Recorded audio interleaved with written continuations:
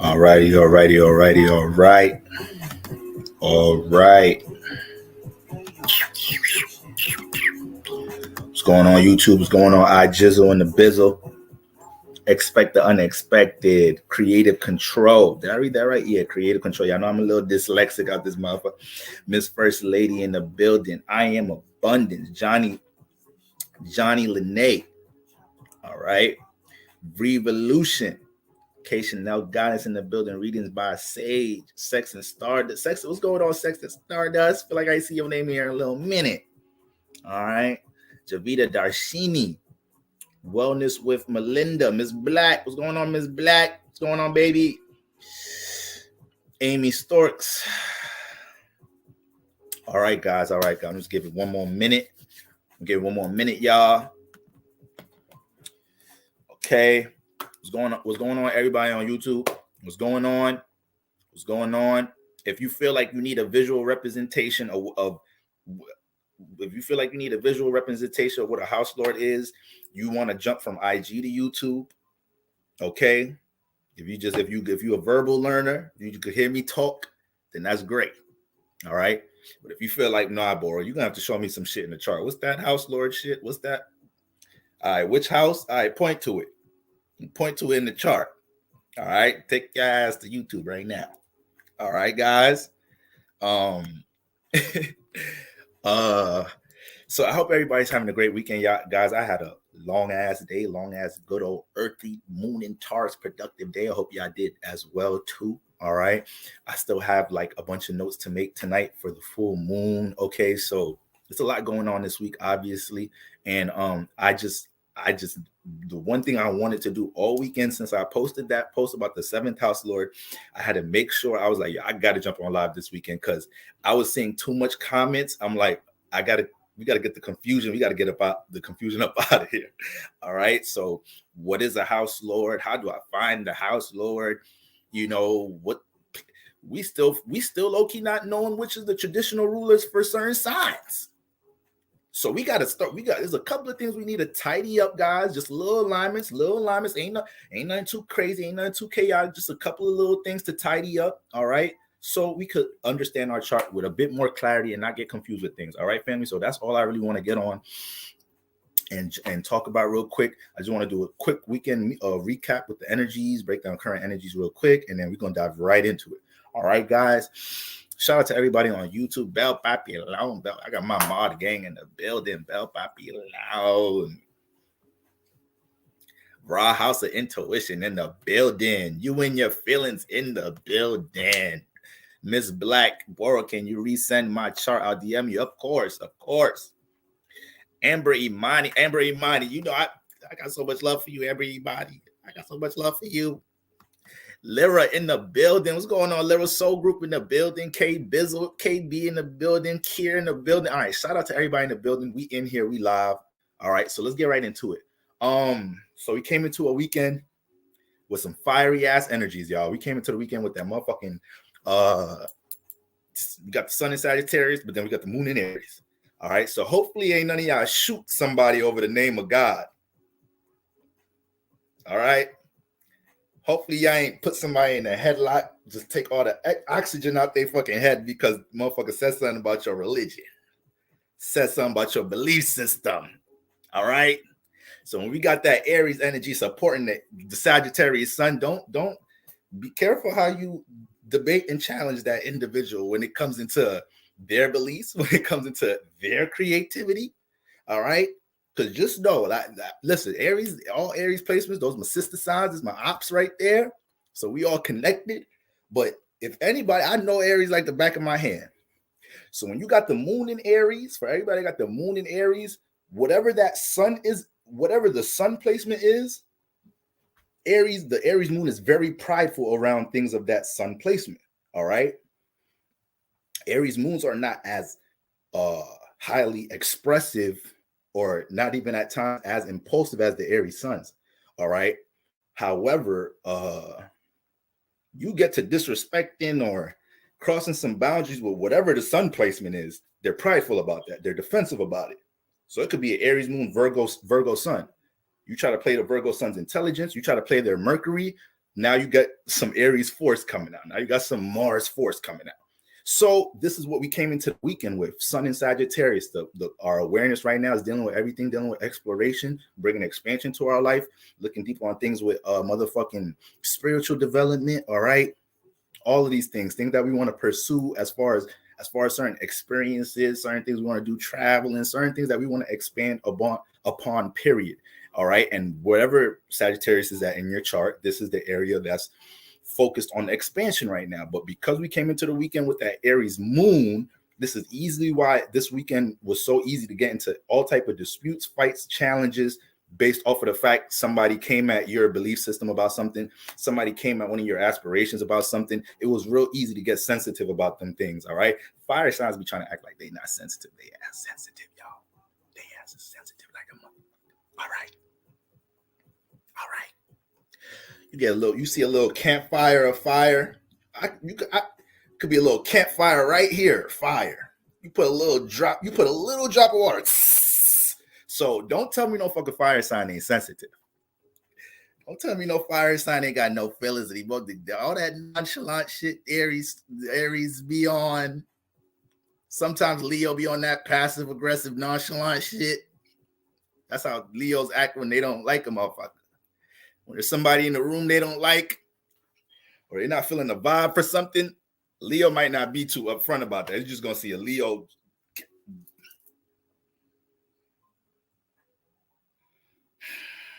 All fucking day. Shit. Like, what's wrong with you? What's wrong with you, Leo? What's wrong with the king and the queen now? All right. What's getting on your nerves? So I know all about that nonchalant passive aggressive shit, but listen, if y'all not fit the fire signs, I know y'all like the back of my head. Y'all not about to tell me y'all not sensitive. Y'all don't got some feels. That's what fire energy deal with feeling. So yeah, we could have been in our feelings going into this weekend about a whole lot of things, specifically about things that's going on in the house you have Sagittarius in, the house that you have Aries in, and you could have found yourself being very expressive about these things, fighting for these things, defending these things, getting into all type of challenges, debates about these things. All right, guys. So hopefully things, but at the end of the day, it was a trine. So let's don't get it twisted. I'm just a Mercury and Scorpio, so I just be talking about the negative shit all the time. It was a trine alignment. All right.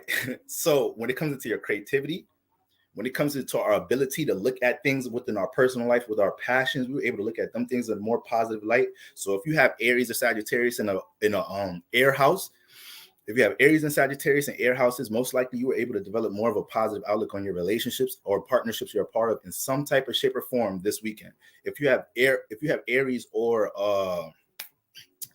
Aries or Sagittarius in a water house in some type of shape or form, you were able to look at a positive aspect to something dealing with, some type of person, place, or thing you're emotionally connected in. Person, place, or thing you're emotionally connected to, something dealing with the subconscious, any issues with the subconscious, family, home environments, loved ones, your creative aspirations. These are things that you are able to find more of a positive outlook on. All right.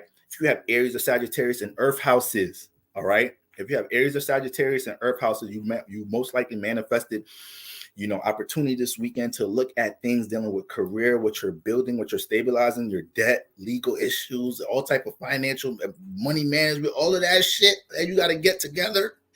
All right. In the earth realm, you're probably usually able to look at that with a little bit more, not only just from a positive, a more enlightened perspective, you was able to look at that shit with I got to attack this shit. The debt ain't going to pay itself. The debt, these niggas want their money. I gotta get this money. All right. I get my driver's license back. Gotta get that good 145 for the reinstation fee. I was just talking to the homie a couple weeks back ago. He was telling me he had his driver's license suspended. Motherfucker ain't paid a reinstation fee. I think I pronounced that shit wrong, but the fee you gotta pay to reinstate your license back. He's like, yeah, I didn't know about that shit. He's like, I ain't know about that shit. Niggas pulled me over, said my shit's still suspended. I said, what the fuck I do now? What do I do now? You didn't pay that fee. I was like, ah, damn. So make sure if you got Aries and Sagittarius in the Earth house, somebody helped you out this weekend because it was a trine. You thought you was good, and one of your best friends came through for you. Like, did you pay the reinstatement fee? You was like, wait, what fee? That was that trine coming out for you. That was that trine looking out for you. Somebody trying to school you. Somebody trying to give you a wider vision of what's going on in your life, so you ain't caught slipping out here. The reinstatement fee. Okay, there we go. There we go. So that's fire. That's Aries and Sagittarius in the Earth houses. Then we got what I didn't say: air, water. Yeah, I said. And then if you got motherfucking Aries, Sagittarius, you a fire rising sign. All right. If you a Leo, Aries, Sagittarius rising, this weekend your ass was seeing what people, places, and things in your life, what negative ways of thinking, what habits get in the way of your creative aspirations. Things that you do want to put in the light that people ain't seeing from you right now, whether it's your knowledge, awareness, a skill, experience, or some type of creative awareness that you have in some type of shape or form. So if you're a fire rising sign and you're already in motion with something that you're doing from a creative perspective, you most likely manifested situations this weekend where you are able to look at what you're doing with more clarity. You was able to understand how your expression has more of an effect on people from more of a philosophical point of view, seeing what people gravitate towards when it comes to your creative expression, your art, the things you put, into the world in some type of shape or form. All right. And shit, your belief system, y'all might have had a little mini downloads a little bit this weekend, Fire Risings. Might have had a little bit download, like, the fall been chaotic for me because I've been fucking around with Shorty over there. That's what it really is. Every time I start fucking with her again, shit start getting imbalanced in my life. That's what it is. Like, shit, you start downloading some shit, start realizing some shit. Every time I start messing with Shorty again, when I start trying to write my raps and all that, I be having my shit be going blank. I don't know what type of energy she bringing in my life. So whoever that person, place, or thing, fire rises, whoever you realize get in the way of your creative flow, the people that when you express yourself, you feel like they don't accept your expression. Because listen, you got to be a real nigga to fuck with fire signs. You got to be a real nigga to fuck with fire signs. All right. So some of y'all can't handle the fire signs. It is what it is. You feel me? Neoma, what's going on, Neoma? All right. I be here. Sometimes I be criticizing, getting on women that be on social media talking about, ain't no man can handle me, this, that, and third. I be like, why are you proud that somebody can't handle you? But if that's an Aries, Sagittarius, Leo woman, she could have that. No, she ain't talking no bullshit. She ain't just repeating what all these other women say. She mean that shit. Take a real nigga to handle that. All right. No bullshit. No bullshit. So this is why fire signs manifest a lot of transformation in their life. Personality too intense. The environments that they're in, whether it's school, whether it's whatever, motherfuckers act like their expression is always changing some shit, going against some shit. Listen, that's why fire signs need to be in environments where they could thrive. This is why I don't fuck with the school system. This is why I don't fuck with the matrix, everything, this shit, because ain't nothing about this correlated to your spiritual energies. You feel me? Got a motherfucking double Aries son, daughter. You feel me? And they telling you your child got ADHD and shit. They telling you your problem, your child can't stay still. Motherfucker, my child has 2 fire stelliums. Let me get your book. We out of here. Get your backpack and all that. No, he's not coming back. He's not coming back. I'm not going to have my child grow up in this restraint environment. By the time he start getting to his first nodal return around 18, 19, and she thinks something wrong with him. Now he think him expressing his natural energy is a problem. Now, fire signs, I did not say all of that shit for y'all to be like, that's right, Bora, I'm going to express my shit the way. No, there's times and place for everything, fire signs, because y'all going to take that and y'all going to run with it. I know how y'all do, y'all extremists. Y'all do need to learn how to sit y'all ass down somewhere. I'm just trying to hold y'all down right now. It's the Libra. I got to bring the balance now. I'm just trying to look out for y'all right now, trying to give the world some more awareness how to deal with y'all. That don't mean y'all just keep going nuts out this motherfucker, all right? Extreme ass motherfucker. All three of them extreme. Look at their ruling planets. Look at the ruling planets for the Earth sign. Forget the element. The element is already the. Look at the ruling planets. Mars, extreme. Jupiter, extreme. Jupiter is very extreme. And we about to have Jupiter enter back Aries this week, guys. So do y'all remember how life was a little bit earlier this year while Jupiter was in Aries for them couple of months? Do y'all remember that shit? I think some of y'all forgot. I think some of y'all forgot how life was looking a little bit, how society was looking, how the news was looking when Jupiter was in Aries for a couple of months earlier this year before it went retrograde and went back into motherfucking before it went retrograde and went back into Pisces. Yo ass turn on the news. Reporting live, Brooklyn, New York. We have 217 people died from what? Wait, hold on. What type of casualties is going on in the world right now? I don't want to know how they died. 200 niggas at one time? So Aries, Jupiter Aries is some whole other extreme shit, but we're going to talk about that because there's a lot going on this week. So I can't spend all time on that shit right now. We're doing a recap and we're getting into the house lords. But Jupiter energy is extreme. Then you got Leo ruled by the goddamn sun. You imagine coming home and telling the sun or Mars to play your position. You getting out of line. Imagine telling Mars and sun that shit. Imagine somebody really coming to Mars and sun trying to tell them, nigga, I'm the sun. The sun is a funny nigga. I ain't gonna lie. The sun is a funny ass. Leos, y'all some funny ass niggas. Leos, y'all some funny ass niggas, Leos. I got some Leo friends that I already know, like, I'm about to make a TikTok talking about the most prideful zodiac signs of motherfucker. Heads up, Leos and Aries, y'all on the list. All right, heads up. Okay, so if you're gonna watch the TikTok, like, let me see if you on the list. You on the list already. All right, let's just save you the time. Okay, ain't no mystery about that. I'll be okay, y'all. Borrow on me. I'll be a cool fire, not a hot fire. Listen. There's a time you need to burn a motherfucker, though. You feel me? There's a time fire sign need to chill. Just need to be a nice little calm light for us. Nice little campfire light. And there's a time fire signs that y'all need to blow shit up. Y'all need to bomb shit up. There's a time a water sign needs to learn how to be as still as the motherfucking water in this bottle. There's a time water needs to turn into a tidal wave because motherfuckers was playing with you. Motherfuckers was disrespecting your motherfucking boundaries and shit all up in your 4th house. You ain't invite them in there and shit. All up in your 8th house. Why is you in here? Disturbing the 12th house. So water signs, they'll turn into a tidal wave when they need to. Air signs.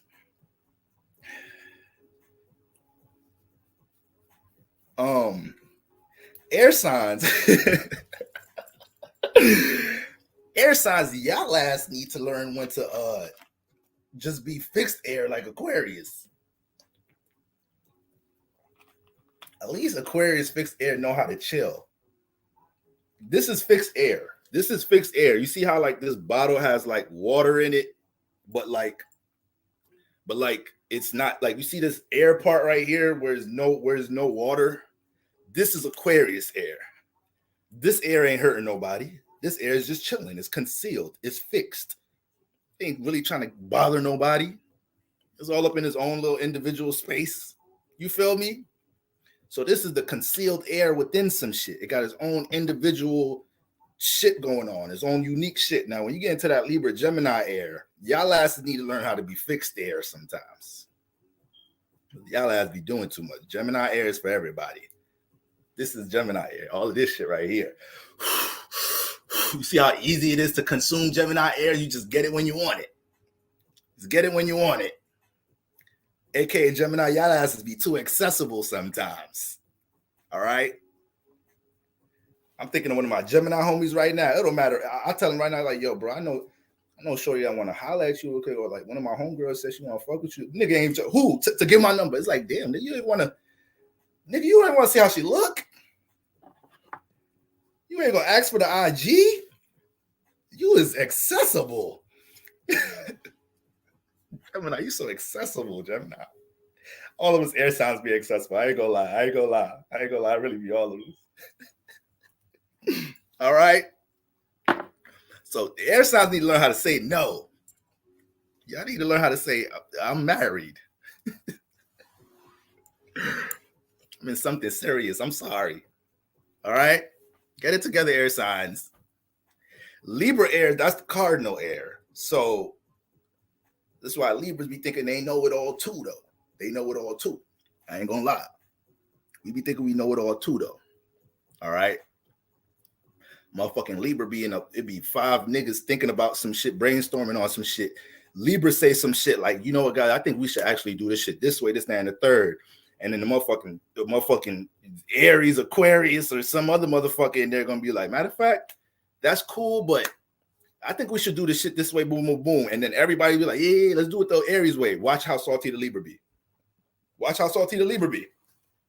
Watch how salty the Libra be. Motherfuckers leave the house, go do some other shit, get some food. Nigga acting like somebody just broke up with him and some shit. Like, what's good with you, bro? Nah, ain't shit.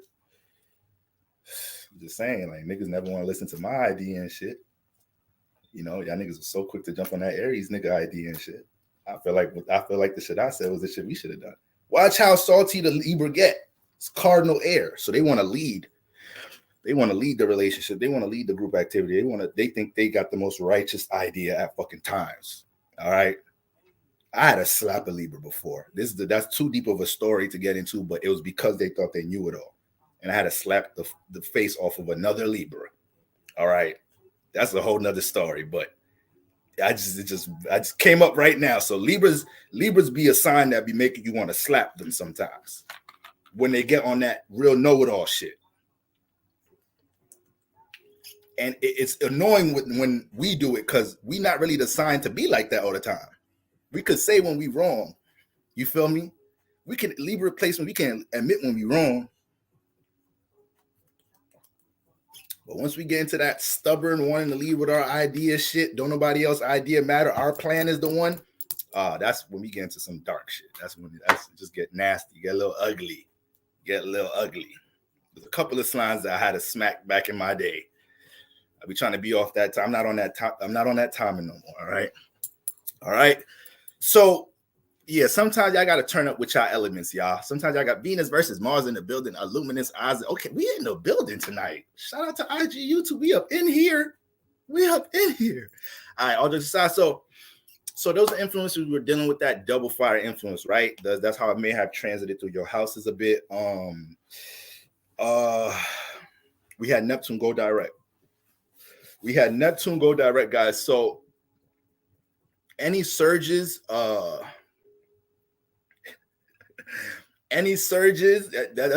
that Aries energy talking right there, Miss Black. At least the Libras be so fine though. Aries be acting like they can't fuck with us, but Aries can't stand. Aries, y'all love us. Y'all love a Libra nigga. Keep it a rack, Aries. Keep it a rack. Because y'all be acting like y'all can't fuck with us. Y'all just be mad because y'all so attracted to us. It's all good. It's just the opposite pool. Like, don't run from it. Like, just acknowledge the shit. All right? Sometimes Taurus can't get enough of Scorpio. Vice versa. Sometimes Gemini can't get enough of Sagittarius. Sometimes Cancer can't get enough of Capricorn. I'm a Capricorn moon. I love me some motherfucker. You bring some Cancer energy over here, I'll be in the house. He's like, yo, boy, what you doing this weekend? I'm in the house. I'm a Cancer John. I don't know why we done watched done watched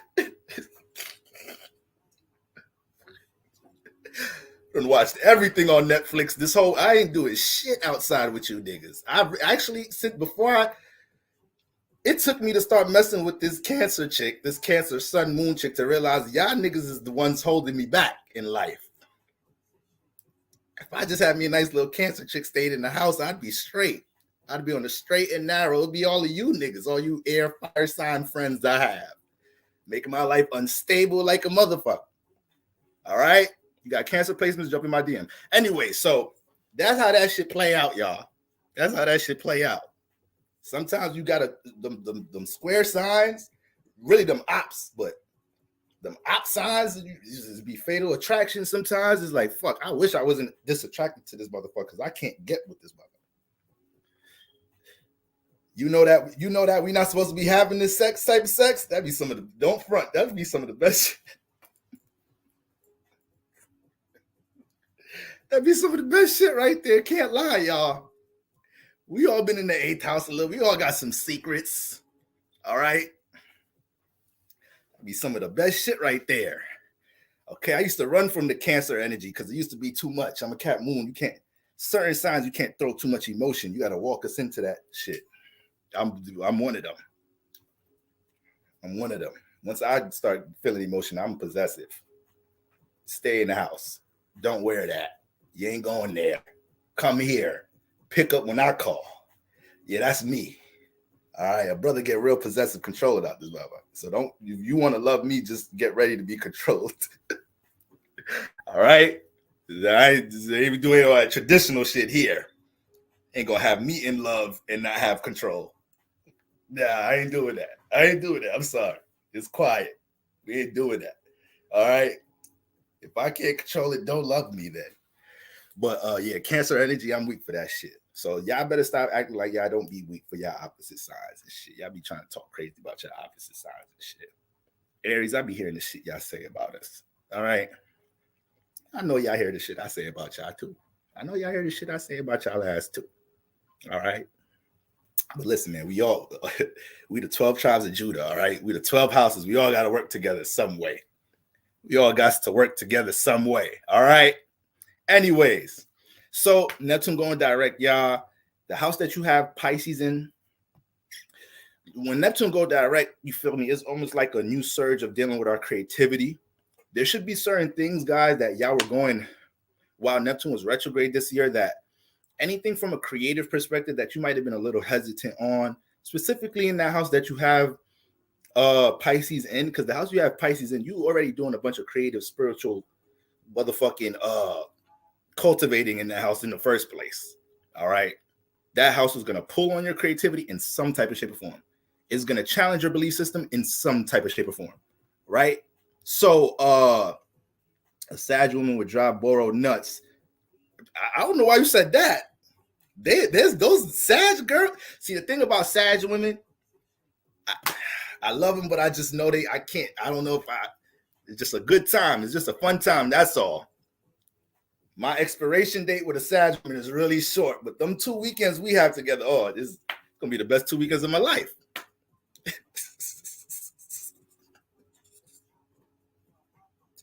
That shit got a time limit on it though. If we just go one more extra week with the Sag girl, one more extra month, oh yeah, it's over. This shit gonna end bad. Some of them air fire relationships be needing some stability in that motherfucker. It'd be too much fun. It'd be too much goddamn fun. The water, earth relationships. The water earth relationships be way more stable. All right, air fire signs be having conversations with each other. Motherfucker Sagittarius, Libra, non-committed ass. Ain't one of you motherfuckers could commit to nothing. Y'all asses, while the Cancer and the motherfucking Virgo, or while the motherfucking Capricorn and the motherfucking Scorpio in the house chilling, booed up, Netflix chilling, y'all asses in the house talking about like, so just because I'm saying I want to see other people, you have to see other people too. Look, these are conversations Libra and Sagittarius having when they trying to make this shit serious. It's because that's the sextile shit. It's too friendly. Y'all asses is too friendly to be in a real relationship. Motherfucking Leo, Gemini in the house. Leo don't play that shit. Leo possessive ass. Leo, what? I'm the son. I'm the king. I'm the queen. You think about you about to make me look stupid? You fuck with other people while you're in a relationship with me? I'm all the source you need. The fuck you need to entertain other shit? Gemini be like, yo, I love you, but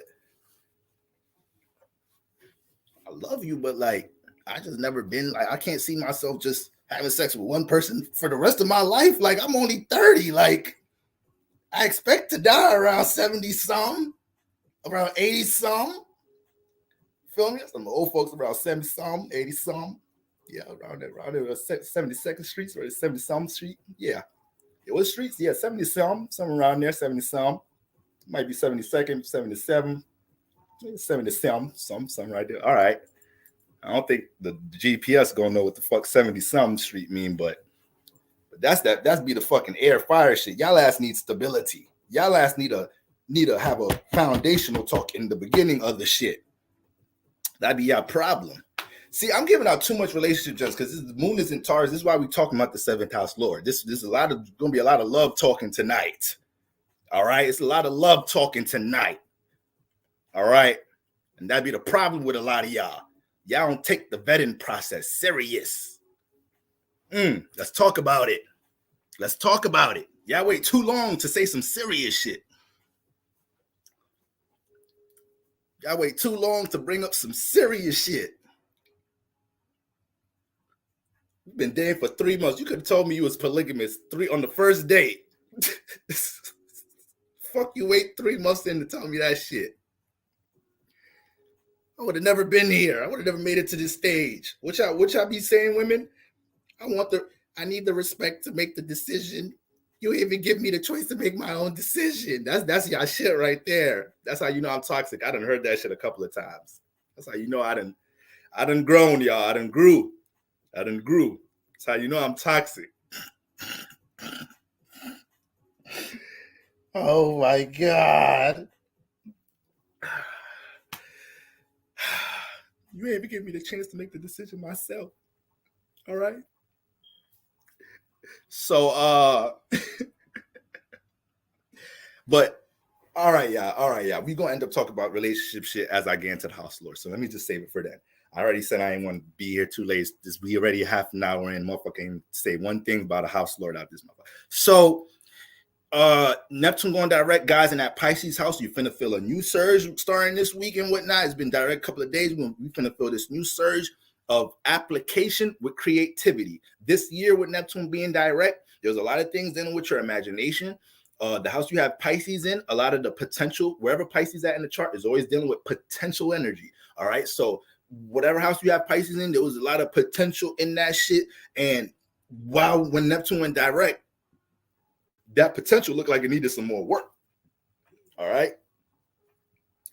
Okay. I got Pisces in the 2nd house. So when it came into how I manage my bread, when it comes into what things I was fucking valuing in my life, you know, people, places, and things and values, seeing the potential of what can manifest if I continue to value certain negative people, places, and things, like all of that was shit I had to get together during the retrograde. And I also was revising how I could deal with creativity in my 2nd house, right? So wherever you have Pisces at, you are recollecting, revising how you deal with your creativity here. You are revising what's needed in order to reach this quote unquote potential in that house, whether it's a water house, reach the potential of a healthy well-being, or something dealing with your creativity. Fire house, something dealing with your creativity, self-expression, right? Earth house, revising how you apply your creativity into career matters, right? And then air houses, the potential of your relationship. So now that Neptune's direct, we're pushed to the forefront to have faith and belief. If you don't have faith and belief in this shit, the shit ain't gonna work. You know, it just ain't gonna work. All right. This is a time where you have to step up to the plate right now and not shy away from applying your creativity to some shit. Neptune's direct. So if there's some form of creativity you trying to show the world right now, and you still talking about like y'all asses be going to sleep with some burning, like how y'all continue to go to sleep with a burning ass desire and pat, that shit don't hurt. Ain't nobody saying you gotta manifest some shit overnight, but you can't allow yourself to have your dreams and your aspirations bully you and haunt you, because that's what they do. If you haven't realized it, your dreams have a way of bullying you. You feel me? So I don't want to see none of my soul tribe be in any situation where they're looking back at their life like, damn, I don't know why I hesitated to do this, that, and third. And now we looking for things to blame. You know, my environment that I grew up in, I never really had support, this, that, and third. Like, I don't want to hear that shit. I'm a Capricorn moon. Work through that shit. Work through. Who don't got trauma?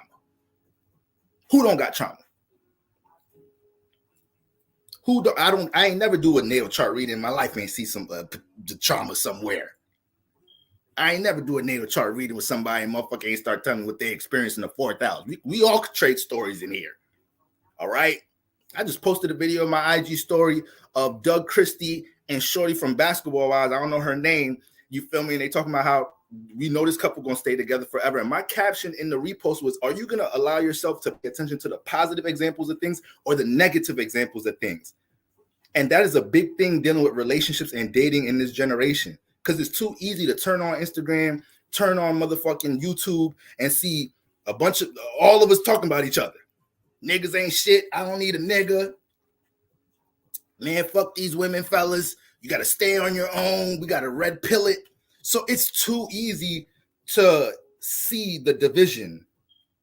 We just talking about motherfucking genders. There's all type of division going on in the world, but we just talking about genders right now because it's the age of Aquarius and motherfuckers is losing their mind. All right, y'all take it independent to a whole new shit. All right, the age of Aquarius is fucking shit up right now. I ain't gonna lie. This how you know Aquarius ain't good relationship material. This how you know. Look what their age doing to the world. Take your ass home, Aquarius. Motherfuckers want to start families. Motherfuckers want to find love and true unions. Y'all got everybody in their own individual, alternative, non-traditional. Don't know why you want to do shit traditional today. Everything unconventional. So this is the age we live in. But I say all of that to say, I'm not going to allow all this bullshit to affect my dating life. Even if I do think the majority of women or whatnot are bugged out today, I'm going to find mines. I don't give a fuck. I don't give a fuck about what y'all got going on, how much I complain about. I'm going to find mines because I'm going to believe I can find mines because I know how to do self-work to attract what I need. I don't need to complain about what the fuck is going on in the world. And this is what y'all need to learn how to do with y'all lives. There's too much domino effect energy going on with this relationship shit. You hear one girl say a nigga ain't shit so easy. Yeah, niggas ain't shit too. You're not even realizing how subconsciously you're jumping on the bandwagon.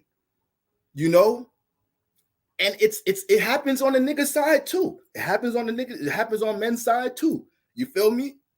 You got one man giving a productive message, a productive, wise message about some shit, and then you have a younger guy, bitter nigga, interpreting the shit wrong. Now he's remixing the shit in his own bitter way. So it's too easy. You have to be able to think for your goddamn selves when it comes to dating in this age. I have to be able to think for yourselves. Some of y'all can't even listen to y'all friends. Some of y'all your friends got you fucked up. Let me take a sip on that one because y'all don't hear me.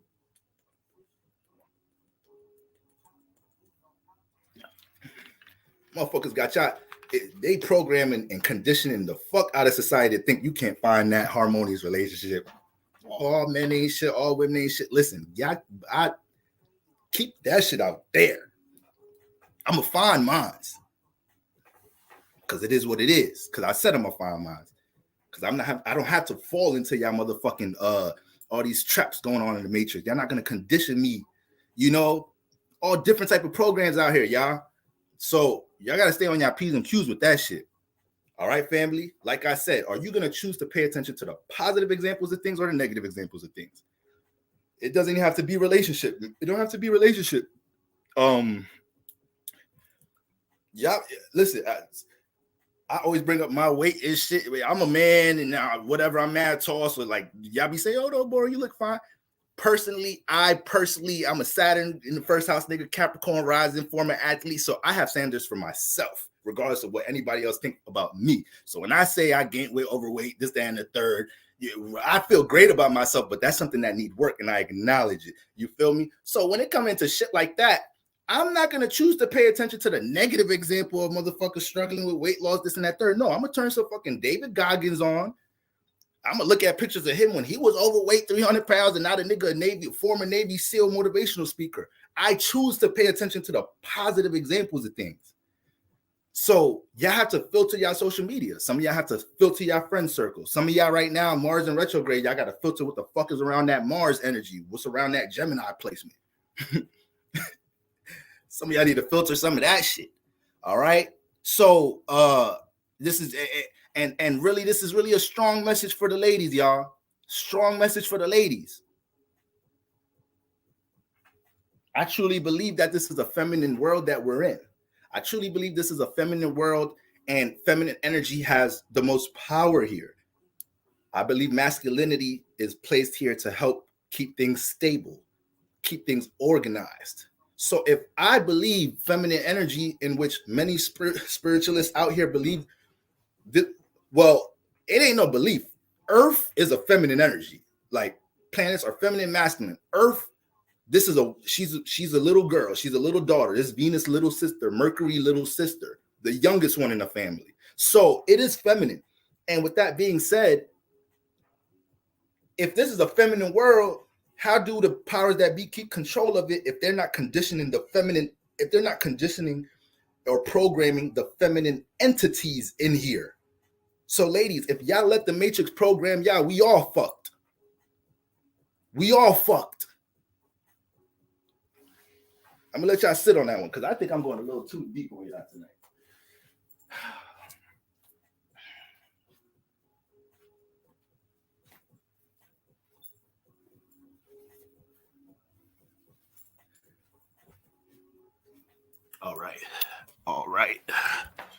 All right. So, that's Neptune going direct, y'all. You have to step up to the plate and apply your creativity. You can't shy away from it right now. All right.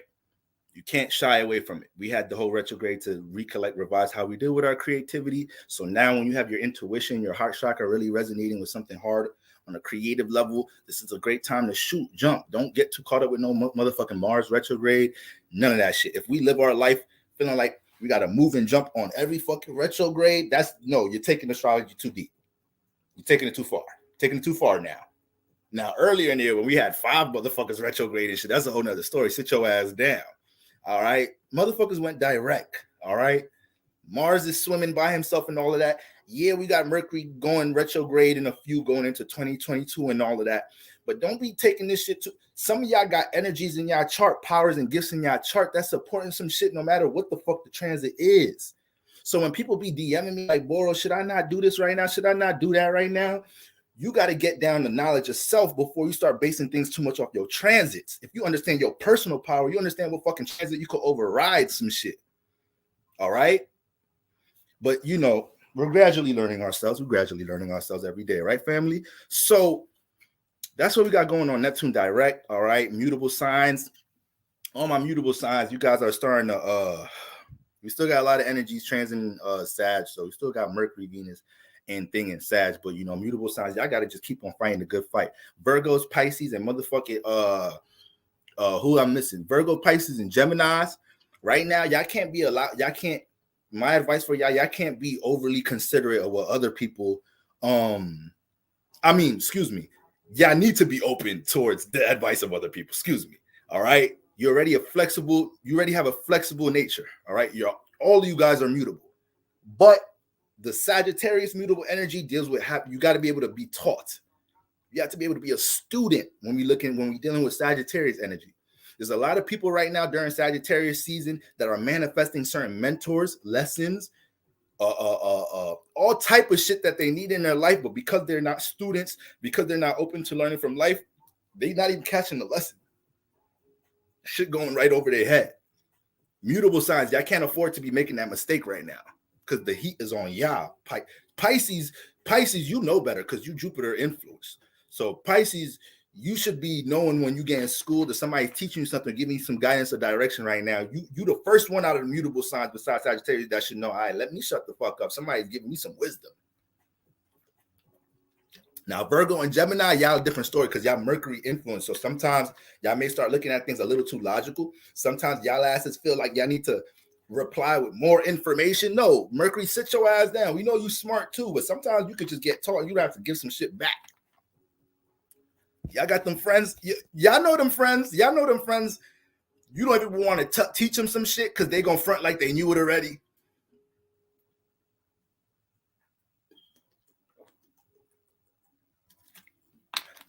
You don't want to say shit. You don't want to say shit to them. You don't want to say shit because you know as soon as they, oh yeah, where are you? Yeah, that astrology shit. Yeah, I know. Word, nigga. Yeah. So what's your moon sign? Um.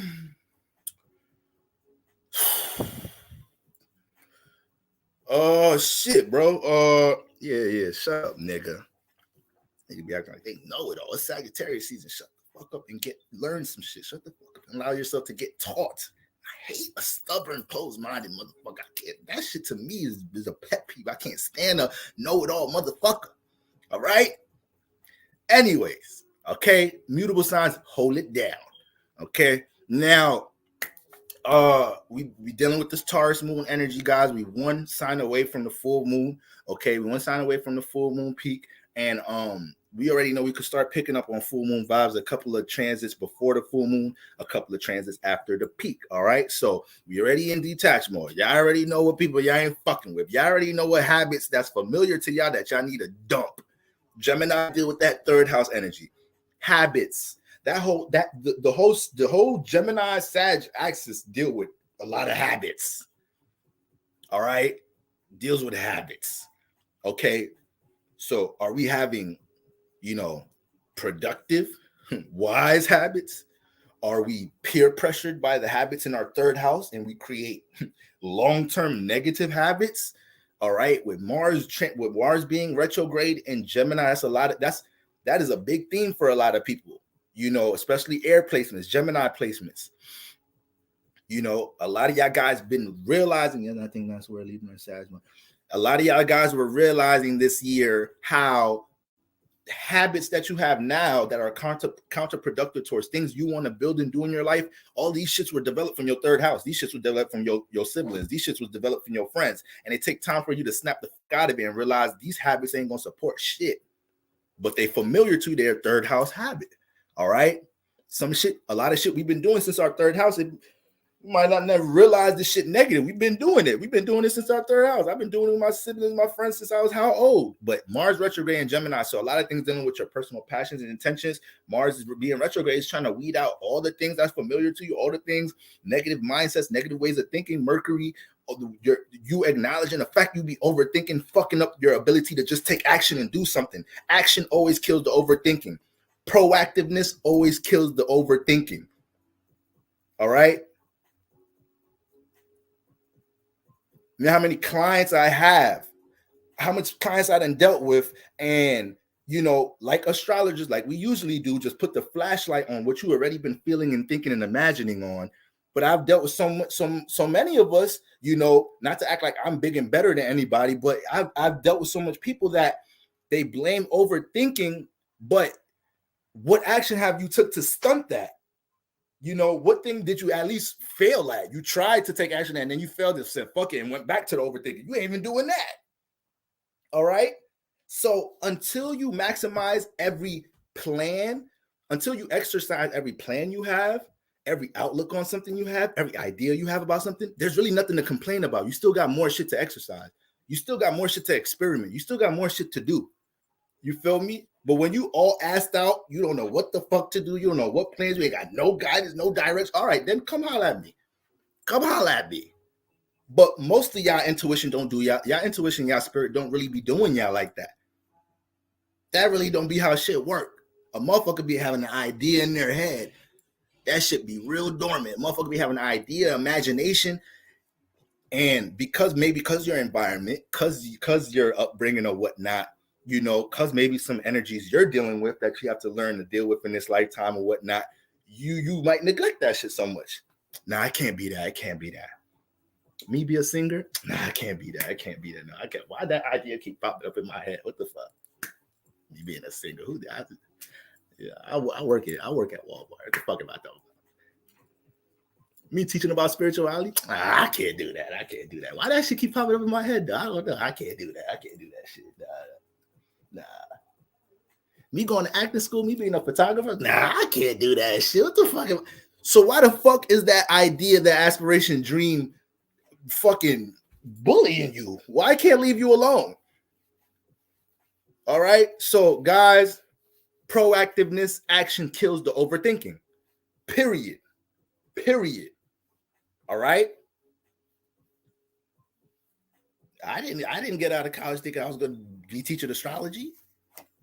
But you know how much shit I did after I got out of school? You know how much shit I was doing, y'all? I was working here, working there. I was putting my music out. I was teaching about wellness. And then I stumbled upon me understanding, like, I might as well teach the shit that I'm into for real, for real. So how do y'all expect to get to point D without getting through exercising A, B, C, E? Like, y'all be thinking universe is going to propel y'all to another stage, or y'all be thinking universe is just going to manifest this one crazy dynamic moment that changes your life. No, you have to go ahead and move some shit. You got to go ahead and experiment. You got to use these natural influences, these natural thoughts, ideas, feelings, and emotions that you're catching, that your guides are always sending, that these transits are always sending, that your chart is always sending you, and start moving these pieces around a little bit. Then the universe is going to start looking out. It's going to start navigating some things, create some opportunities for you, create some new relationships for you, create some more lessons for you so you could learn this to help this new thing you're going on. But don't shit happen just sitting there with the overthinking shit. That shit don't go nowhere. I'm very passionate about that because I come from the hood, y'all. I got too many goddamn talented ass motherfucking friends that overthink about stupid shit when they just need to get in the booth and rap, when they just need to put their art out, when they just need to make this, that, and the third. It don't matter what I tell the motherfuckers. Don't matter what I show them in the chart. It don't matter how much motherfuckers tell them they talented. You gonna sit there and overthink. So I'm passionate about that shit. I hate seeing wasted potential. And the sad part about it, the majority of the world is wasted potential. That's the sad part about it. That's the realistic part about it. Majority of the people in the world don't see their true potential. This is why innately, subconsciously, when we look at successful people, we idolize them. We put them on way too much fucking big of a pedestal. Because subconsciously, you're looking at somebody that went through certain things to persevere themselves, to get themselves to that position, to some form of success. And that's a small percentage in the world. I don't want that for none of y'all. All of y'all talented. All of y'all gifted. All right? Do some of us got to work through some childhood shit to start working, showing the world our shit? Maybe. Okay, maybe. I ain't just gonna dismiss that. Motherfucker, eighth house be turned up. You feel me? But that shit can't stop nothing. All right, that shit can't stop shit. All right, y'all. I don't give a fuck how old you is. I don't give a fuck how old you is. I don't give a fuck what responsibilities you have. Tell your kids, shut the fuck up. Go in the room. I gotta write this fucking song. All right. I fed y'all ass already. Go play the game. I need this 2 hours to write this hit. If y'all let me write this music, y'all ass gonna be eating better by the end of the year. All right? Let me get this hit out. Your ass 46 writing the hit.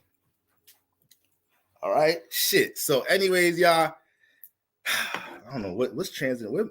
What's transiting my chart? I gotta be a little too turned up. I think I just missed y'all. That's what it is. It really be y'all energy having me super turned up. All right, let's get into the 7th house, Lord.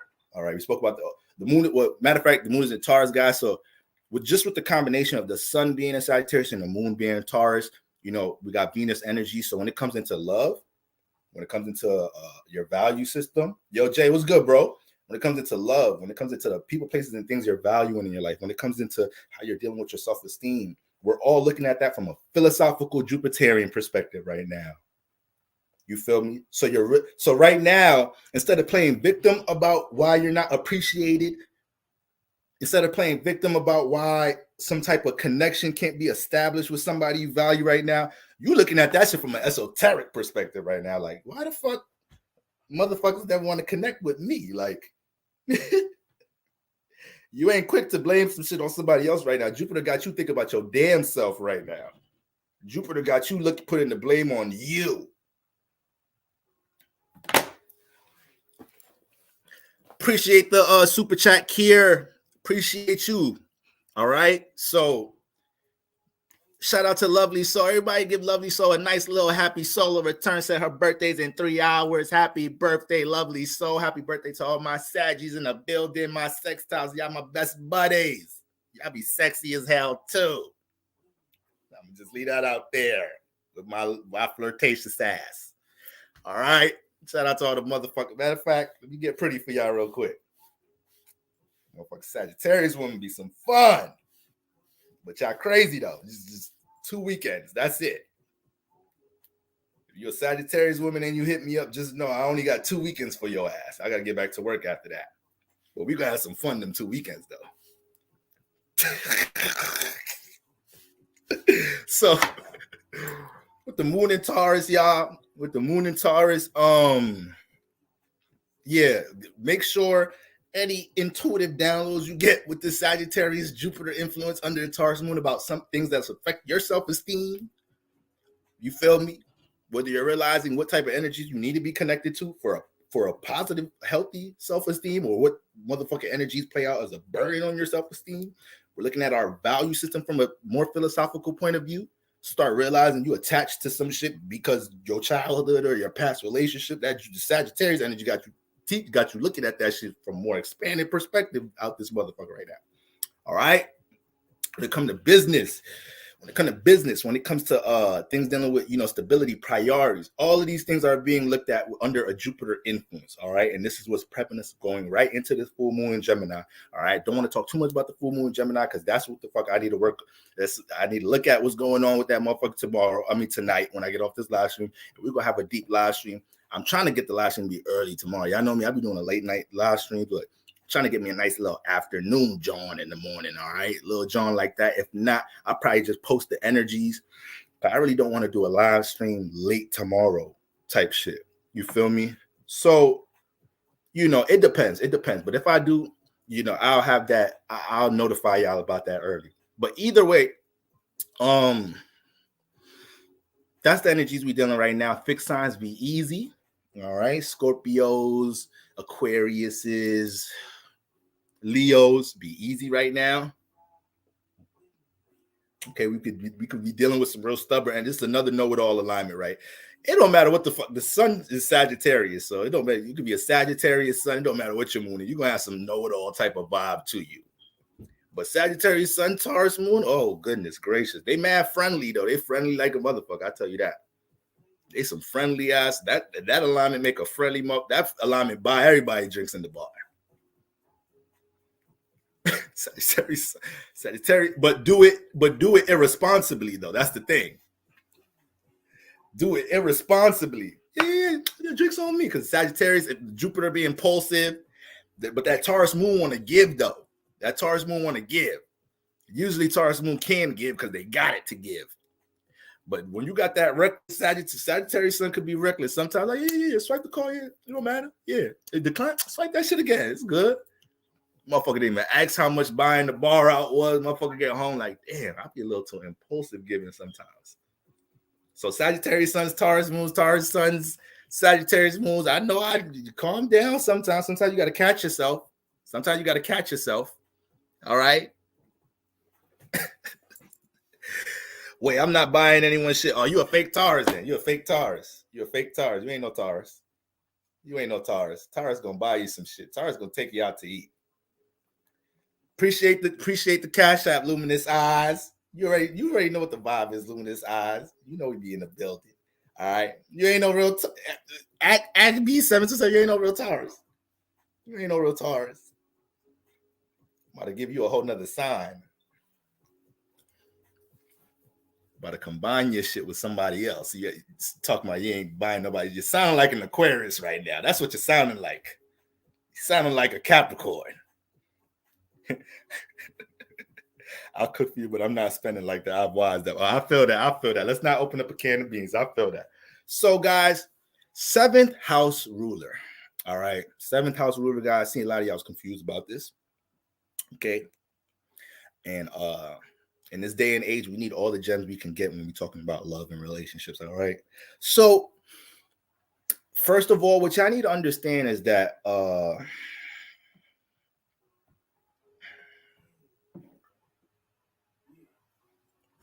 y'all need to understand what a house lord is, and why it's important.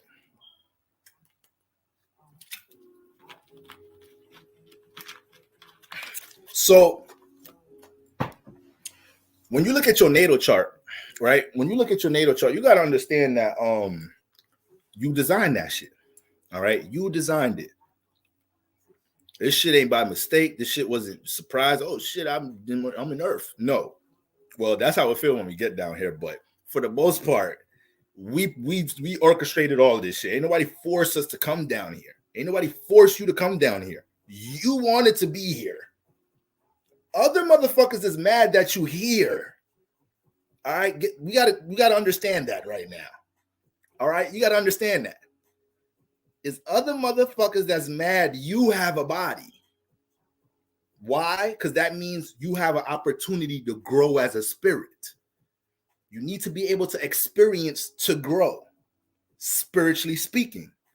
So when we be down here, just letting our problems get the best of us, letting life get the best of us. Yeah, you're gonna go through your ups and downs in life, but we easily forget that we were fiending.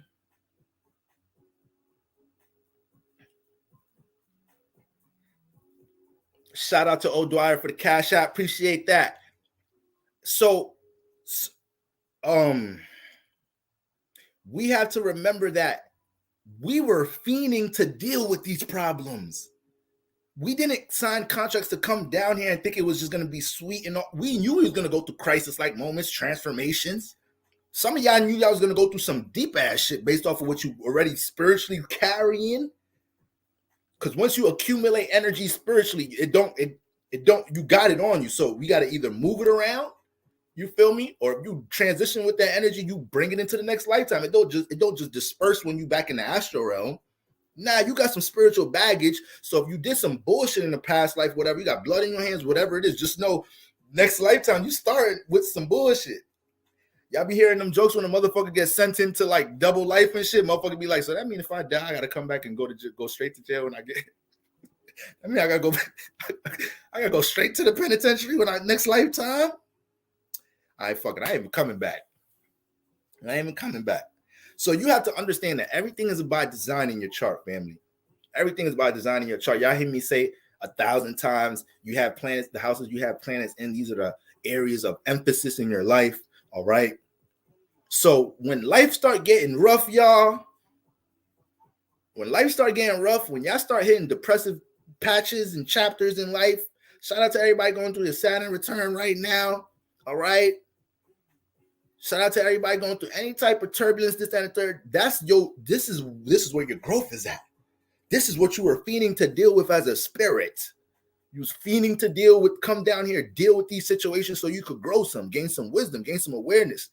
All right. So we're not to bail out on these situations. Okay.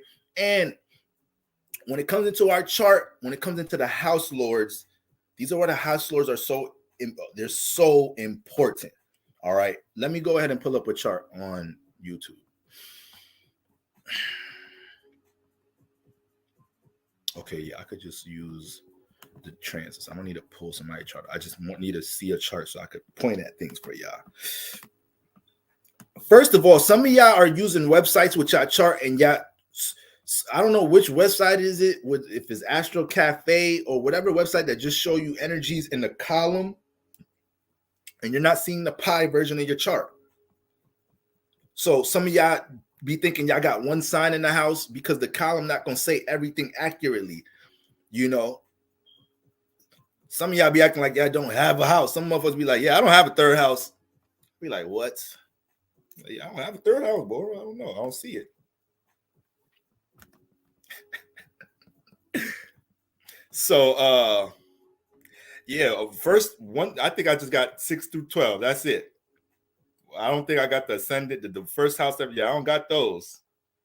Man, if you don't book a reading, if you don't buy an astrology book with your misinformed head ass. All right. Let me stop. I ain't trying to pick on my newcomers. I know we probably got some newcomers in here. All right. So, yo, YouTube, when I be sharing this shit, to me, it be looking like the energies are small. Can y'all see the chart? Can y'all see the chart well? Like y'all can see me navigate it. Y'all can see me hover over it. It's like the StreamYard display to me be looking like it's hard for y'all to see. As long as y'all can see it, it look good to y'all. All right. Okay, perfect. So why are house lords important? Well, when we come down here, All right, when we come down here, we be needed some motherfucking direction at times. We be needed some guidance at times. And that's exactly what the house lords do. We don't call them house lords, house rulers for no reason, guys. They're that powerful. Okay. So the function of a house lord is to provide spiritual direction. How do we receive this direction? Natural feelings and thoughts and emotions and certain random circumstances and things that we may you know random experiences in our life. You feel me? Sometimes a house lord could just manifest a conversation for you with a friend for you to kind of realize something. But when it comes to every house in our chart, aka every area of our life, there's always going to be certain natural feelings and thoughts that we have in these areas of what to do in this house. There's always going to be an intuitive feel on a certain thing we should probably be gravitating towards. There's going to be somebody that says something that brings some shit up here. There's going to be a relationship that manifests to teach us this lesson to understand how to deal with this house here. Now, if we want to prevent a lot of these extra ass situations in these houses and we just want to find out how do I grow in this house? What area do I go to bring success, bring expansion, to bring growth to this house? The house lord. And it's that simple. The house lord. All right. That's why the ruler is that important. Because wherever the ruler is at, it's bringing everything that it's experiencing in another area to this house. So when you understand your house lords, and I'm going to go through, well, excuse me, we're talking about the seventh house lord. I just posted a video on Patreon breaking down the house lords for each house, breaking down what the first house lord mean, what the second house lord mean, what the third house lord mean.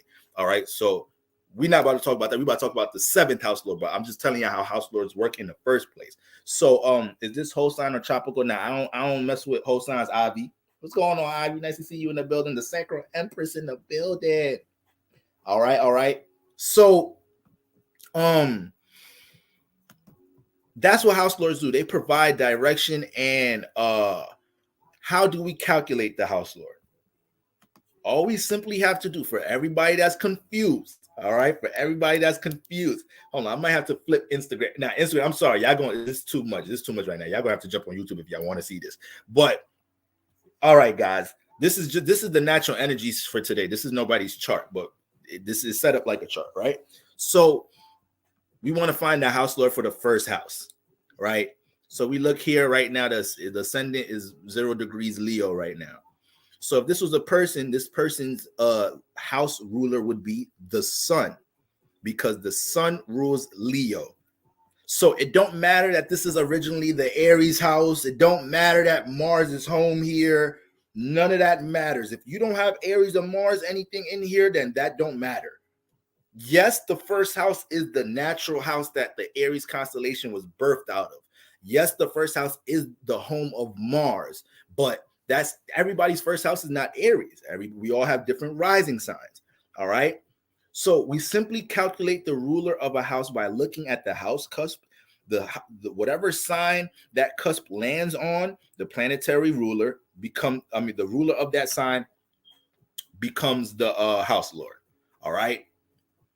Now, for example, since I'm looking at this first house right now. For example, when we look at the first house, you need to know the first house lord is your chart ruler. So this planet rules your whole chart. So this planet needs to be in a healthy state. You know, when this planet is not in a healthy state, we could learn some of our craziest motherfucking lessons, you know, when that planet is imbalanced into some point of degree. And these issues can trickle into any house, not just your first house. All right. What else do we know about the first house lord? This is going to be where your personality creates opportunities for you. So you see how we got the sun in the fifth house right here. All right. Let's say this is an actual person. This Leo rising's personality, creativity, personal endeavors, personal outlook in the world, their personal interests, even how they motherfucking personally, how they dress and shit. That shit is going to be received 110% in the fifth house. Whenever they're on the stage, whenever they're on camera, whenever they're putting themselves in a position to deal with creative self-expression, dealing with childlike activity, when they have fun, when they go out, when they socialize, their personality shines the brightest here. So this is why I say, guys, there's so many different ways to manifest career in the chart. It's so many different ways to manifest career in a chart because people simply fall into shit in career based off their first house lord. You end up being in an environment where your personality is received very well, and then that end up creating an opportunity for you in some type of shape or form. Now your first house lord is doing a lot. Your first house lord is creating opportunities for you in career. You barely scratch the surface with your second, sixth, and 10th house lord. So things work in many different ways. But when it comes into activating things, if career ain't naturally pan out like that for you, and you want to get active, you want to take initiative, then there's certain houses we'd like to look at with the house lords. Then after that, we look at the second, sixth, and the 10th house lord. You got to look at your earth house lords. This is how you create your, and I've talked about this a whole lot. This is how you create your career your spiritual career formula here. This is one of the most simple yet effective and powerful ways to look at career through the chart. You want to look at that second, sixth, and 10th house lord, but we're not talking about that. We just talk about the 7th house lord, right? So, let me go back. So, guys, that's the importance of the house lord. All right. And that's how you locate the house lord. So you could do this for every house. You can do this for every house. You know, different houses have different functions, but at the end of the day, the base function of the house lord is to bring expansion to that house, is to bring growth into this house, is to help you to spiritually expand in this house, and it's providing solutions in this house. So if I have a problem in my first house, if I have a problem in my personal life, I got to know where that first house lord in my chart is at, because that's where the solutions be at. If I have a problem in my 4th house, in my home, if I have a problem dealing with some form of something that impacted my subconscious, right? Something dealing with the home environment, something dealing with my relatives, I need to know where my 4th house lord is at to make some sense and find some solutions and answers, right? So when we get into the 7th house lord, now we could get to the meats and potatoes of your relationship life. All right. Now you can get to the meats and potatoes of what the fuck is going on in your relationships. Because this is the thing. As of right now, y'all know I'm currently doing the Signs Through the Houses series on YouTube. All right. I'm taking 8 years to get the shit done because I'm a scattered ass lucky Libra, and part of my karma down here is personal self-organization. And apparently I ain't doing too good of a job. So bear with me, y'all. We all got different lessons. But as y'all see me go through the Signs Through the Houses series, all right, when it comes into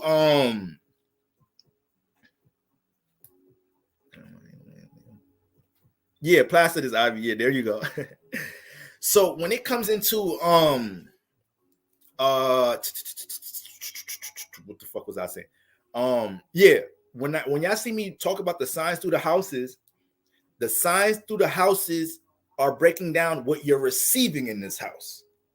It's not what you're pushing out, it's what you're receiving and what manifests into characteristics. So if somebody has Scorpio in their 4th house and they're dealing with a lot of transformation in their 4th house, they're dealing with, they might have dealt with some death and they got in their 4th house at a young age and shit, lost some family members. By the time they're 18, they already know what death is like based off in their home environment. They moved a lot or whatever. This starts to create characteristics of how this person may deal with the 4th house. Now they may be real isolated in the 4th house. It may be real hard for them to connect to people or let somebody in the 4th house because they feel like they lose people in the 4th house. So this person didn't start off like that. It's just that's how this sign influenced this environment, in which every sign has its pros, its positive and negatives. If you want to understand these things some more, y'all go on my YouTube. All right. We up to the 9th house. I'm gonna get that shit done this week, family. I got y'all. I can count on me. All right. But all jokes aside, it don't matter what house we're looking at. All right. The signs is what you're experiencing there. Okay. But when we get into the house lord, that's getting way deeper into what's really going on in that house. So the Signs Through the Houses series is really general. It's really general, y'all. Okay. And not saying general is not truth, not saying general is not reality. I'm just saying general because the house lord is taking us all the way to the root foundation of what's really going on in the house. You feel me? So it gets way deeper when we get into the house lords. This is how we're able to identify things way deeper in the chart. All right. So when we get into the 7th house, okay, there's a couple of things we need to clear up before I start going through the 7th house lord through the houses. Okay.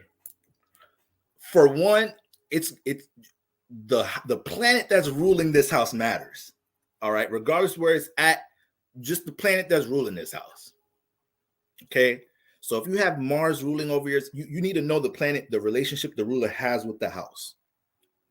So the house, let's say your seventh house ruler is Mars, and you got Mars in a nice place, a place that Mars likes to be in. You got Mars in let's say you a Taurus rising, Scorpio in your fucking seventh house. Mars is ruling your seventh house, and you got Mars in Aries. Where would Aries be? Around the 12th house, right? You got Mars and Aries in the 12th house. So shit, yo, motherfucker look at that, like, oh, that's nice Mars placement. You know, is that home? It's down the third. But at the end of the day, Mars don't like the seventh house. So even if your Mars is in a healthy space, you still have to take into the consideration Mars don't really bang with the seventh house like that. AKA the planet that rules your seventh house, you have to anticipate experiencing them energies in your seventh house, even if it's not in there. All right, so let me briefly go through that. If you have the sun ruling over your seventh house, this is Aquarius risings. All right, there's Aquarius rising because you'll have Leo in the seventh house. So with the sun ruling over your seventh house, one thing about the seventh house ruler is these are energies your ass play out in relationships, and also what you attract in relationships. So when you got Leo in the seventh house, motherfuckers be a lot of time wanting the attention on them in the relationships. A lot of your partners want to be validated. You know, a lot of the time you feel like you know, you go through clashes in your relationship just simply because you don't feel like you need that attention all the time, but your partner does. So when the fact you don't feel like you need it, you have to learn to give your partner that at times. You got to learn that's the shit people really like as an Aquarius rising. You feel me? And your partner doesn't have to be a Leo. This is another thing. Before I start getting deep into that, this is another thing. Because a lot of y'all was asking me, oh, Boro, I got Pisces in my seventh house. Does that mean my husband, my whatever is going to be a Pisces? Hell the fuck no. Hell no. Hell no. If it was that simple, we'd all astrologers be rich right now. It ain't that simple, y'all. Okay? What you will experience is Pisces. If you have Pisces in the seventh house, you will experience a lot of relationships in your life having a Pisces temperament to them.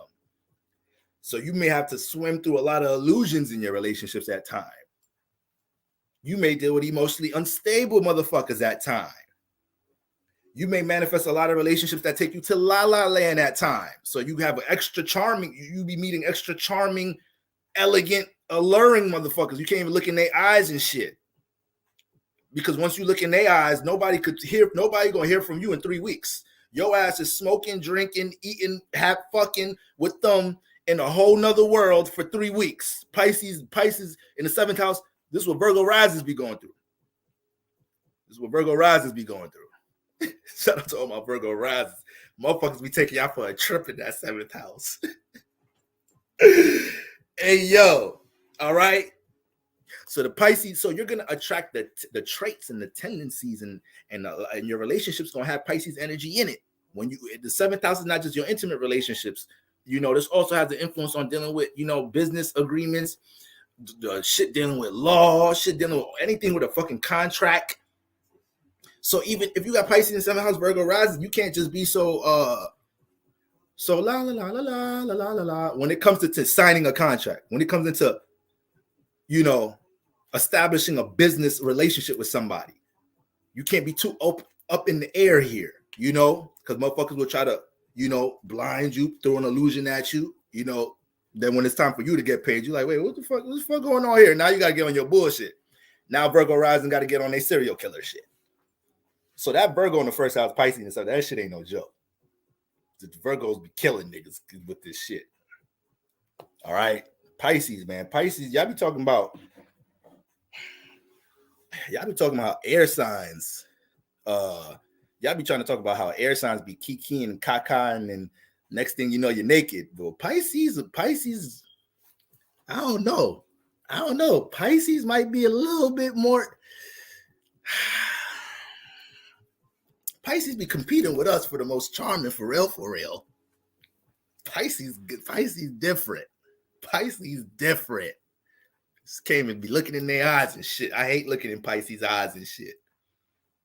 Yeah, I hate that shit because they get you when the eyes. I promise, the eyes, man. Skin be extra glowy and shit.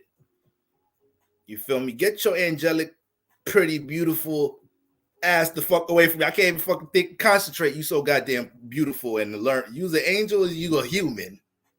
I can't tell right now. All right. It's okay, bro. You don't got to think about it. Just take this shot and smoke this weed. Let's go to another world. All right, fuck it. I'm just doing what this bitch say. I don't fuck it. So y'all asses are learning. But anyways, not to get too much off subject. Okay. Let's go back to the rulers. The sun ruling over 7th house Aquarius risings. Just understand your ass gonna have to learn how to find the medium between, understanding when it's appropriate to understanding when, gaining attention and giving attention. You have to find that medium with the sun in the 7th house. The cheat code here is date people who's into the shit you into. All right. I got Leo in the 7th house. All right. I got a bunch of fucking signs in my 7th house. That's why my life crazy over there. But Leo in the 7th house, you got to fuck with people that's into the shit you into. All right. Straight up. Because it could be a little hassle, Aquarius risings. And you always feel like you got to like compromise to relate to some shit your partner's into, this and that. You ain't really into that shit like that. You get a little sticky here. Get a little tad bit sticky. All right.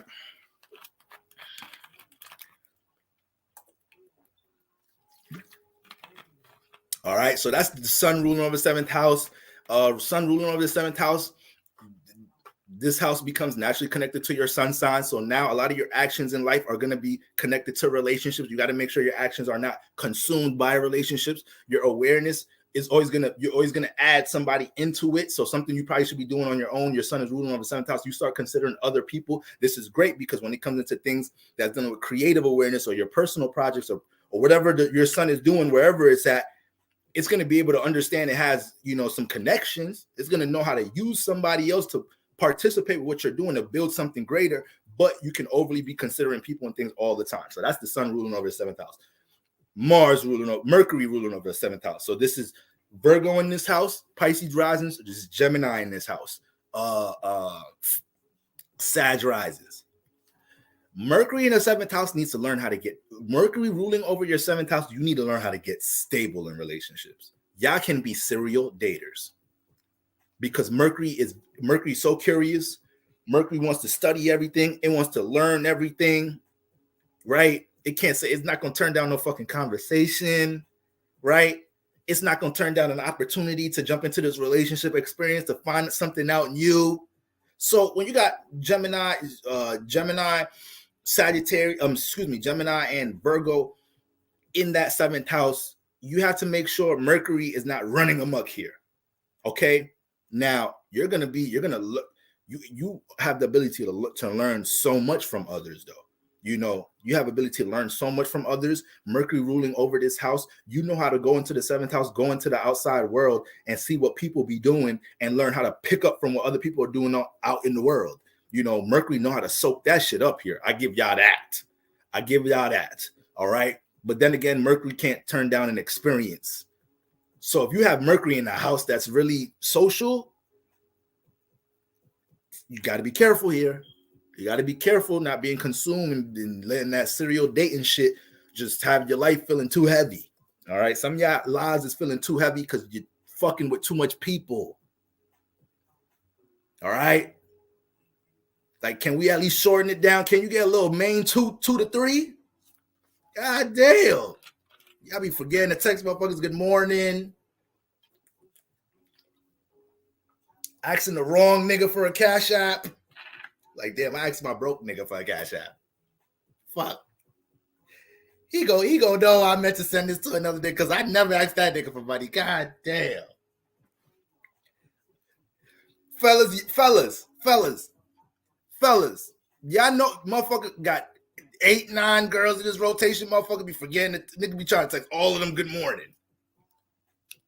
Fuck around, accidentally put the shit in the group chat. All of them like, who's this? What number is 917?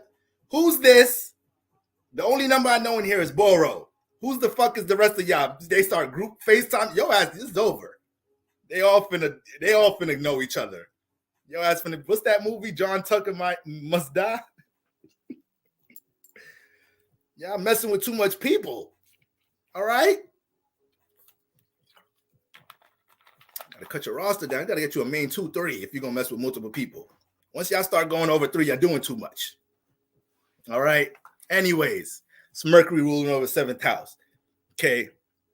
And these people could be real relatable in the goddamn these people could be real relatable. You'll need your nail tribunal. These people could be real relatable here too. Mercury in the goddamn seventh house. They could rub shoulders with anybody. Who's this again? This Virgo and this Pisces risings and Sag rises. Sag rises some of the most social people in the chart. Okay, so boom. That's Mercury ruling over seventh house. These people they have a tendency to overthink in relationships too. More so the Virgo in the seventh house. More so Virgo. Because y'all know Virgo likes slow and steady. You know, Virgo likes slow and steady. Now, Gemini in the seventh house is the opposite. Let's turn this motherfucker up. Let's see what there's out there to offer. Let's see what my options are. All right, let's see who's at the party. Sagittarius risings. Y'all definitely one of them signs that don't be with that monogamy shit. Y'all definitely one of them signs that be fucking getting bored and shit. Y'all have to be getting bored and shit. Motherfucker can't even commit to y'all because we scared y'all going 2 years from now, I'm gonna be boring to you. All right. I'm gonna come up with a red flag list rising signs. What rising signs to stay away from based off the sign in their seventh house. All right. Motherfucker Sagittarius rising be like, all right, man. I love you, but I'm saying, you saying what? I want something new. Bitch, this is new. It's only been 6 months. This old already? Damn. You moving like Saturn right now. You supposed to be a Jupiter influence. Yo, I had to talk about shit being old. This is 6 months. God damn, you move too fast, woman.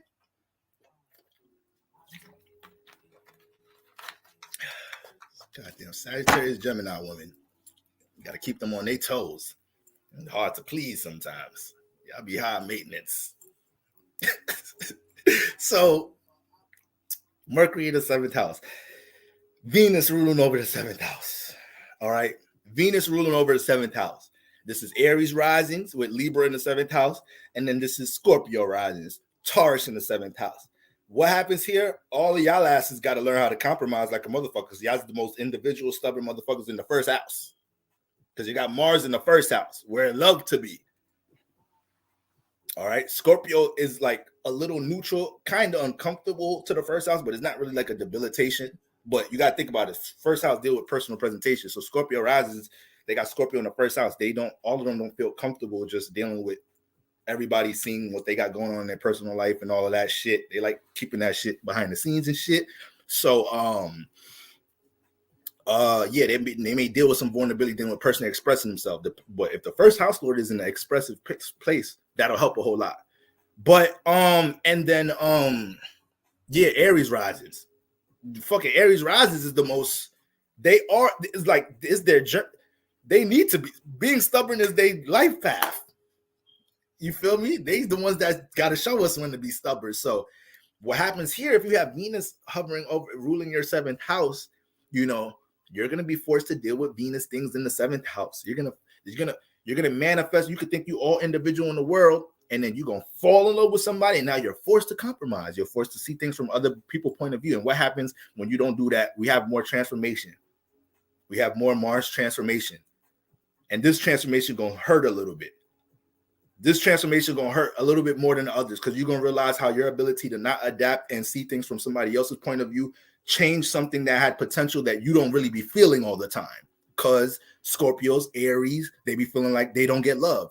They be the first ones to say fuck love. They be the first ones to say fuck all that, just get it on your own, this, that, and the third. They be the first ones to not want to deal with some bullshit. Like they get played, they didn't want to have the conversation with you, they want to have the closure talk. Aries and Scorpio good. They on to the next. Or they right back to their individuality, smoking a blunt, talking to themselves and shit like, so I don't be fuck with that relationship shit. Like, look at me right there. I'm chilling about myself. Ain't nobody telling me to come to bed. I don't want to fucking come to bed. I'm still up. Motherfuckers be want you to go to bed early and shit. All right? So, when you got Venus ruling over that seventh house, that's what you be forced to deal with. We all got to deal with our opposite energy in the 7th house. The 7th house opposite from the 1st house. So we all got to deal with that shit. All right. That's the shit y'all got to deal with. Aries rising, Scorpio risings. Y'all ass getting love, motherfucker ask y'all to do something like, oh my God. Oh, you always want me to do, like, it's like, motherfucker Aries, Scorpio rising start getting irritated with relationships. Just like, yo, it's like, it's okay. It's okay. You dealing with love for the first time. You feel me? You dealing with love for the first time. Like, it took for you to manifest a true relationship in the 7th house to understand that in life you have to, you know, compromise from time to time, see things from other people's perspective from time to time. But motherfucking Aries and Scorpios risings in love in the 7th house having to deal with that shit, train wreck. Look retarded. Don't know what they doing. Out of character. All they got to do is really compromise. That's all they got to do. That's see something from somebody else's point of view. Learn to value something they partner value. That's all. Motherfucker act like partner be making them climb a hill, climb a mountain. You feel me? So that's Venus ruling over your 8th house. You're going to learn how to jump into some relatable energy. Aries rising, Scorpio risings. All right. Jupiter ruling over the 7th house. This is Pisces and Sag in the 7th house. All right. So this is Gemini risings, Virgo risings. All right. So Sagittarius in the 7th house, Pisces in the 7th house, Jupiter ruling on the 7th house. What happens here is, you know, Jupiter be setting y'all up a little bit because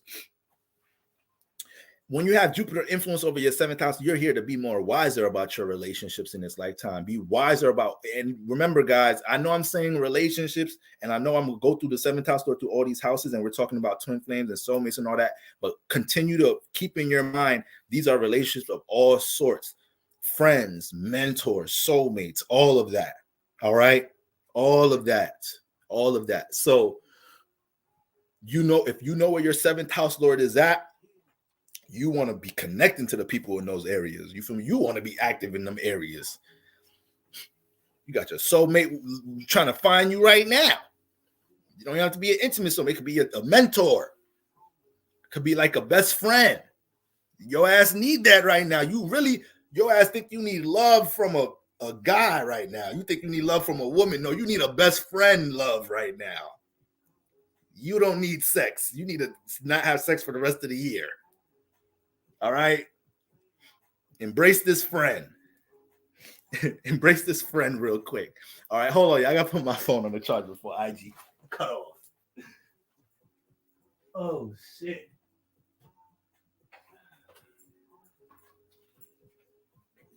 Position. Keeper. Chopper. Position.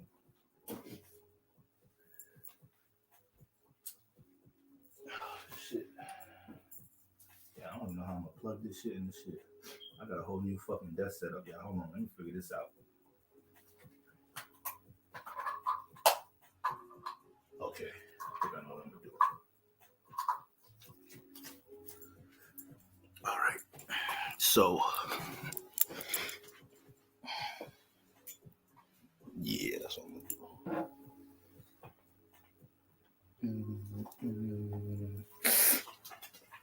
So who we talking about? I'm about to talk and work. Who we talking about? Motherfucking Jupiter ruling over the 7th house. Jupiter ruling the 7th house. So y'all be getting set up because Jupiter create experiences. All right. Jupiter creates a lot of experiences, a lot of situations and whatnot, but you got to be wise here. So at the same time, the relationship life could seem very fast for these signs. Who's this again? This is Gemini risings and Virgo risings. Sometimes I feel like in their relationships, they don't even get a chance to process shit. It can feel like they don't get a chance to process things at times. Things happen way too fast, you know? But what happens here is once you know what a red flag is, you have no tolerance. Jupiter is not, there's no tolerance for you fucking around. You know what a red flag is. Jupiter is making sure it manifests situations in your life that it knows you know what it is. So when you see it again, you can't act like you don't know what it is. And karma comes very fast. There we go. And karma comes very fast. All right. So, ladies, if you're messing with the Pookies and the Tyrones, Pookie, that's what the Pookie and the Ray Rays, all right,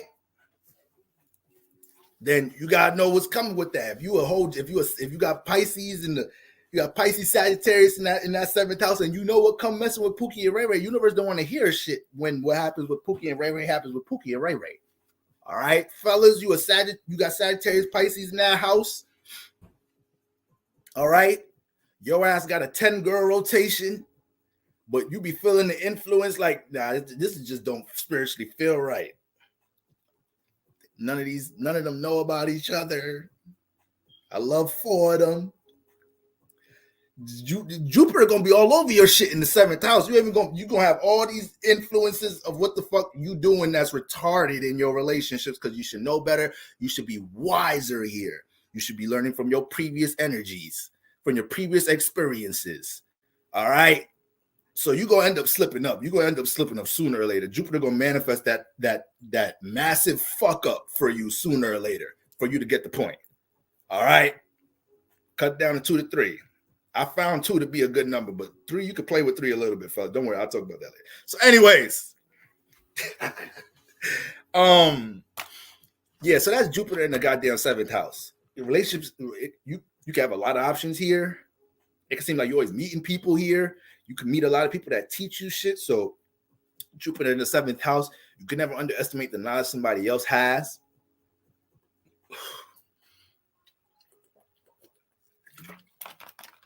All right. What else? What else am I missing with Jupiter? Jupiter ruling over the 7th house. Your ass should have relationship knowledge because your ass got so many of them motherfuckers. See, Virgo be a little different. Gemini risings with Sagittarius in the 7th house, they be manifesting a lot of relationship experience because they be bumping into a lot of people. They're the ones that's actually experiencing a lot of the relationships. They're the one that's actually in, like, it's fire in an air 7th house. You have fire in the 7th house, but you having that fire air axis between the first and 7th house, that makes for a heavily social motherfucking personal life and relationship life. So most air risings and fire risings have heavy ass social lives and don't be remembering nobody's names. All right. If an air fire rising, remember your name, you important to them. Now, when you get into motherfucking Pisces in the 7th house. Yeah, Jupiter. When we get into Pisces in the 7th house, Virgo risings is a little bit different. Their Jupiterian knowledge and wisdom relationships come from the fact that motherfucking Pisces, I don't know how, I got to study this shit a little deeper, but Pisces in the 7th house can be in 2 relationships, be 30 years old. They ass know everything about relationships. Motherfuckers is 35, been in 2 relationships, but know everything about relationships. It's like you ain't even do too much, but something about that feminine side of Jupiter could just soak in so much, right? It could just soak in so much. I'm going to make a video this week talking about the most conservative signs, as far as signs that they not all willy-nilly like some of us are, all right? I ain't going to lie to you, Virgo be out here holding it down. I ain't going to lie, Virgo, y'all one of them. Sometimes you got to take a little bit of extra work to motherfucker be on the phone like, yeah, man, this Virgo chick, she hard to crack. Shit. She a tough cookie. I ain't even gonna lie to you. This Virgo sun, moon, rising. The good thing is she a Virgo, so once I get in there, I'm in there forever. Once she says that's why Virgo gotta play hard. That's why Virgo can't that's why Virgo can't let that shit be too easy, because they know once you get in there, it's over. We married, and we mates, we soulmates, we flames. I don't give a fuck if we got them alignments or not. We is flames. All right. Shit. I didn't play hard. I didn't motherfucking Virgo, Sun, Moon, Rise, Venus, Virgo. I did not play hard, play stuck up, interviewed you, threw Florida water on your ass every time I seen your ass. I didn't do all that shit just for you to get some cookie and this not be serious. What? Virgo Sun rises? Yeah. Yeah. So fellas, if you're doing all that scheming, all right, if you're doing all that scheming, you know, trying to get in the Virgo girl pants, you might as well go try that scheming somewhere else. Go do that shit with a Sagittarius Gemini woman. Go do that with a Libra woman. Because once you get it, they ain't going to hold it against you like that. They ain't going to be too harsh. Like, they're going to be like, you know what? Life happens. It's okay. We can still be friends. We can still be cool. It's okay. You know, because they has got options. All right, fellas, don't be having a Libra, Gemini, Sagittarius women tell you, yeah, you know the nigga I'm talking to. Yeah. They ass got options. All right. Now, motherfucking Virgo placement, it'd be kind of hard for them to do that shit sometimes. It'd be hard for them to juggle. It'd be hard for them to, they be having to focus on, they can't miss no details with this nigga or woman that's coming at them. It's with the guy, men Virgo, same shit. Men Virgo, same shit. A Virgo man might have sex with you quick, but a Virgo man will bet the shit out your ass. Be on the phone talking to the homies like, yeah, bro, I ain't gonna front everything perfect about her, but one thing I ain't gonna front, when we watching movies, she just be talking a little too much. I ain't gonna lie, the other day I asked her a little math equation. She took too long to answer that shit. I ain't gonna lie, bro, that shit got me hot. Cause like I was, you feel me? I was gonna tell her, that was the night I was gonna tell her she wanted to be my girl, but she couldn't answer what the fuck. I asked her how much money is $10, $50 bills, and she couldn't answer that shit. She said I was making her do too much math. Motherfucker, Virgos will test you. They one of them signs that'll challenge and test you. All right. They finna challenge, interview, and test you before some shit. So when you got motherfucking Pisces in the seventh house, Jupiter ruling the seventh house, that's how they both gonna accumulate some knowledge and wisdom here. They both gonna have, I don't give a fuck how old they is. They got some wisdom for your ass when it comes into relationships, friendships, dealing with people. Sagittarius in the seventh house knows it because, excuse me, guys, they may be serial daters or they just dealt with so much people in their life.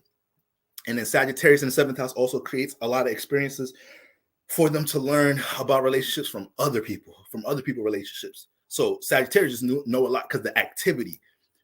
Pisces, Virgo risings are going to know a lot with Jupiter in their seventh house with Pisces here, because I don't know, this shit is weird, y'all, but it's just Pisces in there could be in one fucking relationship their whole life. They ass is motherfucking Montel Jordan. They ass is Dr. Phil. All right. How the fuck you get so wise in relationships? Your ass ain't even did nothing. You ain't even do shit. All right. Motherfucking Pisces in the seventh house. I don't know, y'all. I don't know. That's some shit I'm still figuring out. All right. If you're a Virgo rising, DM me. Let me interview your ass. So that's the motherfucking Jupiter signs. Did I do Mars? I didn't do Mars. I didn't do Aries. Oh shit. Mars ruling over the seventh house. I didn't do Mars, Aries, and Mars ruling over this shit. All right. Mars ruling over the seventh house. This is motherfucking Libras and the Taurus risings. All right, where do we start with you? Where do we start with y'all? Okay. Now, first of all, wait, I did, right? I'm bugging out. I did this shit. Yeah, Kendi just said I did. All right. Basically, Mars ruling over the seventh house, you're going to attract, you're prone to attract a lot of aggressive motherfuckers here. Libra rising, Taurus rising. Sometimes they just can't. Y'all be stressing these motherfuckers out. Your relationships are stressful. Like every sign we go through, y'all just getting stressed out in the seventh house. A motherfucker say talking about the seventh house. Everybody want to show up tonight when this is really the most stressful motherfucker in the chart right here. Motherfucker, the eighth house in this motherfucker right here. All right. So motherfucker have Mars ruling over the seventh house. Aries and Taurus risings be getting stressed out because can't nobody relate. Can't nobody compromise. They asses got to teach everybody every relationship. Every relationship Libra rising and Taurus rising get into, they got to teach their partner how to love. They got to teach their partner how to compromise. They got to teach their partner how to share. Motherfuckers can't even order. You know, if you in a couple, if it's me and my shorty, you feel me? We getting Uber Eats. Motherfucker Uber Eats be expensive as a motherfucker. Them niggas be raping me. All right, but if it's me and my shorty, we kicking it. You know, it's just me and her. So like, you know, sometimes it's like, all right, baby, you get what you want. I get what I want. You know, but we might pick off each other a little bit. Like, babe, I ain't gonna front. Like, order that. I'm gonna get this because I ain't never had this. I ain't doing that. You feel me? You feel me? That's Venus shit, right? That's Libra shit right there. All right. Get two same dishes. You're gonna see what's up. All right. I'm a big ass nigga, so you're gonna need 2 orders of that John right there. But anyways, you feel me? I ain't mad sharing food with my shorty. Oh, baby, taste this shit. This shit good. Taste this. All right. Shit. You need to find out how to make this shit. All right. Motherfucking Libra risings, though. Taurus risings. Let them say some shit like that in their relationship. It's all, oh my God, yo, you always want to do things with me. That's the shit they hear. You always want to do some shit with me. I mean, you are my spouse. We do you know, own a house together, have 4 kids. I don't know. That's just thought that's the thing people do at times. You know, they share, you know, compromise from time to time with their partner. You know, that's just some shit people in relationships do. I know, but every fucking day, god damn. It's like if I'm not around, your ass miserable. So this is the shit Libra risings and Taurus risings have to deal with. And y'all have to be careful of jumping into that Aries, fucking Scorpio 7th house and allowing people to take advantage of that. Because what happens here, some of y'all, if y'all don't have a strong, if y'all Venus is getting hit, if y'all don't have a strong Mars, y'all damn self, it's so easy letting that Venus personality overly compromised. Now you're getting taken advantage of. Now this motherfucker too comfortable think they could just have everything their fucking way in that house.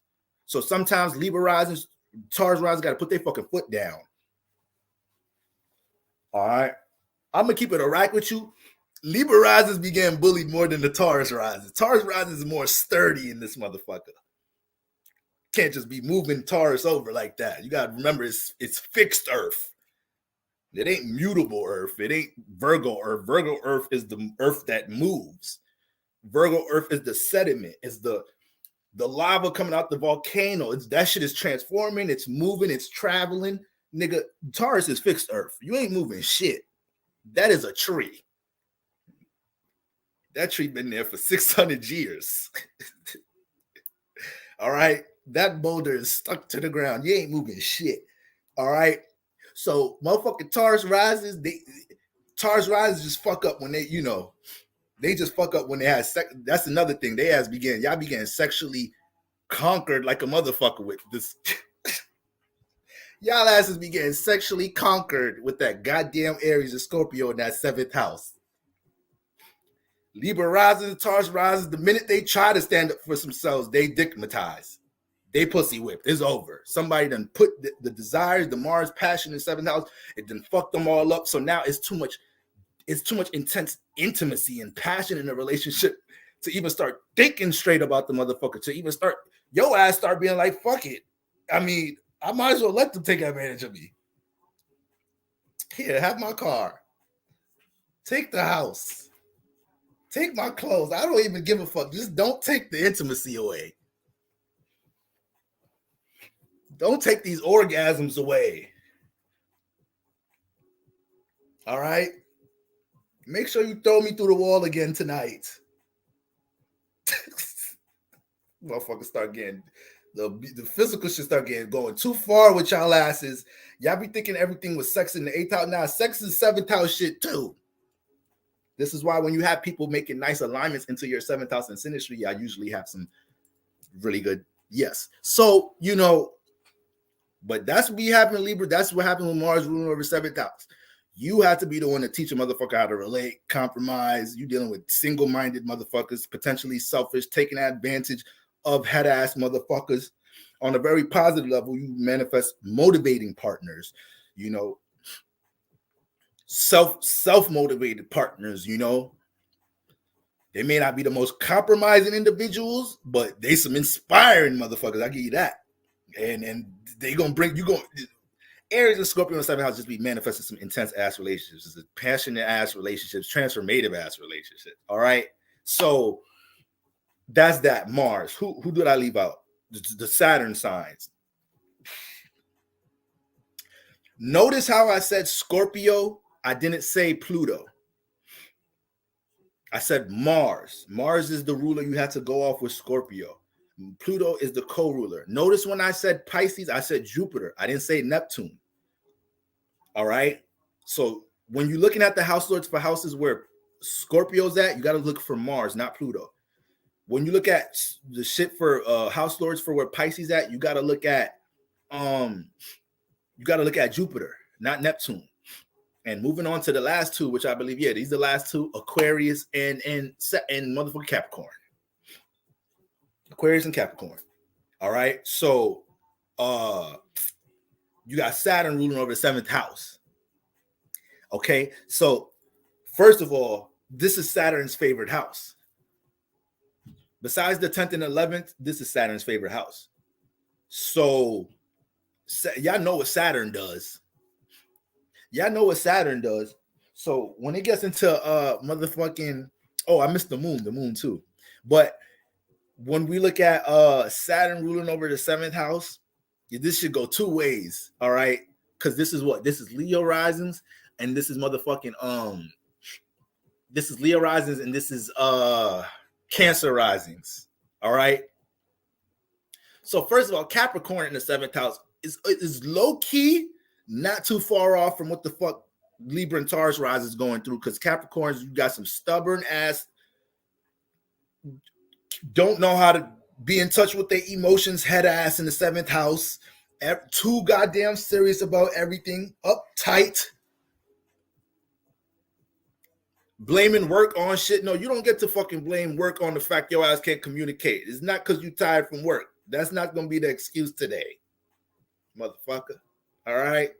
So Capricorn in the 7th house of Cancer rising, sometimes you manifest that like, damn, like, why are we attracting these emotionally reserved motherfuckers? I ain't date a motherfucker that had was raised by two parents yet. I'm 36 years old. Everybody I dated came from a fucking broken home. Capricorn in the 7th house. God damn. Why the fuck all my partners want me to be business partners? I just want to be an intimate partner. Motherfucker be like, nah, babe, if you just, baby, now listen, like, if you let me just run your credit. Now I'm just saying, if you just, like, I can't put that shit in my name, motherfucker. Why I got to deal with some legal shit, some shit with Capricorn in my motherfucking 7th house? Why my relationships got to be so much work? Why my relationships got to be so much work? Why do I have to work so hard? I just want a week of flow, just 1 week of flow. This Cancer moon, this Cancer ascendance right here, this Cancer ascendance. I just need a week of flow. Just God, I'll work on this motherfucker like a motherfucker. If you give me a week, a month of flow, a week, a month of just smooth connection, because this motherfucker here need work like a motherfucker. So is Capricorn, you're gonna deal with restrictions, limitations here. So a lot of times, y'all know Saturn is very karmic. So you got Saturn ruling over the 7th house. This lifetime, you're forced to deal with patience in your relationships. Sometimes the people that you like the most, see potential in the most, is always something in the middle of that shit. Y'all live a little bit too far. Y'all work schedules be too hard to link up. They got kids. Their baby mama, baby fathers making shit worse for y'all connection. AKA Saturn's like, you really want this union? You really want this fruitful relationship? You really want the potential for this relationship to pan out? Work on it. Be patient. Go through the restrictions. Go through the limitations. That's the only way you're gonna prove to me that you really want this shit. If you don't work through all that shit, you don't take time working, you don't really want this shit.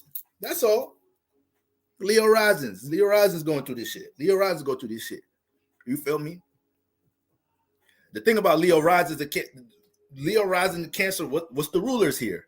The sun and the moon, right?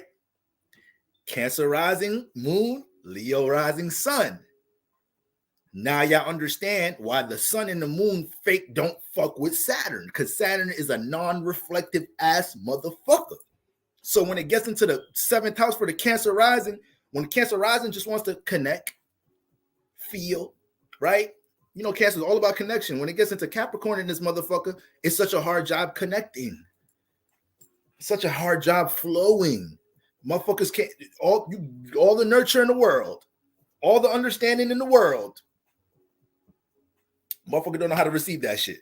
Why do you attract people that don't know how to receive love? That's what y'all be praying about. That's what y'all be praying about. Fuck a Ciara's prayer. This is a Capricorn 7th house prayer. Motherfuck the Russell Wilson shit. This Aquarius in the 7th house prayer. Somebody need to write that shit right there.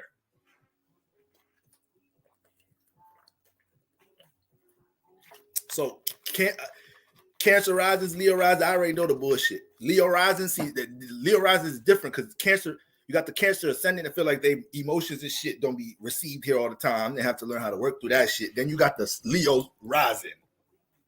Then you got the Leo rising that's used to getting attention everywhere. Leo rising is a little bit different. It's different from the Leo sun moon because Leo risings getting attention may not even be the thing that they give a fuck about that much. They're just learning how to deal with it in the 1st house. A lot of Leo risings don't even give a fuck about attention. They just manifest it a lot. A lot of Leo risings be having friends hating on them because they get attention while they don't even give a fuck. Y'all see that? You know what a Leo rising life look like? Y'all know the video, Lil Wayne daughter, Regine or whatever. I don't know how to specifically pronounce her name, but Regine Carter, whatever. Y'all ever seen that video with her getting bullied when she was young? She was just in school and her friends was bullying her. She was just like on the live stream, whatever, and they was like pushing her head and shit. And then she was like, "Oh my God, guys, stop!" Like, and they were like, "You gonna buy us some food today?" This, that, and third. That's some Leo rising shit right there. All her friends really all being secret ass haters because she get natural sunlight. Because how she personally expressed herself a bit creative. Because there's some extra sun in her house in some type of shape or form. So Leo rising be having to watch out for the secret haters. They be around like a motherfucker. Now, when you get into I did Sag risings right. This is the last one. I'm getting right into the house lords through the houses so y'all can understand where the love is at for y'all. So when we get into Leo risings, that's what they experience here. They be experiencing their motherfucking feeling like they not being seen in their relationship. And you know that you can't have that there. Can't have the sun feeling like it's not being seen. You feel me? So Leo rising, Aquarius rising will attract some emotionally some detached to motherfuckers. You feel me? Or in some type of shape or form, the relationships play out at times where they feel like they're not being seen, Leo rising, or they're not being felt, Cancer risings. And it really be them having to teach their partners or be the example to their partners how to do these things. So it be a give and receive in the 1st and 7th house. All right. We have to learn how to adjust our 1st house in the 7th house. You know, we can't just be extreme with it, right? I'm a Capricorn rising. I got Cancer in my 7th house. I already know my relationships is full of heavy emotion. I can't have a casual ass shit. My shit is just emotion. I can't even have no casual shit here. I start fucking with somebody, I love their ass. I love them. I ain't gonna tell them that shit. I ain't gonna tell their ass that shit though. But I be loving motherfuckers out here. All right. So Cancer pull emotion, water in your 7th house, Earth risings. This is what they go through. You feel me? Think they all realistic and practical in the 1st house. Tell a motherfucker pull all this emotion out your ass in the 7th house. Okay. So that's what the Saturn ruled 7th house people going through. And they got to learn to work through them restrictions, learn to have patience in their relationships. You feel me? Learn when to put fucking boundaries on people in a relationship. That's another thing. When it comes to certain partnerships and whatnot, and Like Cancer and Leo rising got to kind of know when to stop being that nurturing sunlight or stop being that nurturing, carer, understanding person in the first house. And they got to learn how to reflect that Saturn at times. Like, matter of fact, fuck you. I'm not going to continue to pour my heart out or continue to be yelled out to be seen. Let me look at this shit realistically. This motherfucker don't fuck with me that much. You feel me? Sometimes you got to jump into that bag. All right. So those are all the rulers. Yup. Sun, moon. I didn't do moon in this, Cancer in this house. Cancer in this house. Last one, Capricorn risings. So yeah, I basically kind of use myself as an example. But Capricorn risings, y'all head asses be thinking, y'all be thinking y'all can't nobody get to your heart chakra. Y'all be thinking y'all whole life is MOB, money over bitches. Motherfucker relationship. I'm finna build up this first house. I'm finna build all. I'm finna be all motherfucking sturdy and resilient. Can't nothing knock me down in the first house. Motherfucker, get first relationship in the 7th house. You out of character. You out of character because you ain't have nobody care for you like this in your life. You ain't have nobody care for you like this in your life. You ain't even get some of this love in your own home. Because Cancer, what's in your 4th house? Motherfucking Aries is in that motherfucker. So you low-key ain't get that nurture and care in that motherfucker. You got some aggressive love in that motherfucker. So now when Cancer get into your 7th house, you don't know how to act. You don't know how to receive love well. You get too vulnerable. Motherfucker love you, trying to nurture you. You act like they attacking you. You don't know how to receive it well. And then it could get even crazier because now you could turn people emotionally stable here. I mean, emotionally unstable, Capricorn risings. And you do it in the most nonchalant way. You turn people emotionally unstable by trying to act like you don't give a fuck. And what's driving this motherfucker crazy is the fact they know you give a fuck and you're not displaying it. You're not trying to reflect it. That's going to drive anybody crazy. If I'm dealing with somebody that loves me and I love them, I know they love me. They know I love them, but they trying to front like they don't love me and I'm the only one being transparent about my fucking feelings and emotions. Over time, that's going to drive that twin flame soulmate, that first significant relationship that Capricorn is dealing with, is going to drive them crazy in some type of shape or form. Sooner or later, it's going to fucking drive them crazy. You're going to have somebody tie you the fuck up, blindfold you, kidnap you. You waking up in the basement, where the fuck am I at? Like, listen, motherfucker. You going to say you love me. Motherfucker get you at gunpoint and shit. All this because I ain't say I love you. All of this. Now you talking about your Desi. Now you in your Desi Banks voice over a female. Over a female, y'all gonna jump me. So Capricorn risings, y'all could run from the see, and y'all gotta understand these things can be a little bit relatable with your sun sign. Because remember, you're still attracting the opposite. It's just that when we get into that first 7th house axis, that's the real deal, holy fill right there. All right. So Capricorn risings, keep rejecting that shit.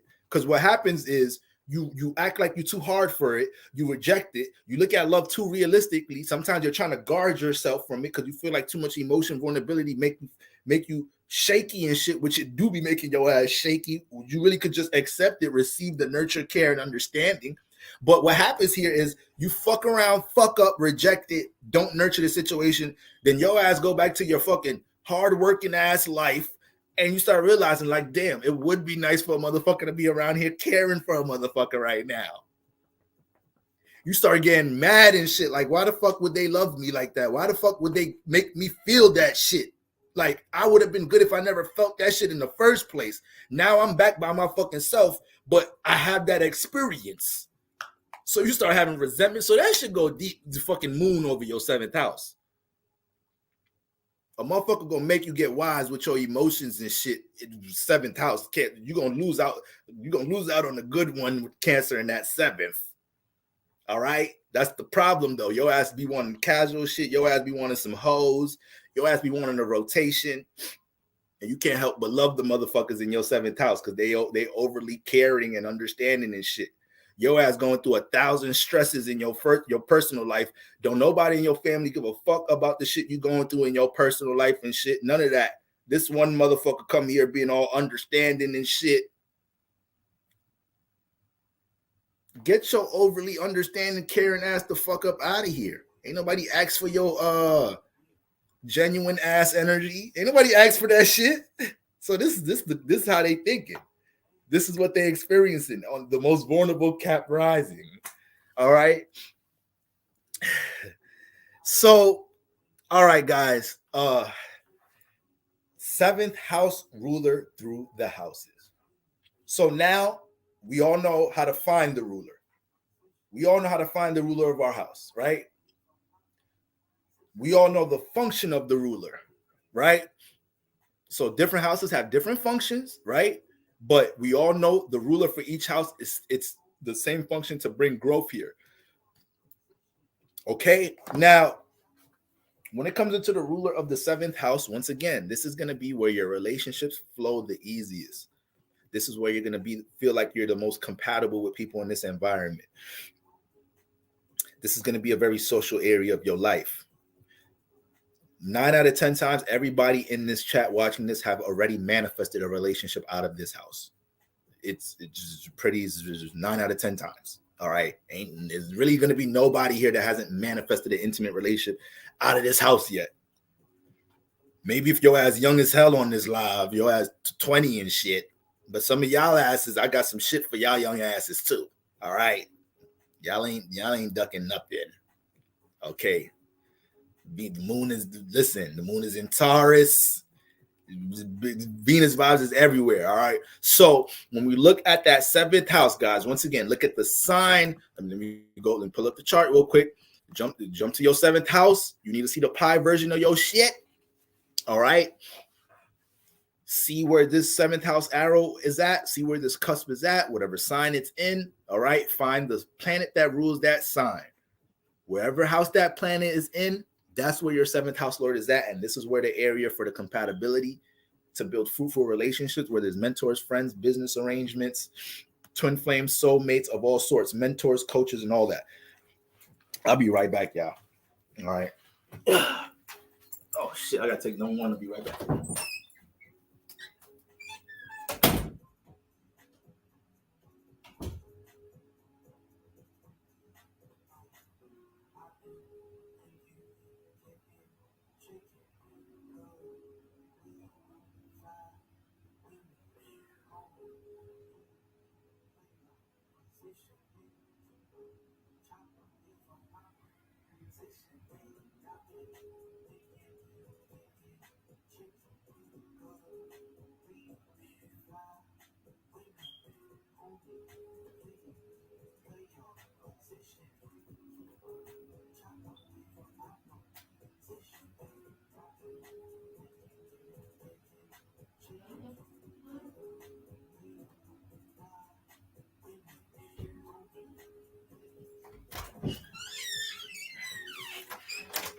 Okay. All right, guys. All righty. Okay, so we over 2 hours already. This won't take too long. All right, this won't take too long. All right, guys. Now listen. Shout out to everybody. Shout out to all the Sagittarius in the building. Heather Miller, what's going on? What's going on? All right. Now listen, guys. Once again, there's multiple ways things can manifest in the chart. Now, I'm going to go through these 7th house rulers through the houses so you guys can have more clarity about where the potential for your love relationships is at, makes sense about your relationship life. And this is also helping you to understand, this is one of the biggest things. All right, I don't even have to pull this up no more. This is one of the biggest things about this breakdown, y'all. So, y'all ever watch like dating podcasts and shit nowadays? Or maybe some of y'all used to watch Kevin Samuels or whatnot, or any type of dating show, and it'll be a dating coach trying to recommend where a woman should physically be at in order to find mates, right? So you be like, you need to be in these type of events. You need to be in this, that, and the third. With some of these examples I'm about to go through, some of them, they may be physical examples for the most part, but this shit is all energy. You gotta understand, this shit is an energy thing, y'all. This should be an energy thing, okay? Sometimes you got to detach from shit that's not meaningful for you. All right. And start connecting to shit that's up in your energies to attract what's for you. Some of y'all, this advice may not mean shit if you allow yourself to stay attached to things that aren't productive for you in your life. All right. So I'm just giving y'all the real about this. Okay. It don't matter where that seventh house ruler is at. If there's certain relationships your ass ain't learning, certain lessons you ain't learning and whatnot, then you can block your blessings. Now, if you want to get deeper into where these relationship lessons are, you're going to look at the aspects of your seventh house lord. So if you feel like you're dealing with certain issues in your relationships, besides any of the things I brought up, talking about the signs in the seventh house and the rulers in the seventh house, because those are just natural problems you'll go through. We all have problems that we're naturally going through in the seventh house because this house is opposite from our first house. So it don't matter if it's a twin flame soulmate, a relationship, a friendship will always teach you more about yourself. The first and seventh house reflect each other, right? So we all have natural issues in this motherfucker. Every marriage has problems, right? Right? You fought with your best friend before. What relationship you ain't getting into a fight with before? So that's not really the case here. All right. So right, newborn rebel, man. My brother in the building. Facts. It gets deep, y'all. So if you feel like there is issues you're dealing with in the sense, like, okay, you make sense, Boro, seventh house lord in this house. I do see how I be manifesting love relationships here, but my relationships is always this situation. It's always this. They don't reciprocate this. I don't feel this. I get taken advantage. We got to see what's hitting that seventh house. What's hitting that house lord? So let's say this is the last example. I'm gonna get right into it. Let's say you have your seventh house, you're a Virgo rising, right? Okay, perfect. You're a Virgo rising. Pisces in the seventh house. Jupiter's the ruler. Let's say you have Jupiter in the fourth house. What would that be? That would be motherfucking Virgo, Pisces, Sagittarius. So let's say you have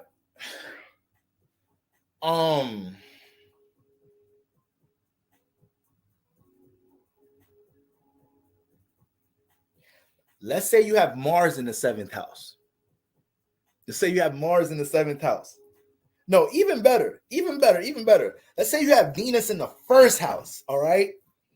That, your seventh house lord is in the fourth house. So you figured that out. Like, okay, so love is going to be in the fourth house area. I'm not going to break that down. Wait till I break it down, right? So boom, boom, boom. Seventh house lord in the fourth house. But my Jupiter squaring Venus, though.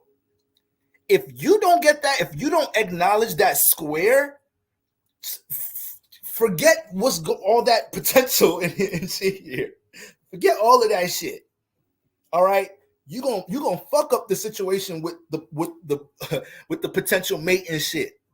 You will fuck it up. People fuck up twin flame situations, soulmate situations all the time. Some of y'all have rubbed shoulders with y'all soulmates, but because of timelines, because of experiences, you don't know that was your soulmate. It's never gonna get to a point for you to understand that. And you're probably gonna date another soulmate, meet another karmic partner. Shit be this deep, y'all. It be this deep. Y'all ever fuck with somebody for a very short time, but something happened where like either your ex came back, something happened with them, this, that, and the third. You barely got to know the person. You was talking to them for a little bit. But like you'll think about them every other year and shit, like, yo, damn, what the fuck? Like, it's not even like you was fucking with them for that long or something. It's just something, a little significant pinch of energy they left on your ass. It be shit like that. You rub shoulders with your soulmate, but y'all timelines ain't really add up this lifetime. But you gotta understand, you have multiple soulmates. All right, you have multiple soulmates. We come from a soul body. So when we come into the earth realm, we divide from a soul body. So there's really 14, 15 of yous out here. There's about a good couple of motherfuckers that look just like you out here. Y'all all derived from the same soul body, So these people can end up being your best friends. These people can end up being your partners, but that's why it's going to be that significant either love at first sight.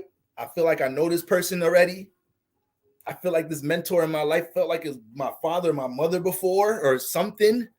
Yeah, that's what's going on. Y'all part of the same soul body. So when we're talking about soulmates, twin flames, this should get very deep, y'all.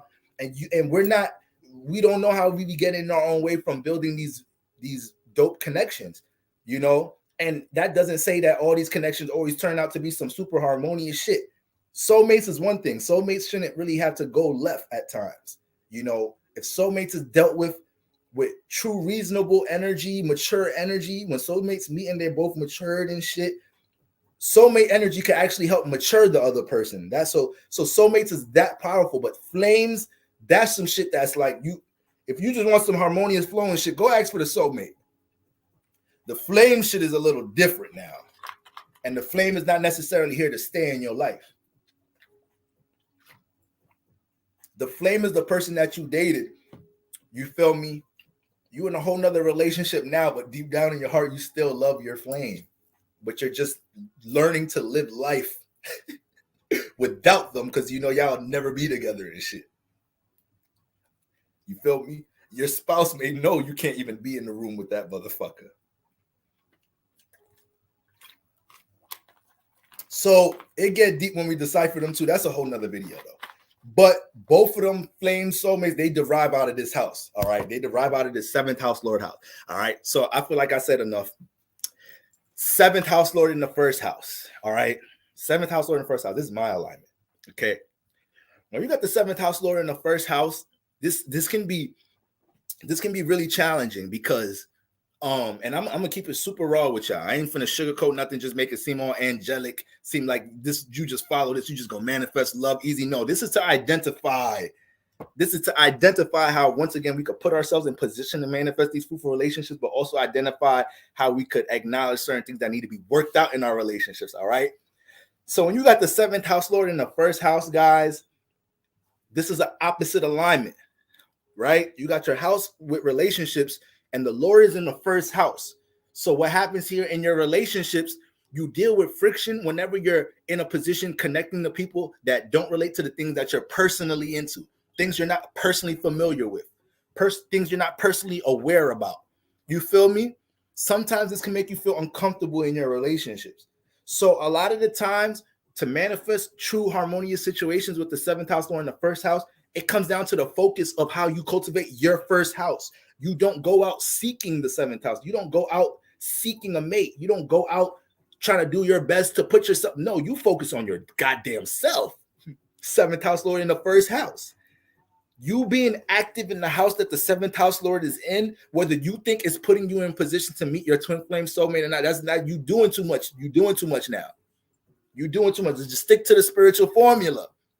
Boro, how I'm gonna manifest, how I'm gonna put myself out there, meet my soulmate twin flame if I'm just to myself working on me to say this is energy, baby. It's energy.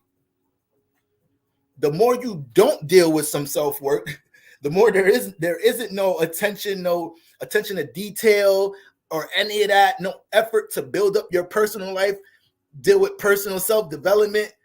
That's just making you ruling you farther away from what the fuck is attracting somebody for you with the 7th house Lord in the 1st house. A lot of the times, once again, you might just pay my rent.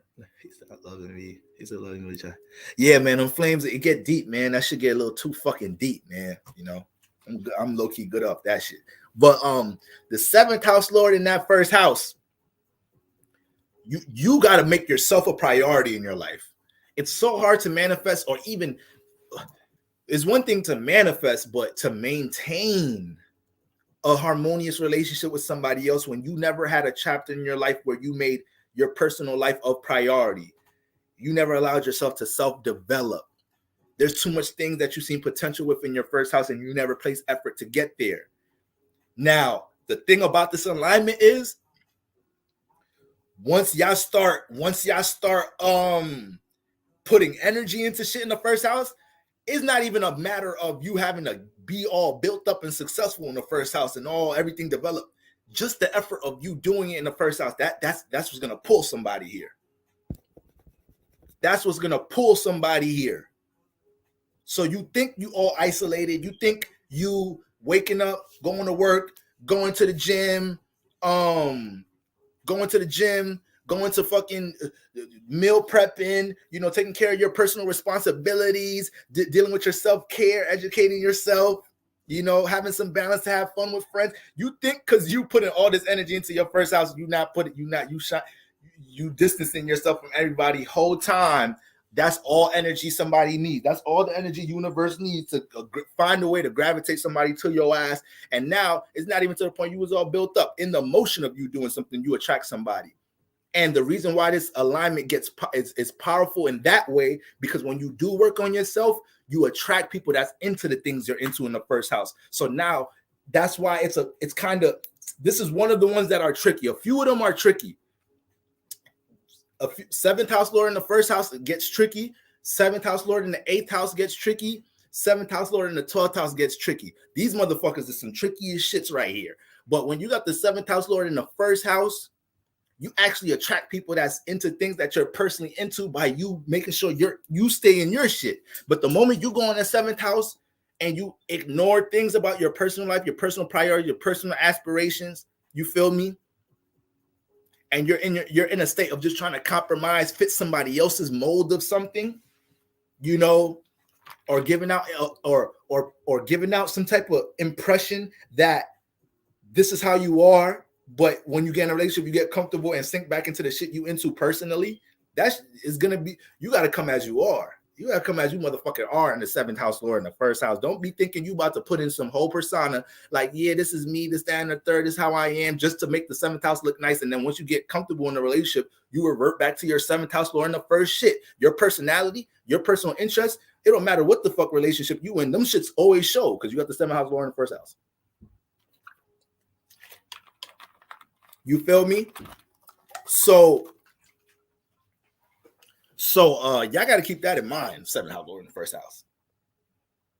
You focusing on your goddamn self brings all the people, all the mentors, teachers, best friends, soulmates that you need to support what's being cultivated in the first house.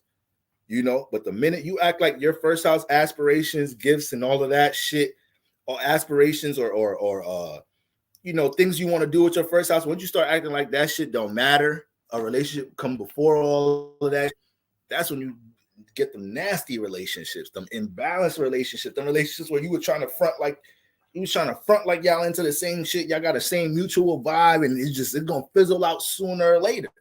It's gonna fizzle out sooner or later, you know. I'm gonna try to give out keys for when you know you got a real karmic one here, when you got a tight relationship.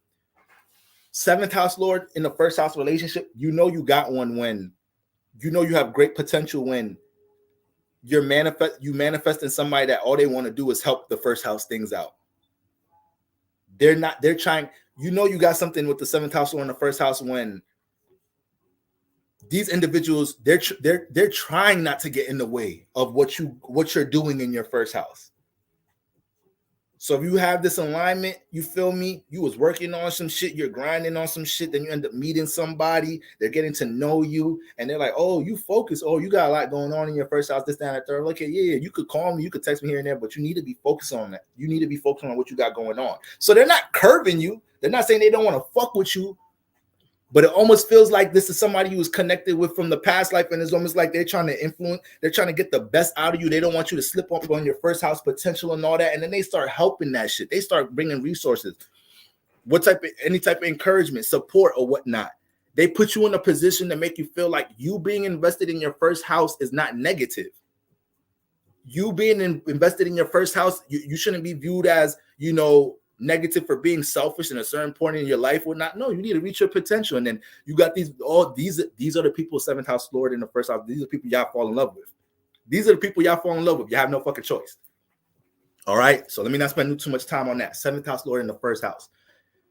Seventh house lord in the second house. All right. Seventh house lord in the second house. When you have this alignment, love, compatibility, all of that shit be around things surrounding your value system. All right. The second house is one of the most creatively inclined, talented. A lot of our talents and creativity comes out of this house. All right. Because this is what we feel like we have, what we feel like we value. I have Pisces in the second house. A lot of times what I feel like I have to offer to the world is my motherfucking experience, my knowledge about shit. I feel like you could put me anywhere and just sit me down in the room with something. I'm going to have something to teach a motherfucker. I'm going to have something to give out from a knowledge from a knowledge perspective. All right. So depending on what you have in this, what alignments and shit we got going on in the second house, this is what the type of value you feel about yourself. This is how we gauge your self-esteem. This is how we could gauge potential or what this person might be creatively inclined with, right? So, but this is also an earth house. All right. Some of these houses are a bit multifaceted, but this is an earth house, and that's a V cute placement actually.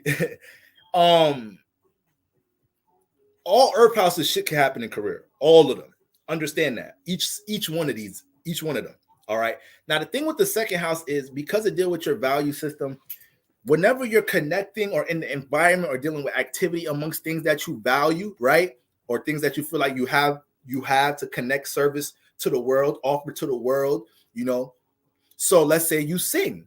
Let's say that's one of your talents. You know, you're a singer. On your way to the studio, at the studio, you know, simple. That was related. It was something, an environment or activity around something you value. You know, it's that simple. You working your second house endeavors, you know, whether it's your creative endeavors, whether it's this business you really value that you're trying to build, this platform, whatever, things surrounding around your second house garden. I like to call the second house the garden. All right. So this is where we got to plant the seed for career. So anything revolving around your value system. Sometimes your motherfucking family members could kind of introduce you to people here too. Second house has a bit of a tie with culture and family a little bit in traditions. A motherfucking mom putting you on the phone with people you even know and shit. I'm Nigerian, so I come from a polygamous, arranged marriage type of family. You feel me? So my mom got 16 siblings. So it's crazy. So sometimes the motherfuckers be trying to arrange shit for y'all seventh house lord, like in the second house at times and shit. You know, trying to send y'all ass back home for the summer. You're going to find a husband back. Your ass spend the whole summer in Jamaica, spend the whole summer in England, spend the whole summer in motherfucking Nova Scotia. They send your ass back home to find a mate. But with the seventh house lord in the second house, things revolving around your creativity, your talents, but the things that you're invested into in your building, you know, anything around your value system, though, anything around your value system.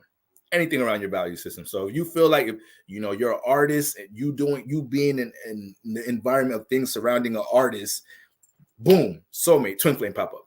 You know, you value. Let's say your second house energies is influence for you to value things dealing with relationships. So now you got a podcast. You want to start a podcast. You want to start a platform breaking down relationships, whatever, talking about modern women, talking about modern men dating today, right? That's what you value. A motherfucker going to either end up in your comments, in your DMs.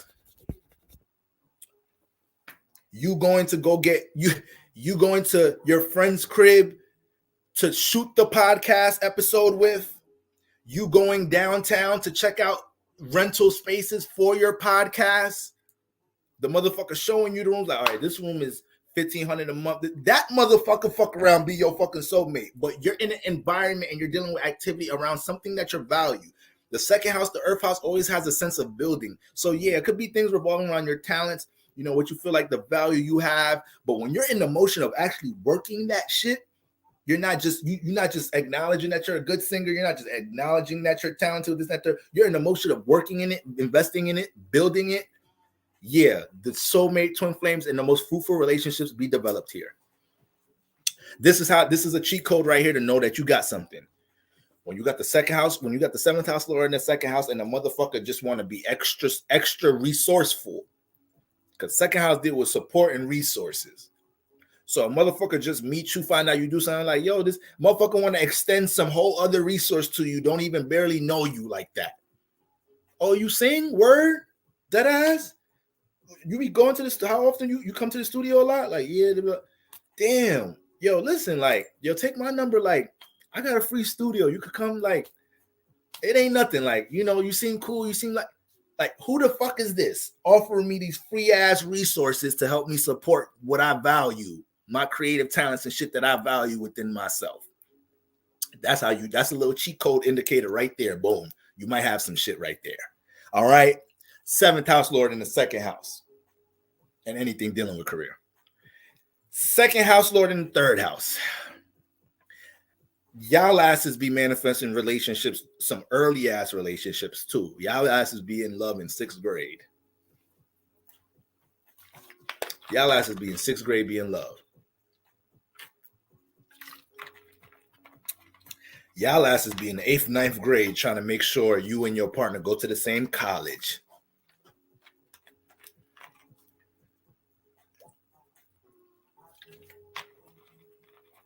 Like, y'all niggas is trying to figure out what school y'all going to together. Y'all don't even know what the fuck y'all majoring in. I know we figured that out later. We just, y'all be having that shit. 6th or 7th house lord in the 3rd house. Meet the soulmate twin flame a little early. Y'all asses ain't even go through puberty yet. Y'all motherfuckers start going through puberty together out this motherfucker. I'm dead ass though. I'm joking, but because 3rd house deal with early education, your familiar environment, your local neighborhood. So it'd be wild with the 7th house lord in the 3rd house. Y'all asses get a boyfriend, girlfriend, 6th grade. Y'all ass prom king, prom queen, graduate each other, go to college with each other and shit. End up on dating shows and shit like, yeah, I'm divorced. Okay, you ever how long you was married? Shit, 30-some years. Like, what happened? We grew apart. Been with this motherfucker since 4th grade, all right? Really don't want to go over everything. It's a long story. Okay? 7th house lord in the 3rd house. So the 3rd house deal with your local environment, your neighborhood, right? So when you got the 7th house lord here, love, soulmates, twin flames, first of all, not only do you be manifesting they ass young at times, y'all ass be manifesting them in middle school and high school and shit. It be in like love literally be in your 3rd house. So not just the place you grew up in, but love literally be you move to a new neighborhood. You move to like, and you going grocery shopping in your new neighborhood for the first time. You feel me? Or you've been living somewhere for forever, and then a motherfucker, a new nigga want to come in your shit, and a new woman or son, shorty knock on my door. Hey, how you doing? I just moved next door. My name is Selena. I don't know nobody around here. The light's not working. You think you can help me? You got 7th house lord in the 3rd house. That might be shit. That might be my new thing right there. Neighbor knocking on my shit. All right. So it be in your local environment. It be connected to close friends. It be connected to siblings. So you have to know when these alignments help you to understand how to put yourself in the environment for it. All right. So 7th house lord in the 3rd house, when your cousin, when your sibling, when your close friend invites you somewhere you never been before, that's a good indication right there. Me just ending up somewhere off the name of my cousin, friend, or sibling can manifest love for me, because when I'm in this environment, it'll be a 3rd house environment, simply because they brought my ass. Motherfucker sibling, cousin bring somebody to the crib and whatnot, they ass looking at you and shit. The 3rd house also deals with familiar activity, familiar habits that we developed in our 3rd house. So, if everybody was motherfucking skating in the motherfucking your 3rd house, that's what they do where you from. You grew up, your siblings, your parents skate. You go outside, everybody out there skating. It's roll bounce like a motherfucker where you grew up at. So you naturally know how to skate. It was nothing. It was no effort. It was just a 3rd house habit. It was a 3rd house influence. Everybody in your environment, local environment, motherfucking think they sweetness. What's the nigga? Why I always forget the nigga name, y'all? Sweetness or sweet water. I know people that have been rocking me. The newcomers in the live don't know this joke. The people that have been rocking me for a minute, they know I be fucking up this. I always fuck up sweet water shit. Sweetness. It got to be sweetness. Cause I know I say sweet water a lot. That I know that's the wrong one. But now I think I know that's the wrong name. I think it's sweetness. Everybody in your neighborhood think they sweetness like a motherfucker, right? So skating would be a third habit, a 3rd house. Seriously. Thank you, Phoenix. Thank you. But let me not get too thrown off, because y'all know how I get. 7th house lord in the 3rd house. Let's say skating is a 3rd house trait that you grew up with, right? So I ain't gonna lie. I'm gonna start calling myself Sweetwater. I'm glad that's not what the fuck they call that nigga, because that shit sounds smooth as a motherfucker. That's my shit now. I'm Sweetwater. Fuck that. All right? I'm about to change my IG handle and all of that shit tonight. Sweetwater astrology like a motherfucker. Sweetwater spirituality. Sweetwater. That shit fire. I don't care what y'all say. Y'all can hate all y'all want. The moon is not in Aries no more. Y'all don't gotta hate. The moon and Venus learn to appreciate. All right? Shit, I'm getting cramps and shit. Like, I'm goddamn. So seventh house lord in the third house. Now, seriously, this is a serious example though.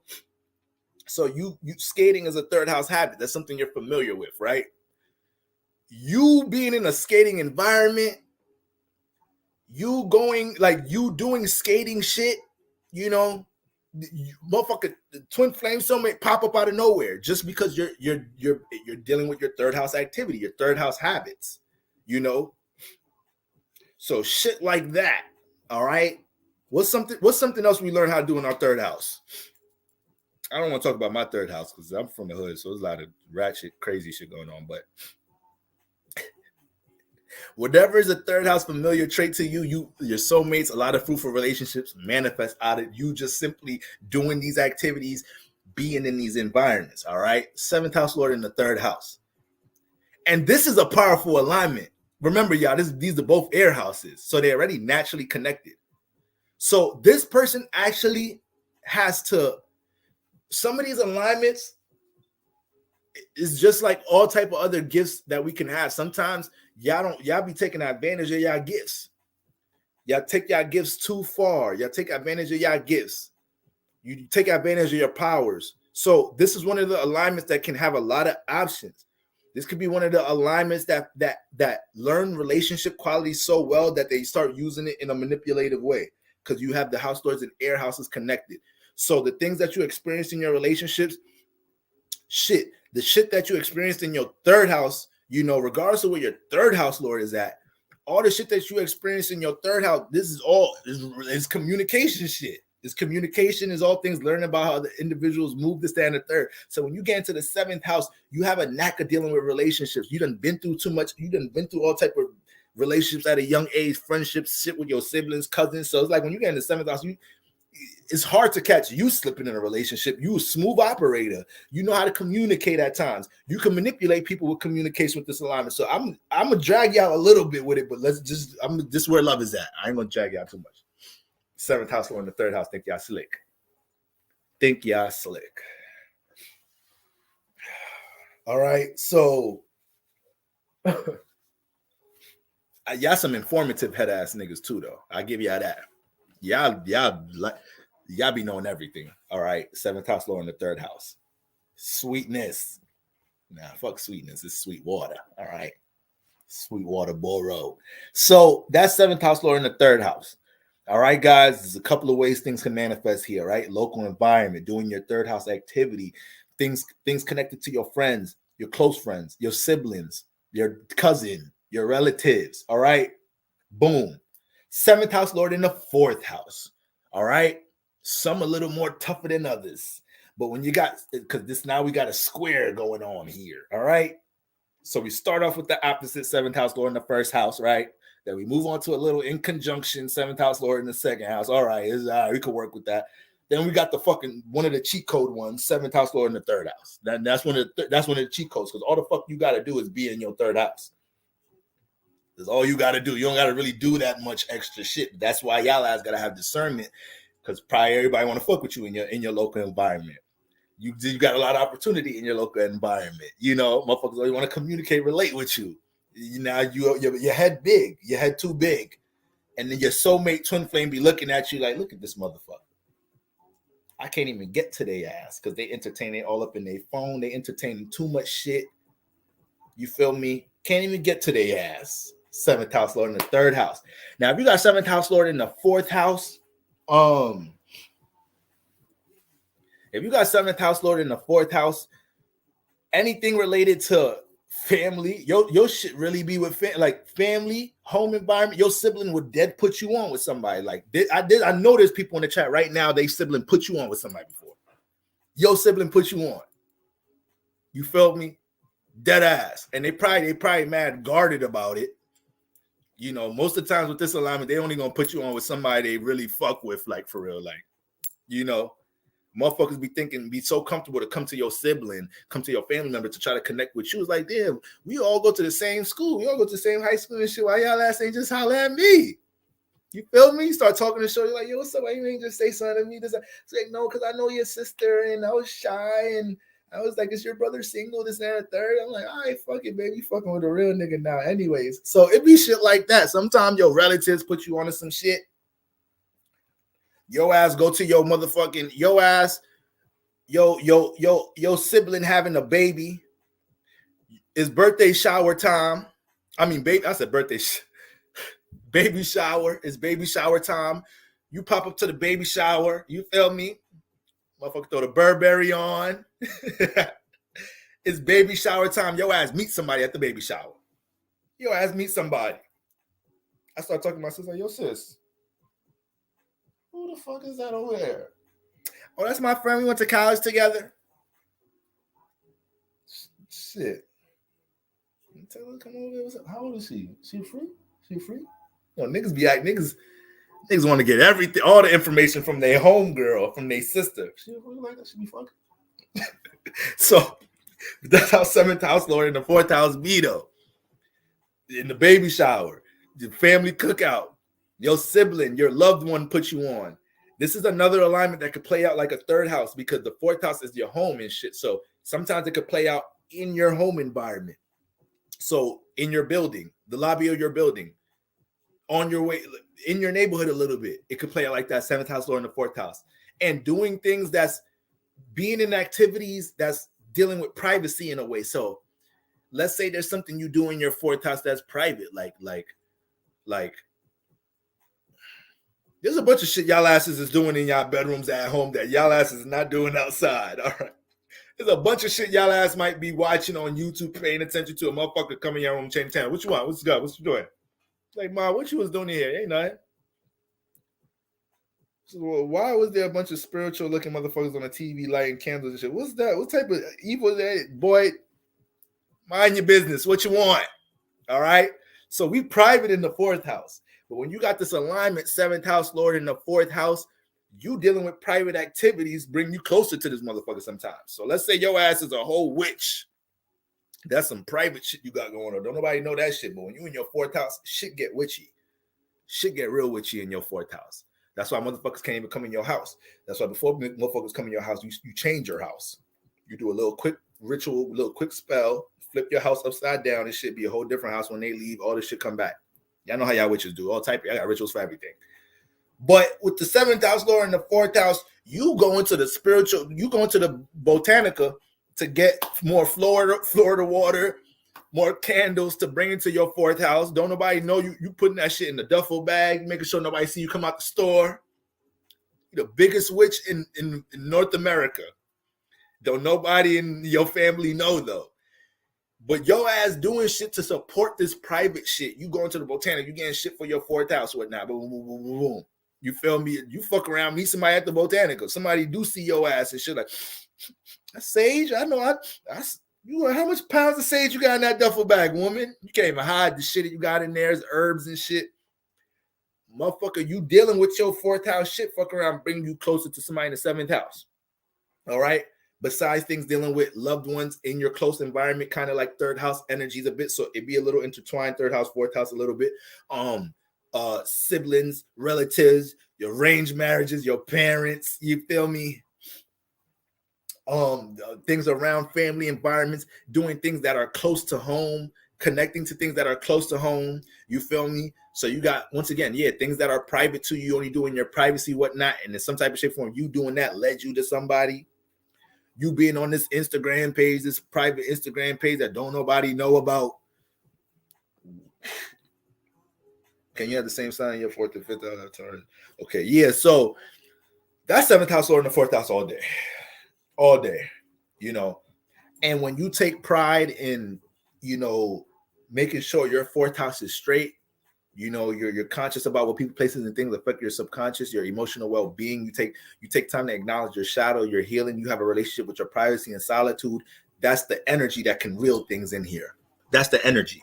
All right. This is how you know you got one. This is a little indicator. You might have one when with the seventh house Lord in the fourth house, you feel overly comfortable around this individual. You feel overly comfortable.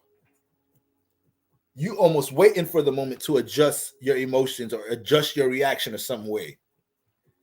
But the moment don't be coming up. This motherfucker's so extra understanding and caring, and everything feels so goddamn comfortable. That's seventh house Lord in the motherfucking fourth house. They fit in that fourth house perfectly. They come into the fourth house and it's not a disturbance. It don't feel like you have to adjust your home and your fourth house and your emotions and your heart so much to deal with this person.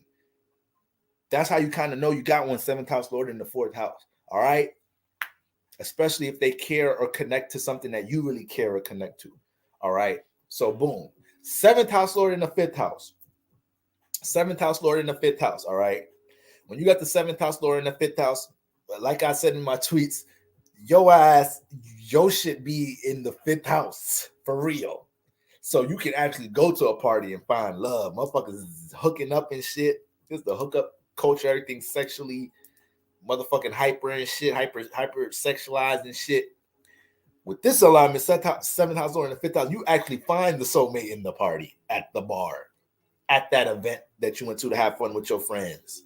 You feel me? Dealing with something surrounding your creativity. All right.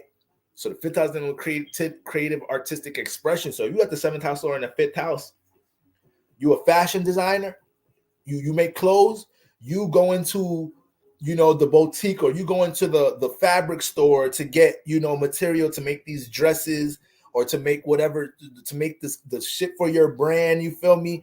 On your way to the boutique or at the boutique or whatnot. At the store, you're getting material, getting fabric at. So you're doing something to support your fifth house endeavors, your creative endeavors, and you find love through that. You find a soulmate twin flame through that. You an artist, once again, at the studio. You a singer, but your friend sings too, and you go to a concert. She has a performance. You going to go support your friend at the performance. You're in a fifth house environment, and it's something that you do creatively too. So you should know, if you got something House Lord fifth house. Oh yeah, I love everywhere today. It's all over the place. The potential strong. All right. So if you do anything with self-expression, creative expression, you on a camera, you're center staged in something, you public speak, there's something you're the face of, you're a face of a brand, something that we can see you get attention from. All things connected to that can manifest true love or the soulmates and the twin flames here. All right. You having the seventh house Lord in the fifth house, this actually is a strong alignment for manifesting situations to be a part of groups and collaborative efforts with other people with the things you're creatively invested into. You feel me? So that's a very strong alignment there for just dealing. Remember, it's a sextile for just dealing with what you call it, for just dealing with being able to connect your creativity out in the world. But once you're doing that, when you're in the motion of doing those things, it definitely be manifesting in situations here. It definitely be manifesting some shit. So this is a Ike Tina Turner relationship, and not so much not so much how it turned out. rolling. All right, not so much how it turned out. All right, more so how they met. I believe they met on some at an actual show, something like that. I believe they met at some shit like that. So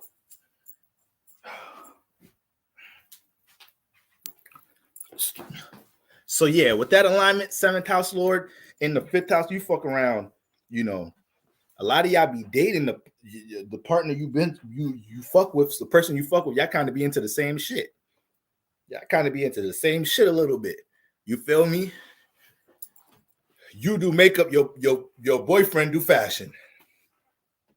He got a clothing label and shit. It be shit like that at times. You a singer, he an engineer. If y'all don't get y'all love hip hop head asses on, seventh house Lord in the fifth house, y'all want to be in love hip hop so bad. Seventh house Lord in the fifth house. Y'all want to be on love and hip hop so bad. Dead ass. Y'all be cute as hell though. Y'all be cute as hell. Make a good creative business relationship here. You feel me? So that's what be going on. Seventh house Lord in the fifth house. Y'all have to go to the park and go have fun with your friends. Find love there. You do anything relating to childlike activity. Anything that make you feel like a goddamn kid. Anything that make you want to detach from society to have fun, your ass gonna find somebody's gonna want to fuck with you, and that shit. Your soulmate be there. Your soulmate be there, guys. All right. But yeah, y'all want to be seventh house Lord for that. Y'all want to be in love and hip hop so bad. Y'all want to be Stevie. I'm the Puerto Rican princess, Stevie. So when we're gonna go to the studio, Stevie? You say you're gonna take me to the studio. Somebody get Jocelyn motherfucking linguistics together. It's been too long. Her shit still can't pronounce certain words, and her S's and R's still. Anyways, so that's seventh house Lord in the fifth house. Seventh house Lord in the sixth house. All right. He's a singer. I'm a singer. Wish us luck. Look, y'all. And they gonna say astrology. They gonna tell you this shit ain't it. They gonna try to tell you you're bugging out. They gonna try to tell you you're a demon because you're into this. But y'all ass is finding love over this. Y'all asses is getting clarity over your relationship because of this shit. All right. How old am I? I just turned 29. Yeah, he had a concert. She moved into the city and went to his show with her sister because that's some seventh house Lord. That's some seventh house Lord in the motherfucking thing. Seventh house Lord in the fifth house shit. Straight up.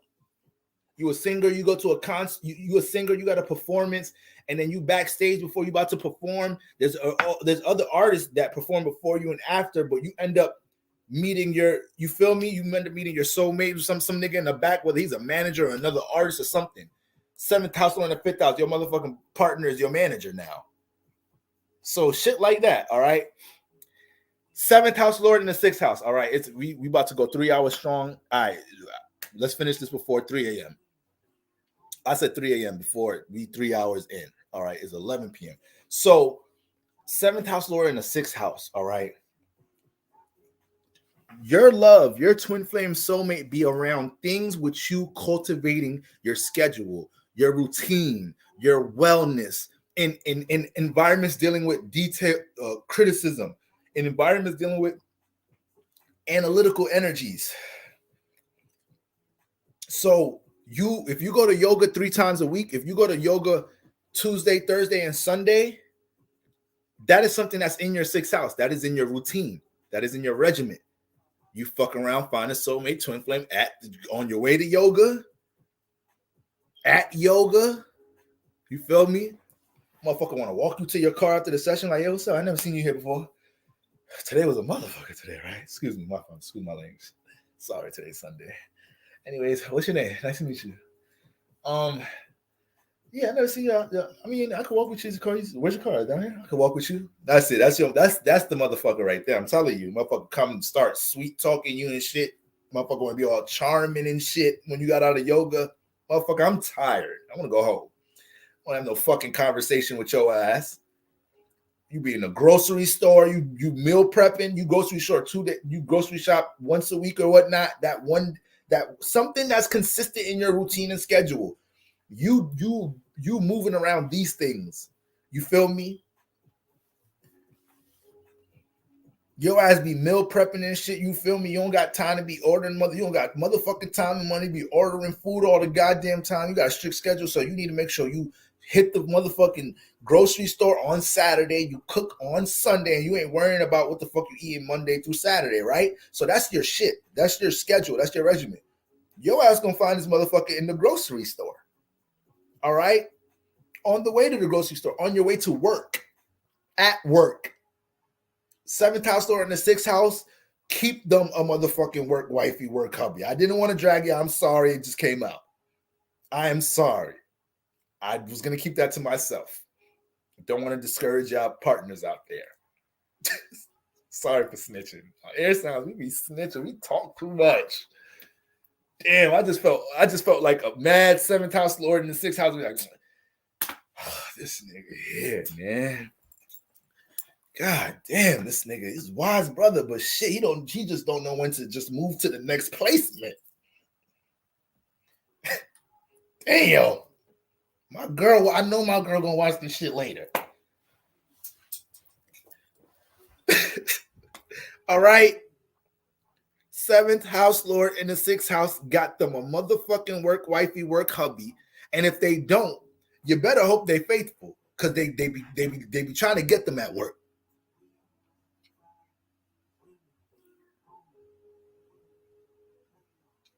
They be trying to get them at work. You better hope they're faithful. Because when they go to work, they can't even go do their own. It's somebody trying to fuck with them there. Intimacy be all over work. Now they might end up now this is the thing. They might end up actually seventh house or in the sixth house build fruitful ass relationships in their life through the workplace and through things that they like to work on and build in their life. So some of y'all manifest y'all soulmates and close ass friends and mentors because you were invested in doing something for work, whether it was a fucking a paid internship, whether it was whatever the fuck it was, a workshop that you was a part of, and end up your friend, your future close ass best friend, motherfucking best man at the marriage or whatever, motherfucker, you met the motherfucker in the workshop or some shit. You met the motherfucker flipping burgers in a restaurant. But whether it's intimate or the close ass friend, that should be coming out the sixth house like a motherfucker. Seventh house lord in the sixth house. But yeah, y'all asses should be happening in the workplace. You feel me? Should be happening in the workplace. My mom is married. You feel me? And she met her partner in the workplace. I don't really know my mom ascendant, but the three ascendants that I got in my head that could make sense to me, one of them shits play out seventh house lord in the sixth house. So it be deep. But yeah, like this is where y'all gonna get the shit at. The gym, anything with training, your regiment, your wellness. So this is why shit like the grocery store, shit like you doing things for your wellness. You yoga, you going to the gym. Oh my God, the gym. Some of y'all love the gym for that exact reason. You just feel the energy of social shit in the mother. You just feel the energy of social shit in that motherfucker. You feel me? Your ass be having your headphones on, act like you doing your whole shit. You know everybody looking at you in this motherfucker. You feel the eyes on your ass. A motherfucker come in there buffing shit, doing pull-ups and shit. Nigga act like he all focused. Nigga know, he know who's looking at him. Nigga be in shape. Nigga be. You can front when you a nigga in shape. You can front. Hey, what up, bro? What up? Shorty been staring at your ass 30 seconds. She trying to catch eye contact with your ass. So seventh house lord in the sixth house, a nigga come in there, be acting like he don't see shit, knowing he got shit popping in there. Women too. But overall, that seventh house lord in the sixth house, and not just the workplace, but remember things that you're working on. Not everybody works at a workplace. Some people work from home. Some people got their entrepreneurship going on, whatever. Things correlating around that. All right. So if I had seventh house lord in the sixth house, I might meet meet somebody right now in the comments because I'm working right now. This is part of my work. This is how I work. Somebody in my comments, one of my clients book a reading, they end up being my soul flame. I said soul flame. That's just how fire. They end up being my soulmate or some shit. So seventh house lord in the sixth house, it could filter out through what you're working on, not just the workplace. Don't think just because you don't work at a physical location, this, that, and the third, are like, damn, I could never think about seeing, I work this type of job. I don't see how that shit will manifest. It'll manifest. Trust me. It will manifest. All right. You gotta have some patience with the earth houses, but 7th house Lord and 6th house just need to calm down with the at work hubbies and wifeys and shit. Sometimes y'all be going, that shit was not really a joke. Like that was funny, but I'm dead serious. All right. Anyways, so 7th house Lord in the 6th house. Now, 7th house Lord in the 7th house. 7th house Lord in the 7th house. This is one of the most cheat code alignments in the zodiac. All right. But just like any cheat code alignment, powerful alignment, sometimes this alignment could get the best of y'all, and all the beautiful things that could come from the 7th house in the 7th house, Lord, all the beautiful things and potential relations that could come out of 7th house, Lord, in the 7th house. Some of y'all don't even see it because y'all fuck it up before y'all fuck it up too quick. Y'all fuck it up too quick. Why? Because when you have the 7th, okay, first of all, whenever you have the house Lord in the house, that's a different type of power. This indicates that you don't need to go to another house to learn how to do something. You have the intuition here. You have the innate influence here, right? You manifest natural opportunity here. So this is not just with y'all 7th house. This is why it's important for y'all to know house lords, because this is like power. That some of y'all, if y'all understood this, y'all look at y'all chart and start seeing your power some more. There'll be certain things you do. That the thing about these alignments, when you have the house lord in the house that it rules, you can be wishy-washy.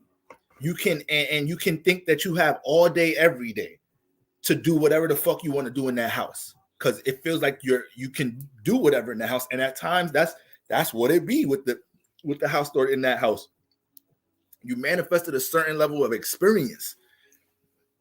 You manifested a certain level of experience that in the past life you did whatever the fuck you were doing in the past life, and what you brought here, you don't need to go to another area. You got this house lord, you got the ruler in this house, and it's up to you to set intention what you want in this house. So 7th house lord in the 7th house, if you want to get married, you could get married. If you're going to date with intention to get married, you're going to find you a mate, and it's going to be something that could be worked on in a harmonious way. 7th house lord in the 7th house, what happens most of the time? A lot of relationship experiences, especially at a young age. They so experienced with relationships by the time they fucking 18, 21. Some of them could have it's so hard to pick because they're so experienced syndrome, or some of them don't want to leave their options. So it gets so deep. 7th house lord in the 7th house. If they want to be in a relationship, they can. There's about 17 motherfuckers that want to be in a relationship with them. So, sometimes y'all got to calm down. 7th house lord in the 7th house. You got to really stop and think about what you want in your relationship life. And while you're stopping to think about that, it's okay to not feel like you need to entertain everything going on in your 7th house. Because at times, I know it's not just you. I know it's not you going out there trying to date everybody. You going out there. I know it's not just you. You attract this.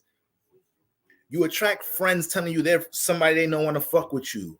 You attract being at the job or at school for the first week, people already trying to fuck with you because all you got to do is be in the 7th house, aka a social environment.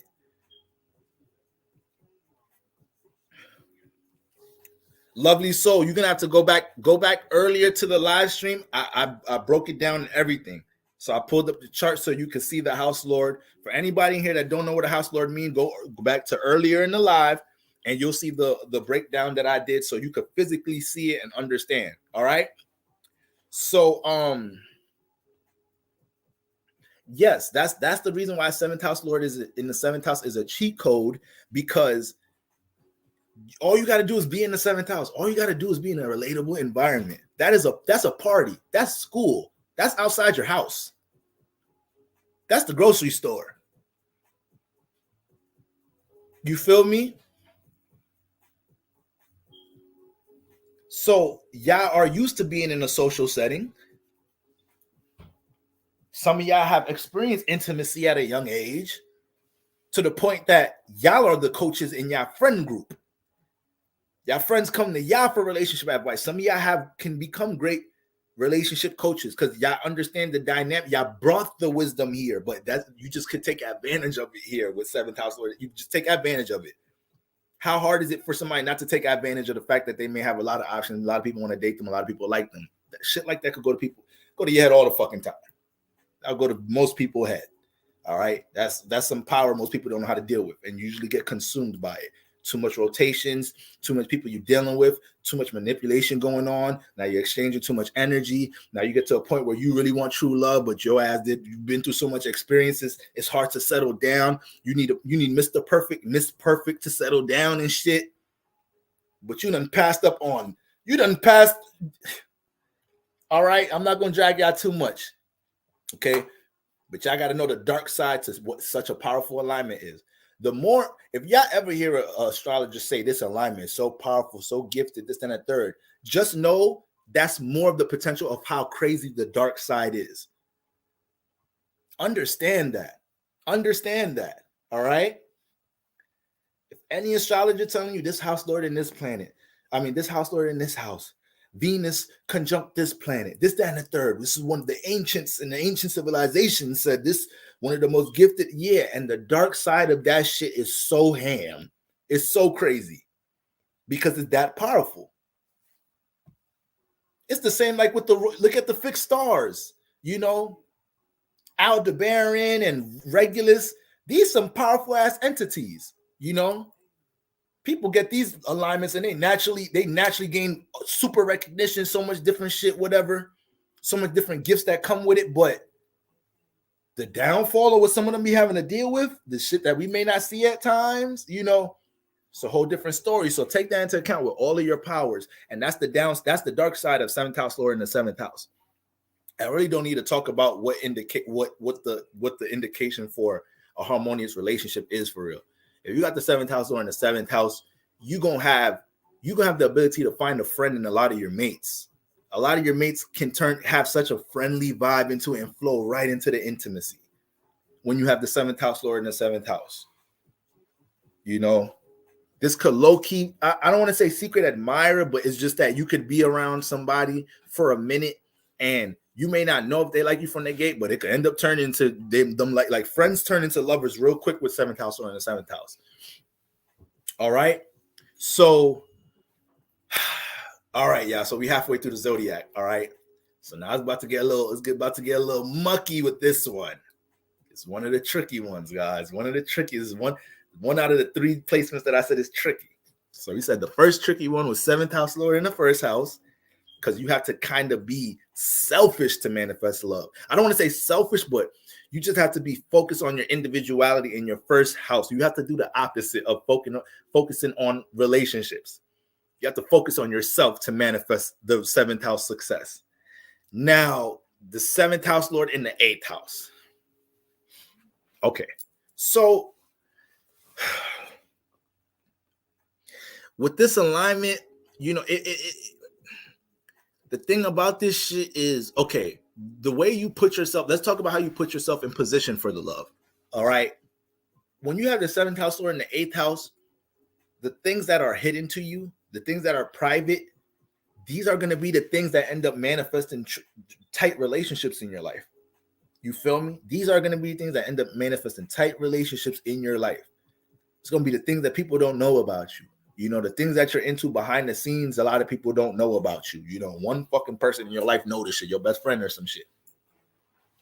Because the eighth house deals with behind the scenes energy and it deals with transformation, it gets tricky here because sometimes you don't see it coming.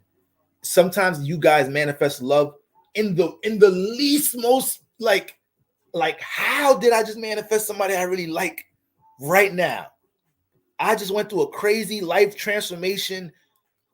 I just got kicked out of my house by my husband, my wife. I'm sleeping on the couch in my friend's house, this, that, and the third. We processing a divorce. I just got cheated on. I'm in the middle of a crazy transformation in my life. Where the fuck this person just fucking come from trying to help me with all this fucking change and transformation, being so understanding of all this reckless shit I'm going on? I'm not even in a position to date, and this motherfucker coming talking about like it's all understanding and shit. Mad extra understanding. So sometimes you find love in moments of crisis, moments of transformation, moments of things shifting, as simple as you moving from one place to another. That's a transformation. So things revolving around major transformations in your life, crisis-like moments in your life, Newborn Rebel said Saturn return phases. You might find them around that motherfucker, 7th house or in the 8th house. But this is the thing, 7th house or in the 8th house. This is why this alignment is so tricky, and it could get a little ugly here. Because when you have this alignment, you're gonna be able to you're gonna naturally have 8th house qualities of yourself in the 7th house. So you're gonna be one that feels natural. You're gonna be the one that feels comfortable, feeling like not all of you is being seen in a relationship. So 7th house Lord in the 8th house, people, you guys are gonna, like, if you're dating somebody that has the 7th house Lord in the 8th house, you're gonna have to build such a trustworthy rapport, because they may not be well with that. Most of them don't do good with the trust shit. So it's like they have to build such a comfortable rapport with you to the point they start opening up about anything. But sometimes that's tough here. Because that could be the same thing that bites them in the ass in relationships, being too closed off. Sometimes 7th house Lord, 8th house, their friend come to them like, yo, what's up? Yo, two girls, and one of the girls, one of her bros want to holler at her friend. Her friend don't pay attention. I'm a good girl. Don't want to know how the nigga look. Don't want to know what the nigga do. A lot of Mars placements can be like this too. A lot of strong Mars, Aries, Scorpio placements can just like reject love sometimes. Just like, I'm not even trying to think about that shit right now, yo. Like, they be good for that shit sometimes. You got to like throw it in their face to catch their attention. But 7th house or in the 8th house, a lot of the time, we got shit coming out of transformative moments. All right. Then we have situations where you're dealing with anything that's hidden. So I always use the analogy, like, let's say you go to hit motherfucking spiritual retreats once a month or some shit. You feel me? Don't nobody know in your family be doing that shit. Y'all be lighting candles, doing all type of shit. Y'all be doing sex magic and all that shit. You're gonna find the motherfucker there. You're gonna find somebody in that occult, esoteric ass retreat you be going to. That's where your love is at. Now, back to you guys having potential manipulative energies in the 7th house. Now, when I use the word manipulative, yes, that can be very negative, but then again, y'all know how to manipulate some shit for a positive outcome in the 7th house. So your ass know how to talk to somebody that has some resources you need, and you know how to communicate in a way that you're not making it seem like y'all should be working together for you to gain off that. You know how to make it seem like it's all the gain for them to be working with your ass. Whole time your agenda's hidden. So sometimes y'all are nasty. Y'all are nice with manipulating shit like that. All right. I don't look at shit like that negative. You knew how to, you gave the motherfucker what you sold them. You sold them the fact that you bring this to the table. They brought it. That ain't blood on your hand. That ain't blood on your hand. A different story. Blood in your hands is if you take advantage of a motherfucker and you try to make him think something else. You just knew how to work a little networking opportunity. 7th house Lord and 8th house. So they nasty like that. They nice like that. They create situations in their life, profitable situations in their life, put themselves in positions to be in profitable environments, to be with groups, to be in a group or deal with partnerships with people that's getting bread and money. So 7th house Lord and 8th house go so fucking deep. But the thing here is, like I said, with y'all having these manipulative ass tendencies, sometimes y'all actually manifest relationship through y'all doing some fucked up shit. So y'all ass cheat on y'all partner, but the person you cheated with end up turning into your next partner. So you thought you was in a relationship that had potential, then your ass cheated. You feel me? Transformed your first relationship, but then the person you cheated with, y'all start going on dates. Y'all start opening up.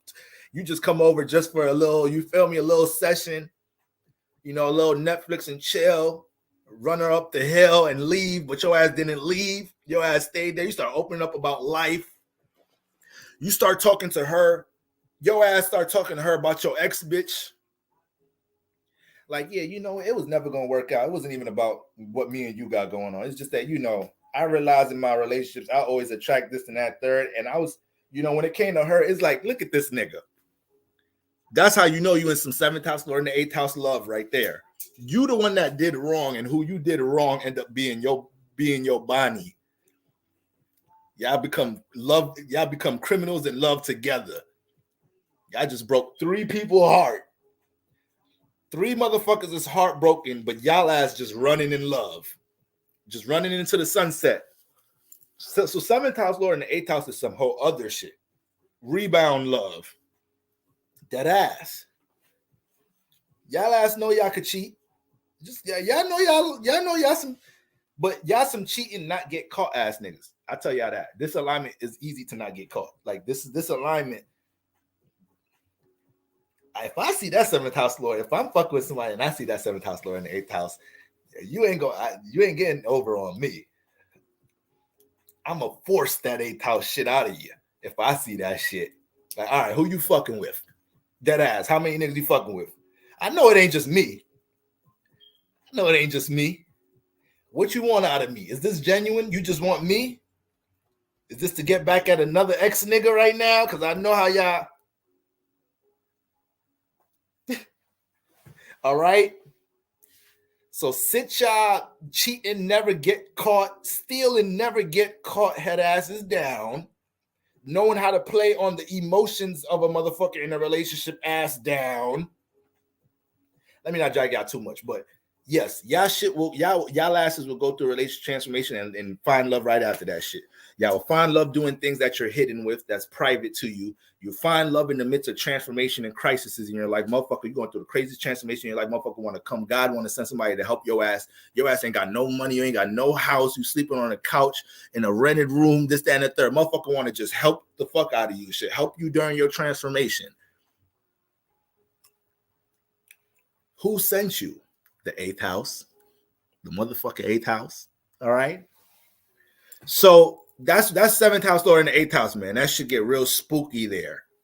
That should get very spooky, very tricky. It's a bit multifaceted here, like a couple of other houses. So these are the different ways it could come out. Now, if you're dealing with anything with the occult, esoteric world, don't even think you finna date a regular motherfucker with this alignment. I mean, most of us here, we all spiritually inclined. So a lot of us can't even date what I call a square. Like, we can't date squares. We can't date regular people. You know, that's what pimps and hoes call regular people in the world. So we the spiritual pimps and hoes. So I can't date somebody that's like, it just can't happen. I used to think I could introduce, I can't. No, I cannot do that. That is too much work. That is way too much work. So with the 7th house Lord and the 8th house, if you enter the occult, if you pulling cards, if you motherfucking if your friends call you to pull cards and you got the 7th house Lord and 8th house, do not think you finna go date this other motherfucker that got money but don't know shit about astrology. That shit ain't gonna work out. I'm sorry. Because once you start pulling cards, once it's the full moon in Gemini this week, you start talking to motherfucker 2 weeks ago, motherfucker come over tomorrow, see your altar, see all these motherfucking green Gemini candles, see motherfucking penis candles, vagina candles on your shit. Nigga be like, wait, all right, hold up. The fuck going on here? You one of these new ager motherfuckers. That's what they call y'all. You be fuck with the crystals and the rocks and shit. See, that shit ain't gonna work. It ain't gonna work. 7th house Lord and 8th house. You're playing yourself. You have to be into the same occult, deep, dark shit as they are. You're playing yourself. This is why you go find love at that spiritual retreat that don't nobody know you going to once a month. That sexual party in the city you live in, that menage a trois sexual party where everybody got mask on and in there having sex. You fuck around, find love there. Some deep dark shit, some shit don't nobody know, have a clue you dealing with. Fuck around, find love. I found love in a hopeless place. That's the shit, right? That's the 7th house Lord and 8th house like a motherfucker. I found love in a hopeless place. Yo, nah, hold on. I have to look at Rihanna's chart. I have to look at chart because if she has house Lord, she has 7th house Lord in the 8th house, I'm gonna lose it. I'm gonna fucking lose it. I'm gonna fucking lose it, y'all. Seventh house is in Libra. Okay. Seventh house is Libra. Where her 12th? Ooh, so she got it in the 12th, which we gonna get there. Ooh. No one. Ooh. So Rihanna's gonna be a really good example for seventh house Lord in the 12th house, and we're gonna get there. So seventh house Lord in the 8th house, y'all get the drift. Y'all get it. All right. Stop cheating on people just because you can't get caught. God looking. God caught you. Don't matter if your partner caught you. All right. Jehovah caught your ass. All right. Jesus caught your ass. Keep that in mind. They always watch it. No matter how 8th houses your ass think you is. There's a higher entity looking at your big head ass. So 7th house Lord or Calvin Harris. Okay, thank you for that. Thank you for that, Miss Bunny. That nigga talking about we found love in a hopeless place. Which house is in the fucking zodiac be hopeless as hell? Sorry, what the fucking I hope they got this nigga time. Okay.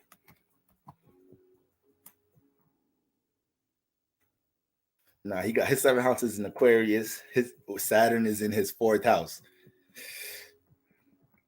That nigga be feeling like nobody caring for him in that motherfucker.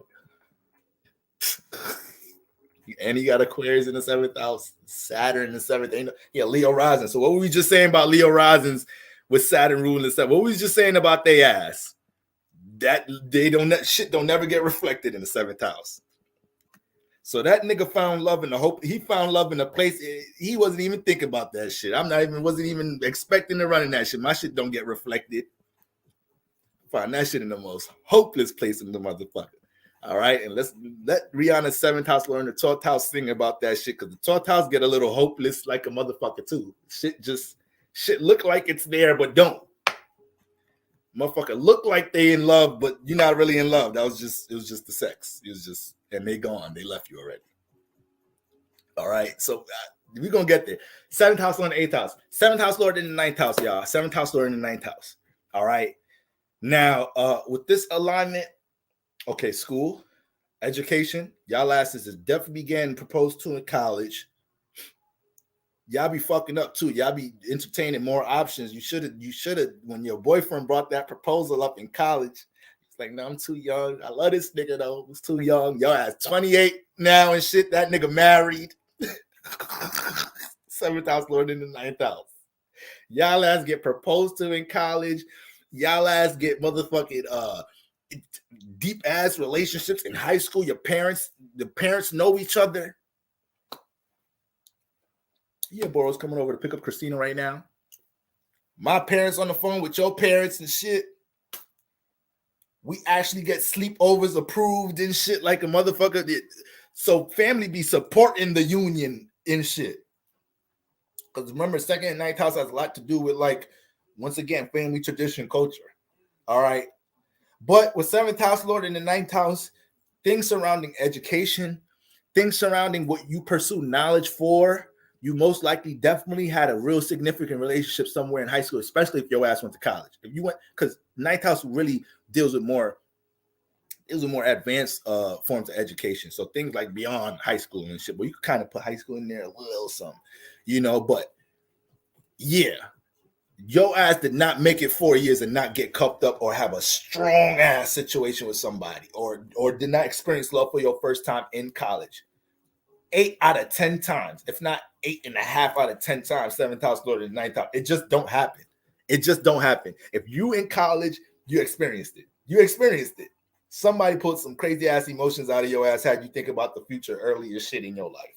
I mean, a lot of people get proposed to and married in college anyways. So a lot of people find their mate there. But 7th house Lord and 9th house, fucking around, gonna have a lot of options in college. It's gonna be gonna have a lot of options in the area. These people cannot date people that don't fuck with their beliefs. So this is almost like 7th house Lord in the 8th house. When we talk about if your ass pulling cards you into the occult, You feel me? Your ass is channeling Orishas and shit.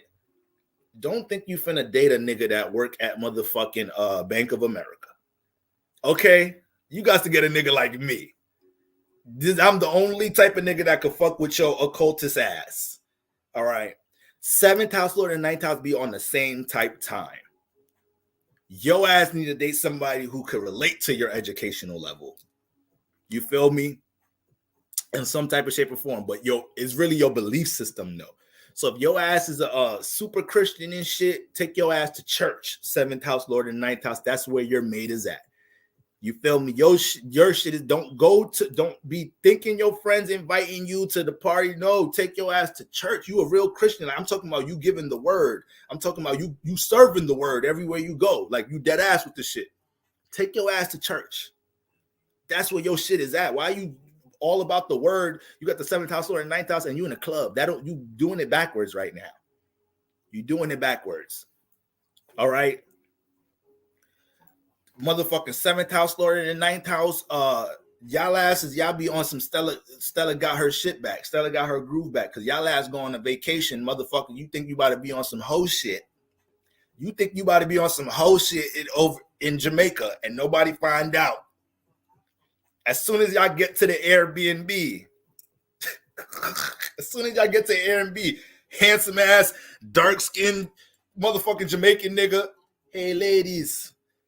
You ain't even been in Jamaica for 24 hours. You wanted to be a hoe all week, but now you just head over heels. This in-shape ass, never left Jamaica head ass tour guide got you fucked up. Now, 6 months later, yo ass, this nigga living in America because of you. Because of you. 7th house lord and 9th house, aka y'all be finding all type of love and soulmates and flames in places way out of your 3rd house. Way out of your 3rd house. So whether it was you from New York City, but you feel me, you from Brooklyn, but your ass went to USC, your ass went to motherfucking University of Texas, that shit is way farther from your motherfucking 1st house. You could have found love if you went to NYU still, because that's still college. You could have, if you stayed home into St. John's, still good potential here. But if you really trying to get married, take your ass to, let's hit the Midwest. Fuck it, let's go to school abroad. They be having all type of programs. Y'all take y'all ass go study in the Philippines or some shit. Love gonna be there like a motherfucker. 7th house lord in the 9th house. So y'all asses be going on vacation, be ready to hoe, can't even hoe, because you fall in love first day with somebody, tour guide. All your friends is hoeing because they got 7th house lord in different places. But every time it's nighttime, you're like, all right, y'all, you missing activities. In the morning, you're kicking it with the nigga.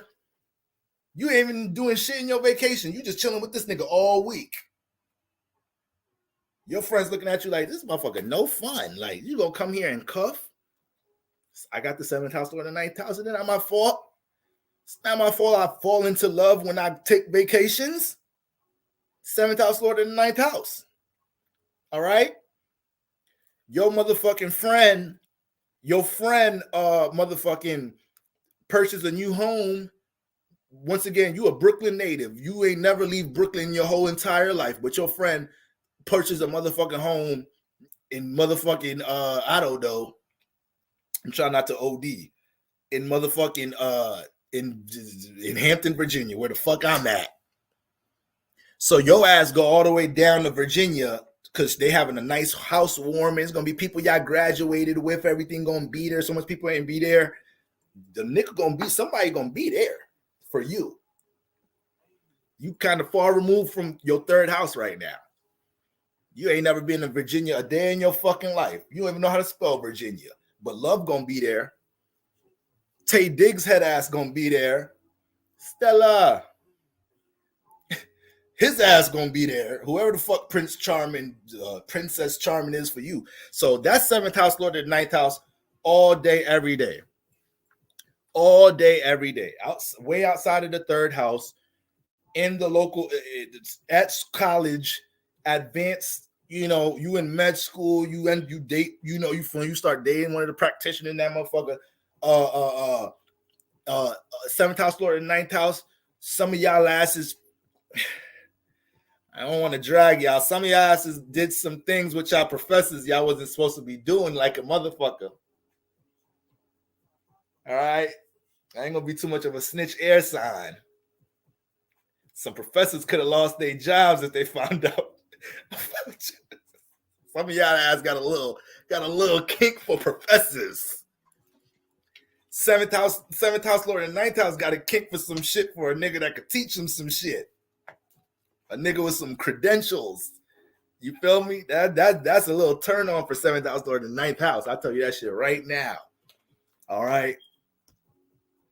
Dead ass. Okay. Some of y'all ass crushing on y'all teachers. Shit don't even be the attraction. So intelligent. All right, so it gives some Sapio vibes here. Definitely gives some Sapio like vibes here. All right, but yes, things revolving around your spirituality. Take your ass to church if you are religious. Like, I mean, it ain't really probably that much religious people in here because we motherfucking spiritual. But shit, if you got a cousin, sister, they ain't into this shit. They got seventh house lord and ninth house, and they into God, they into Jesus. Make sure they don't miss no motherfucking Sunday events if they ass trying to get married. They need to be in all services. I mean, all the 9 a.m. service. Come back for the afternoon service. Come back for the early evening service at 4 p.m. And if they ain't got shit to do in the nighttime, they better be at that extra Bible study with the kids. They lead the Bible study. You better ask your pastor if you can lead Bible study. You're gonna end up finding that shit. Or if you just on some spiritual shit, on some astrology shit like we is in, right? That was hella ghetto of me, like we is in right now. Okay. Then, like I mentioned on IG, you fuck around, find love in your DMs based off of a fucking spiritual thing you posted. You know the new shit now is replying to motherfuckers don't DM you straight up. They wait till you post some shit in the story and then just laugh at you. Say, oh my God, this is so funny. That'd be the way of a motherfucker trying to, that's the new wave. I just put y'all on to some shit if y'all late. If y'all late, that's the new shit, y'all. You don't direct DM no more. You just wait till they post some shit in their story and you just act like you care about the shit in their story. But you gotta be quick with it. You gotta be quick with it. Once they like the shit, you feel me? You write the laugh reaction. Like, yo, you gotta send me this now. This mad funny.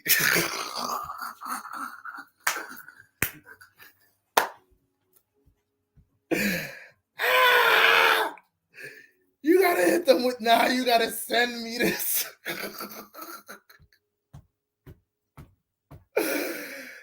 I'm sorry, I'm really the relationship guru. Like, I'm really the relationship guru. I'm really that nigga. Like, I'm really about to start matchmaking because I does this. I'm really about to start matchmaking. You just reply to the story, that's it. Boom, it's lit. As soon as they react, boom, send me this. Like, now you always be posting mad funny shit in your story. Where you be finding this shit? Where you from, yo? Boom, it's lit. It's over. But when you got the seventh house lord, the ninth house, it be shit dealing with your motherfucking spirituality and shit. Shit dealing with your belief system, and don't think you about to date somebody that don't fuck with your belief system. And the minute you feel yourself forcing your belief system on somebody, just it's a dud. Give it up. Because a real seventh house lord and ninth house relationship. This is a cheat code. This is how you know. Because this is the indication. When you got the seventh house lord in the ninth house, Sage Aggressor said, peep that ain't falling for it. When you got the seventh house lord, when you got the seventh house lord in the ninth house, you know you got some shit when your ass is up all night talking about your experiences, astrology, spirituality. It's vacation. You on a vacation, all your friends hoeing once again, and you with Tay Diggs in the shit. Y'all ass drinking coconut rums and shit on the beach, watching the stars, like talking about child life trauma and relationship experiences and what y'all want to do with y'all future. Oh yeah, seventh house or the ninth house all day. Why the fuck am I unlocking all my life history with this person this quick?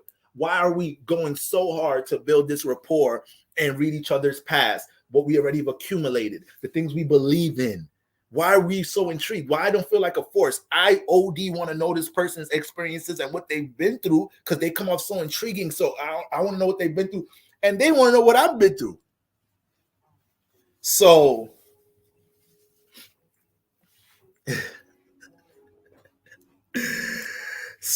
damn, yo, YouTube comments be mad late, y'all. YouTube comments be mad late. So y'all be laughing at some shit I made a joke about 8 minutes ago. I'd be like, all right, YouTube, what the fuck going on? I made that joke 18 minutes ago. Motherfucker talk about motherfucker comment right now. Oh my God, Sweetness, you so funny, boy. Sweetwater. Like, I made that joke 2 hours into the live. YouTube be just trying to fuck shit up all the time. All right. Can't stand being a conscious nigga on the internet. We gotta deal with too much shadow ban, all type of dumb shit. So that's 7th house lord in the 9th house. 7th house lord in the 10th house. 7th house lord in the 10th house. Your love, your partner, your soulmate, your twin flame. But yeah, I'm in Hampton. Facts. Your twin flame, all of that is intertwined within what you're known for, what you have a reputation for. If you're known for DJing, you're a music DJ in your neighborhood, most likely on your way to go DJ a party, to another gig, at the disc store, I'm thinking about like old school DJs and shit, but like at the fucking record store, I'm thinking about Juice and shit, the movie Juice. You know, shit like that. You doing things revolving around your 10th house. So what am I known for? I'm known for talking this spiritual shit and astrology shit on the internet. That's what people, you hear Border Lucky Libra. If you know who Border Lucky Libra, that's what you're going to say. Oh, you astrology, you talk about spirituality, you talk about astrology shit, boom, boom. So if I had the 7th house lord in the 10th house, my shit would be around all of this. I would know it if it's in my career. I would know she's in my DMs. I would know that. I would know she's in the comments. Like, it would be that's all it would be. You know, that's it. I would know is potentially a client of mine's, like shit like that. So when you have the 7th house lord in the 10th house, you know, whatever your social status is, whatever you're known as, whatever you develop a reputation for, these things, it'd be around these things. You're a party promoter, it's gonna be at the motherfucking club. It's gonna be at the motherfucking party. You work in the health department, you a nurse. A motherfucker might come in there shot 6 times. You gotta rush the nigga to the trauma unit and everything. But you happen to be the nurse taking care of a nigga. Nigga wake up out of a coma and shit. Your ass in there nurturing his ass. 7th house lord in the 10th house. Fuck around, fall in love with the goddamn. This nigga is all fucked up, but you love him now. He got a home when he get out this motherfucker. He was homeless, running the streets when he came in. Met your 7th house lord in the 10th house having ass, a nurse having ass, and now your ass is now you got a home. Now y'all both good. I'm telling you, I should be that deep. 7th house lord in the 10th house. Don't think 7th house lord in the 6th house the only one with the work wifey and the work hubby. You know, 7th house lord in the 10th house straight up is the example of motherfuckers that be in business relationships for real. These are artist manager relationships. You know, that ass. These are motherfucking these a lot of those type of relationships manifest out of 7th house or in the 10th house, because most of the time the person, you feel me, the person manifested connecting to this person through doing a 10th house thing, right? So if, let's say somebody's a rapper, they're known for being a rapper, all right? If you're known for being a rapper, and then, you know, you meet it's on some Cardi B Offset shit, just using them for example because they're both rappers and they together. How the fuck was Cardi B gonna meet Offset if she wasn't into entertainment and all of that shit? Like, she had to be into these things to get, you know, in them doors and in that crowd. And now it's like, oh, we both rappers. And what happens? They start making music together. So they could turn, but they both met in that space though. You feel me? So 7th house Lord and the 10th house be deep like that. What you do in career, what you do, you feel me? What you're known for, what you have a reputation for, all them things revolve around you dealing with some form of, you meeting a mate in that area. I'm trying to think of more hypotheticals for you, but I think that really much covers it right there. 7th house Lord in the 10th house. You a YouTuber, you trying to build a platform. The shit don't even have to be all built and popping yet. Your ass don't have to have 100 subscribers yet. But in some type of shit perform in the midst of you building up this, that, and the third, in the midst of you getting some camera equipment at Best Buy for your shit, your ass walking out the Best Buy heavy ass shit. And nigga like, yo, I got you. I can help you with some of that shit. The fuck is all of this for? Oh, I'm starting a podcast. Why my girl voices always sound? Well, I gotta give like the airhead ratchet voice when I do, like, oh my god, no, I'm starting a podcast. Yo, black women, I fucking love y'all. I realized something too. White, I'm even gonna go there. 7th house Lord in the 10th house. That's how that shit plays out. All right, that's how that shit plays out. 7th house Lord in the 10th house. 7th house Lord in the 11th house. All right. 7th house Lord in the 11th house. Yeah, there's going to be saved on both. Borrow turn into new is borrowed the exact count. Dead ass. Actually, I want to finish what I was going to say because it's going to make it seem I was probably going to say some racist shit because I just said the word white and stopped. Motherfucking white gay people be just copying black women.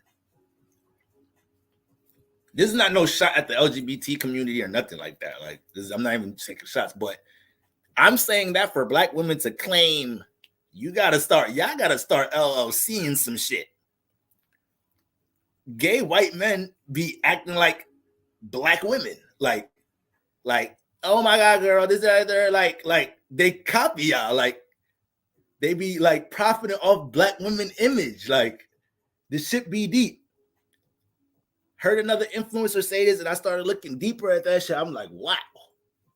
Do black women even realize that shit? No, because black people are just good at just letting people be a part of the culture, and we're just so warm-hearted. Let the white boy come to the cookout. That's our nature, right? Don't be realizing how like motherfuckers got y'all whole image. Got y'all. Any white gay person that's on some comedy shit, they're acting like the ratchet, stereotypical black, ghetto, fabulous black women. Like they're talking like them and everything. They taking y'all lingo. So y'all asses better get together and figure some shit out. Y'all better start copywriting y'all shit. Black women come up with trends. That shit, the LGBT community, they snatch that shit right the fuck up. All right. Yeah. Y'all got to make a deal with their asses. All right. So, right, and this ain't no new shit. It's been going on. It's been going on. All right. Anyways. Now, shout out to all my non-melanated folks in the building. All right, we on some spiritual shit. Boro ain't never gonna judge y'all. All right, but we're gonna call out the real out this motherfucker. All right. Now, 7th house Lord in 11th house. This a little bit of a cheat code too, because it's an air house. This a little bit of a cheat code too. Okay. Whenever you got the seventh house Lord in any of the air houses is low-key a cheat code. But like I mentioned, like I was harping on both of those placements, 7th house Lord in the 3rd house, 7th house Lord in the 7th house. I was making sure y'all understand how y'all could easily take advantage of y'all power and end up with none of the shit y'all want in the 7th house. All right. Hampton, VA is cool. You feel me? This is my college town. I went to Norfolk State. You feel me? So I went to Norfolk State. So it's not like I just moved to a random place. I got, this is almost like second home a little bit. You feel me? But I'm always gonna be a city nigga. You feel me? I can't. I can't stay away from New York City for too long. So, I'm going back and forth, this, that, and the third. Like, that's just me. I'm just a city ass nigga. But when I'm here, I can actually deal with some peace, though. I can deal with some peace here. All right. So, boom. 7th house, Lord in the 11th house, y'all. I should have went to Morgan. Oh, man. Let's not get all the everybody starts shouting out the H. But my HBCU better. My HBCU better. Now, we one family, y'all. We one family. Shout out to all the HBCUs in the building. All right. Now, 7th house, Lord, and 11th house. Let's finish up strong, y'all. Let's finish up strong. This is another cheat code alignment because it's an air house. This air house focuses on the motherfucking places you don't know, people you don't know. So you simply being in a place you never been before, whether your coworker invited you there, your ass stranded or some shit, your ass motherfucker waiting on the side of the highway for AAA and shit to come, your insurance and kick in and shit. A motherfucker want to come through, help fix your tire and shit. Your ass don't know a nigga like me, a real good man like me, come through, help you fix your tire with nothing attached. If you got 7th house or in the 11th house, your ass gonna fall for me. You fuck around, that be love right there. You just we found love in a hopeless place. That's the shit. This is hopeless as hell. Your ass was hopeless. Your ass was waiting for AAA. It's dark as hell out here. I could have did whatever to your ass. Ain't nobody would have caught me out here, but I'm a good man. I fixed your tire. All right? You good now? You safe? Now you feeling the way like, well, I mean, like, where you from? What's your name? You're not going to tell me nothing about yourself? You're going to fix my tire and leave? I mean, I'm a busy man, baby. I mean, shit. Boom. That's it. That's how you met. Now, that's the story you're telling your kids now. 26 years later, this is what you're telling your kids. 7th house, Lord, and 11th house. Like, yeah, I was really just, it's a long day on the ship. I was taking my black ass home. Shit, I saw your mom in the dark. I almost missed them. One of my headlights was out around the time. I had to get one of my headlights fixed. So I almost didn't see her on the right side. Hopefully I saw the car. Her blinkers was on right now. I pulled over. I ain't gonna lie. Back in the day, I ain't gonna lie. I ain't gonna lie to you, son. All right? All right, you don't be sorry. I know it's nasty. I'm sorry. I'm just expressive, but that's how it play out. 7th house, Lord, in the goddamn 11th house. Somewhere outside of nowhere close, familiar to your motherfucking well, actually, it don't even have to be so much that it's so far away from your 3rd house, but it just has to be in the external realm. So it could be at the mall, even though the mall is somewhere that you might be familiar with, right? The mall that's in your neighborhood or whatnot, the mall is still kind of an 11th house place. All right. It's not really your 3rd house like that, unless your ass live right across the street from the fucking mall. That's your fucking 3rd house then. All right. But y'all get what I'm saying.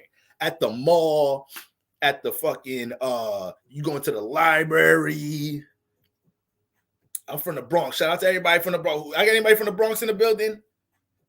Your ass going to Fordham or some shit. Your ass going to do some shit in the Bronx somewhere. I'm from the uptown Bronx. But if I take my ass to the South Bronx and I got the 7th house or an 11th house, I might find me something out that motherfucker. Because I don't know you South Bronx niggas like that. I don't know you niggas like that. Y'all's doing a lot of killing around here. It don't be us. When they be talking about motherfuckers killing in the Bronx, it be y'all's niggas. We be chilling uptown.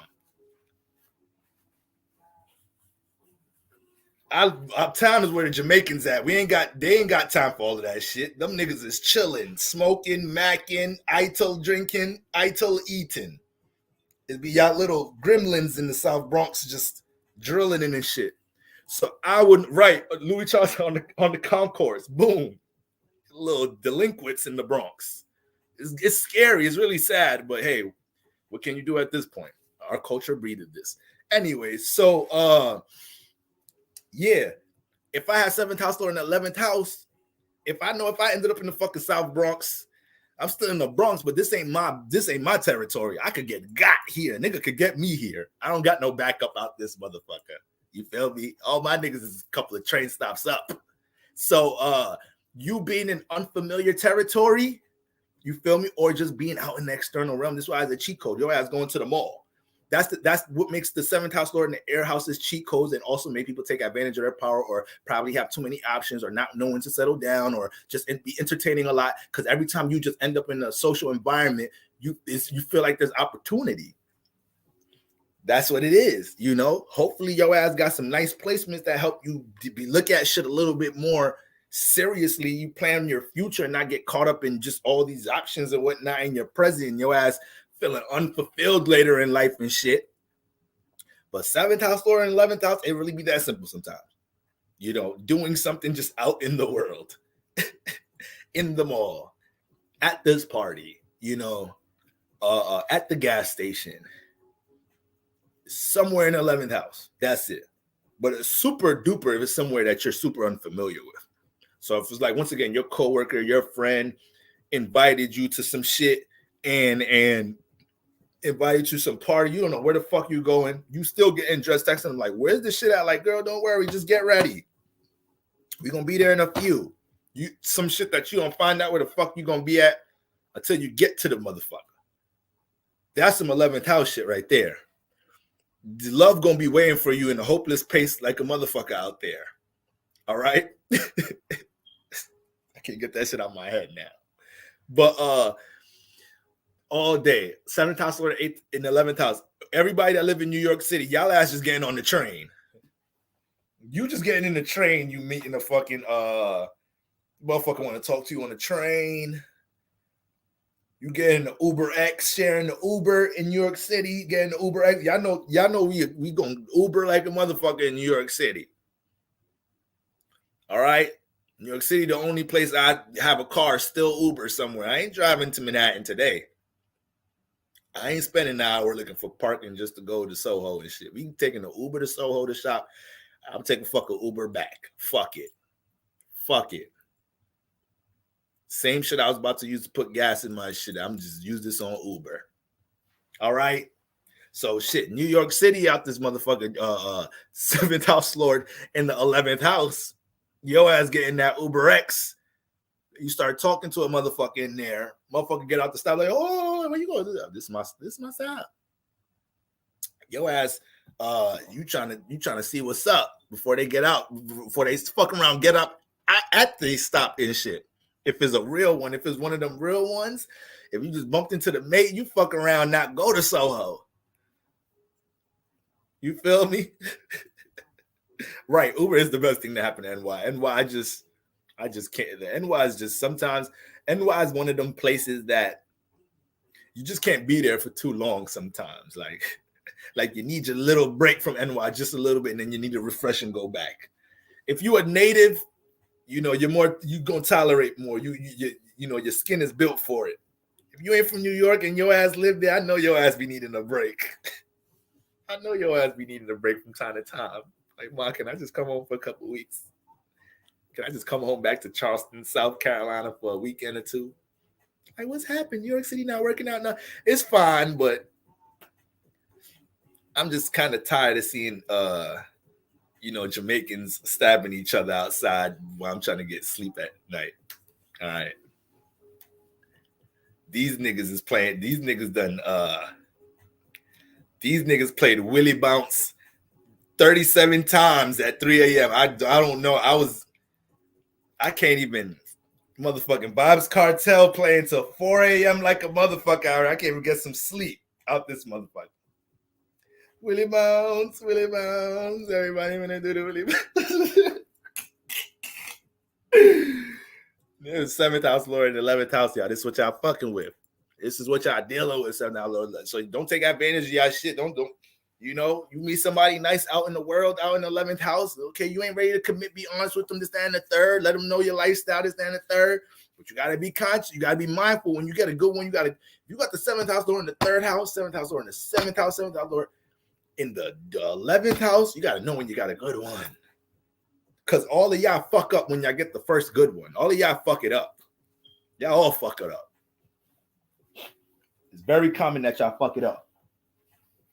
7th house lord and the 3rd, 7th, and 11th usually fuck up their first love, because once that shit became too overwhelming, you just felt like you was gonna get it again. Felt like you're gonna manifest it again. Start taking a couple of years to start realizing not every relationship is like that. Not every relationship is that soul penetrating, you know? Fuck around and you gotta learn from that shit. Seventh house lord in the air houses. You gotta learn from that shit. All right. Last but not least, seventh house lord in the 12th. All right, which is one of the trickiest ones. All right.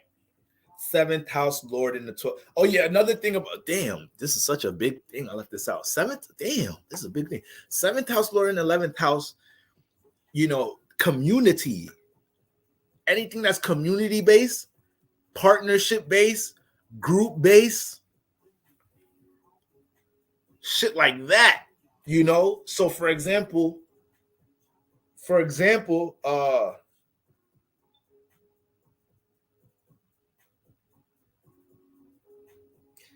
yeah, like you being in a fucking Facebook community group for the most part. You dealing with any type of community, putting things together. Don't let you be doing actual charity and shit in your neighborhood and shit.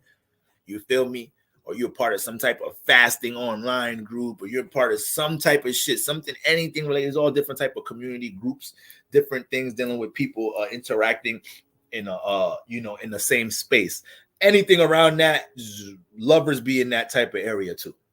You in anything where you're playing a role, you're on a part of a team. If you have seventh house lord in the 11th house, and you're a part of some type of team, you're a role of some type of team. It should be around shit like that. All right. Now, yeah, last but not least, seventh house lord in the 12th house. All right. Like I said, this is one of the most trickiest ones here. So the 12th house is just a spiritually inclined ass house. Motherfuckers act like they know what the 12th house is. Don't none of us know what the fuck is going on in that house. I don't give a fuck if it's me, Cheryl's, Dolo the pilot, man, motherfucking, is Zodiam, the big Empress energy. We don't know what the fuck is going on in that house, and neither do you. All right? The house is a fucking mystery. But all jokes aside, though, when you look at the 7th house lord in the 12th house, the reason why this one is tricky because the 12th house deals with your dreams, your imagination, right? Your dreams, your imagination, your subconscious, all right? Your aspirations. So your relationship with these things dictate what you attract in your 7th house. All right, let me say that again. Your relationship with your dreams, with your imagination, with your subconscious dictates what you attract in the 7th house. I knew this definition when I was tweeting it might go over people's heads. So this was one of the ones I was feeling to verbalize and explain to y'all. All right. So you can't have a house that correlates to your subconscious so much and then have a negative subconscious. And from a point where your outlook on how you deal with your emotions, connecting, or things even dealing with your potential, your aspirations, these things is all fucking negative and whatnot. And you think you finna have the 7th house lord and the 12th house and manifest a successful relationship. Your ass gotta have a good a healthy relationship within like a motherfucker. All right.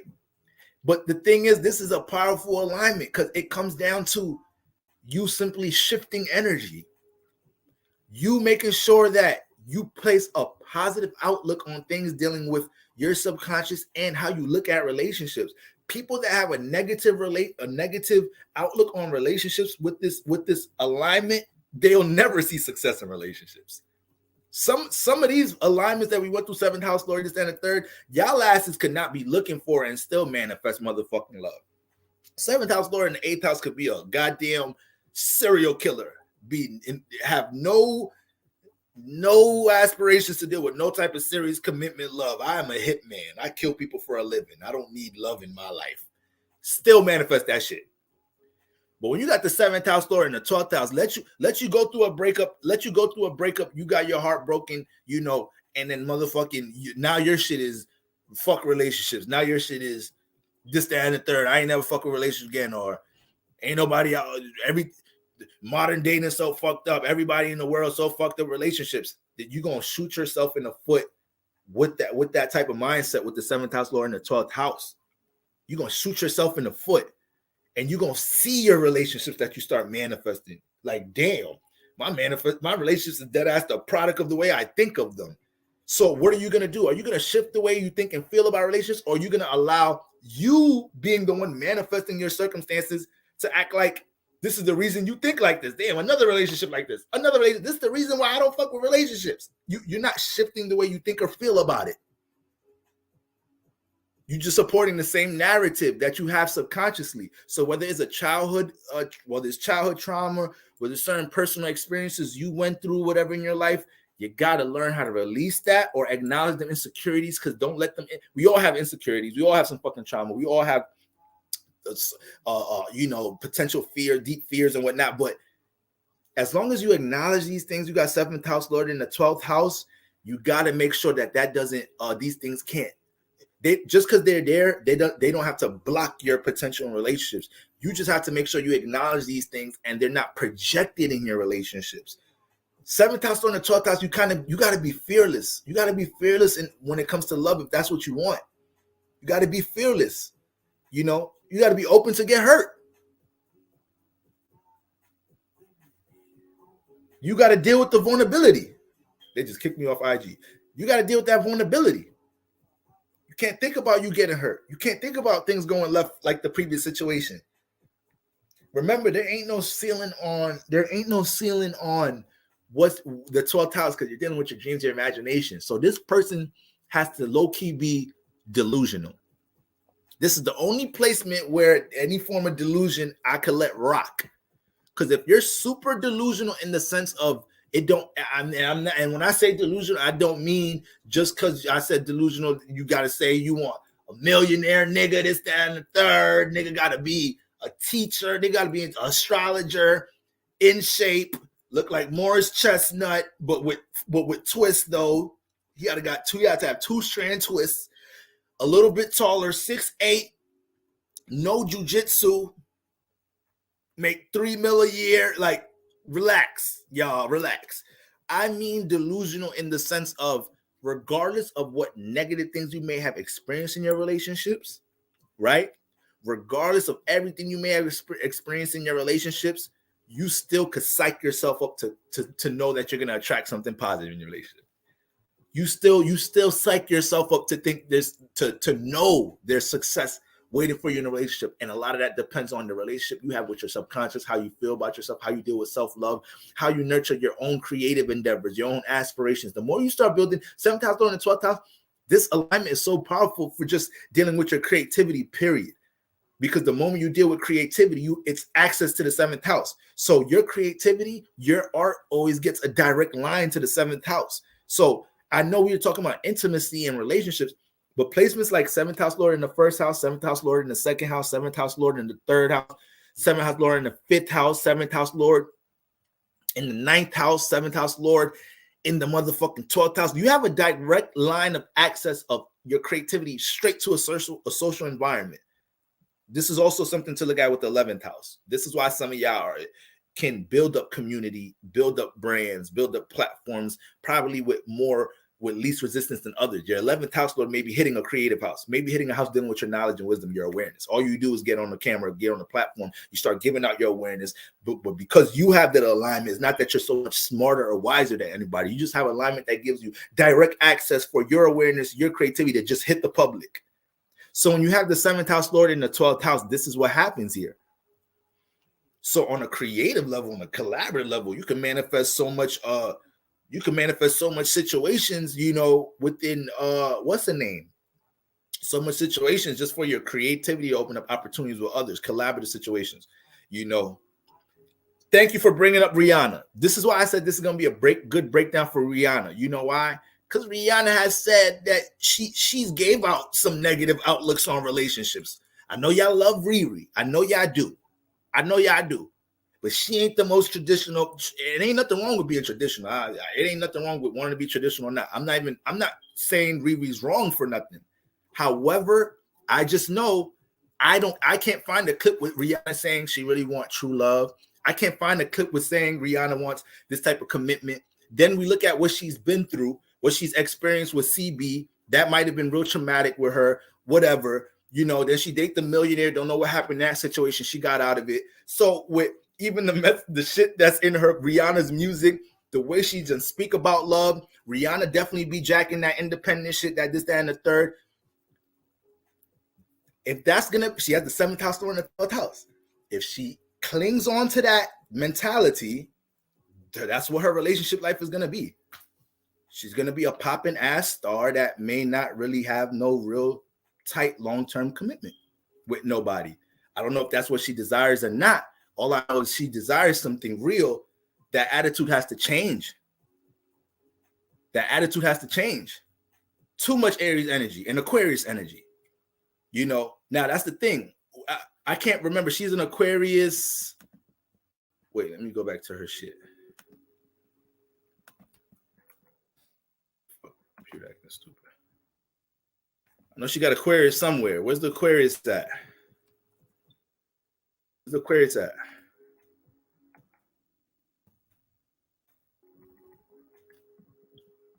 I thought she, okay, Mercury. Yeah, her sun is cusping. Yeah, her sun is cusping. So, see, her sun is 1 degree Pisces. So, that cusp gonna see the imagination to all different type of possibilities in their life. But you know, I'm just using her as a quick example. I'm not trying to drag you. I just want y'all to really understand this on a deep level, guys. Like, you know, that shit is deep. With the 7th house or in the 12th house, you literally have the power to summon your love. You literally have the power to summon your love. You know, but it starts with the relationship with you. It starts with the relationship that you pour into the things in your subconscious, in your imagination. You know, it pours into the potential, how your attitude about the potential of your life. You know, if you just look at your life, if regardless of what circumstances you're dealing with, you're able to look at things in your life leaning more on the optimistic side, on the positive side, on the extracting a lesson from that experience side. I'm telling you, 7th house or in the 12th house, because it's like the 12th house deals with teaching, guys. This is Jupiter's home, Neptune's home. This deals with understanding. Jupiter and Neptune, forget Jupiter for now. Neptune is one of the most understanding planets that we have, if not the most understanding, besides the moon. If these were all people, Neptune and the moon and Venus would be the top 3 most understanding people. And Neptune would probably be number 1. Why? Because Neptune is the oldest one. So Neptune, the moon and Venus already naturally understanding, but Neptune is older and elderly and understands. So it's way more compassion for what you're experiencing, right? So if you have the 7th house on the 12th house, how do you manifest this healthy potential in your relationships if you lack an understanding of yourself? You lack an understanding, you playing victim energies. You lack an understanding of what's a positive outlook with things dealing with, you know, your personal aspirations, how you care about yourself, how you analyze your subconscious, your outlook on relationships, your outlook on connecting. All right. I used to be a bitter motherfucker too. You know, I still don't rock with certain things in relation. Like I'm still not so much a supporter of marriage for real. This, that, and the third. But I used to think it was so easy for me to just live my life by myself. I ain't never this, that, and the third. I had to snap out that. That's very immature. I can't control the day I walk outside and meet somebody and fucking potentially bump into a mate. What I'm gonna do? What I'm gonna do when I bump into a soulmate, a twin flame? I can't do nothing at that point. I'm gonna run from that love. I'm gonna run from that. So that's very immature. That would be very immature to think that that's not a realistic possibility, and connection can't happen. So if you have the 7th house door and the 12th house, you have to be careful. You have to be careful here. And the 12th house is like a sponge.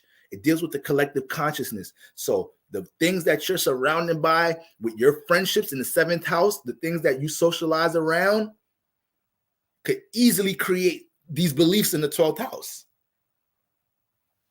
You know, not just your experiences, the things that you know may be things that you may be persuaded about around you.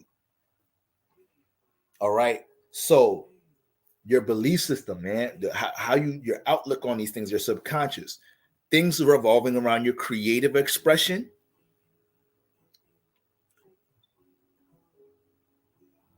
things revolving around your creative expression, things revolving around your belief system. Once again, you're pulling cards, you're teaching spirituality, you love watching spirituality, all right?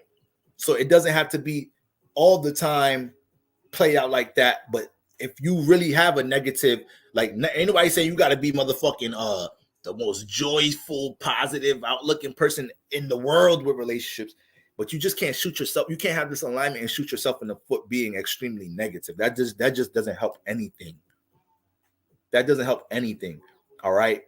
But shit, you got this alignment and your ass pulling cards. You like dealing with spirituality, whatever. Things revolving around your belief system, This is where your love be at. This is where your soulmate be at, You being more understanding about what your subconscious needs and how you could possibly give that to yourself before you meet somebody. Once universe, if you got the 7th house lord in the 12th house and universe sees you nurturing your 12th house in the subconscious, you just gonna manifest somebody that wants to take responsibility for doing that and does it almost does it better than you could do it for yourself. But it's out of love though. It's not out of possessiveness. It's not out of. Now this is another thing that can happen with this alignment. If you have a real negative outlook on relationships, you can attract all type of enablers here. So because the 7th house, remember, we're dealing with a loss, illusion, attachment, motherfucking, what's the name?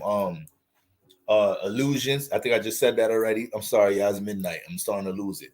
But that's the 7th house lord in the 12th house. Those things could be in your relationship. So you having a negative outlook on things in your relationship, that just amplifies the ability to get manipulated, amplifies the ability for somebody to just use, the alcohol you like to drink, the weed you like to smoke, the perks you like to pop, whatever your vice is. Yeah, you'll manifest somebody come in your 12th house and use that to blind you to get what they want, take you to la la land. And then now it's like that just supports that message you're putting in the air. Relationships ain't shit. This, that, and the third. This, that, and the third. Stephanie just said, what if you have a positive outlook on relationships? You must have just got here. You must just got here. All right. So you might want to rewind a little bit. So that's what's going on, 7th house lord in the 12th house. That's what's going on here. But your ass start nurturing self. Your ass take your spiritual development serious. Your ass is, serious about putting yourself in a healthy space in life. You're not just posting shit. You're not just tweeting it every day. You're making efforts to get up, do this, remove this energy out your life, meditate, heal, self-love, learn, be open about yourself. Let people tell you about yourself. Let your exes tell you about yourself. Let your friends tell you about yourself. The more understanding you get in the 12th house, the more somebody's gonna come swoop right in this house, and they won't have to deal with all that resentment. Now you're in a form to deal with this union, because even if you do manifest something with a negative outlook here, you're gonna most likely self-sabotage it. But I don't see it happen. I don't be seeing that shit happen though when you have a negative outlook though. It's just sometimes you just can't attract. You just can't get to it because you got to summon your shit here. You got to create it in a way. All right, but there is potential to manifest this around creative environments and spiritual environments. All right, and education too a little bit.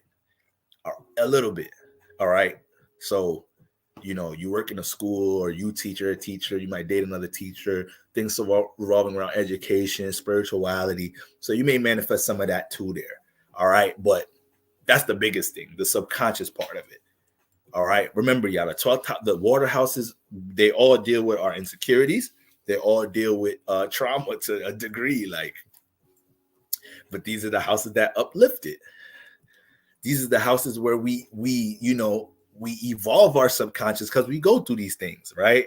So don't have trauma. Don't nobody have some sort of insecurities to some degree.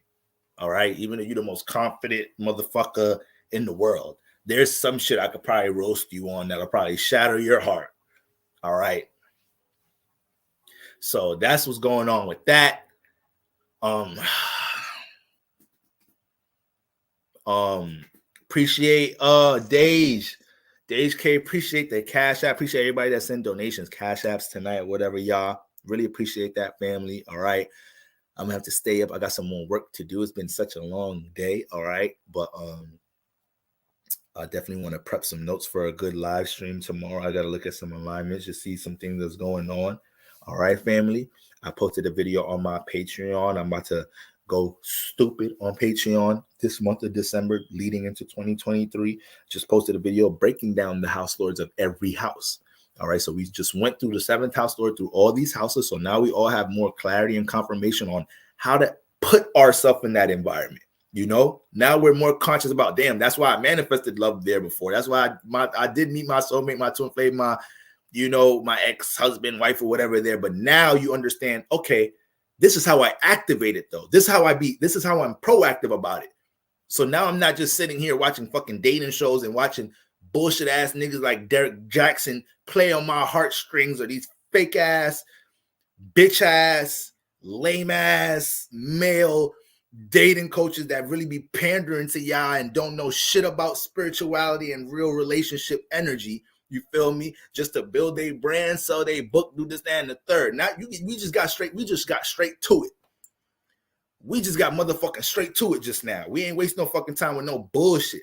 So now you know how to put yourself in the energetic space. All right? And stay patient, family. Okay? Now, for y'all that are more inclined with reading the chart, click on your 7th house lord aspects. All right. Any squares or oppositions to your 7th house lord are things that you deal with minor challenges and issues from time to time in your relationship life. So everything we just said with the 7th house lord transit in the houses, yes, you can still manifest love, this, that, and the third in these areas. But if let's say your 7th house is really taking a beating in this lifetime, square the sun, square Venus, opposite Pluto, and this is sometimes it don't be all your fault in relationships. You be dealing with a lot of fucking challenges in your relationships and shit. All right. My 7th house lord is my fucking is the moon. All right. My moon, I only got planets in like 3 signs. So my moon is in Capricorn squaring 2 planets in Libra in the 9th house, my sun and my fucking Jupiter. So I be having to learn quick in my relationships. And I be having to apply my knowledge quick. Like I be having to apply it quick, or I could self-sabotage a lot of the times. I be having to learn how to look at my relationships from a lighter perspective, not thinking so practical, so realistic about it.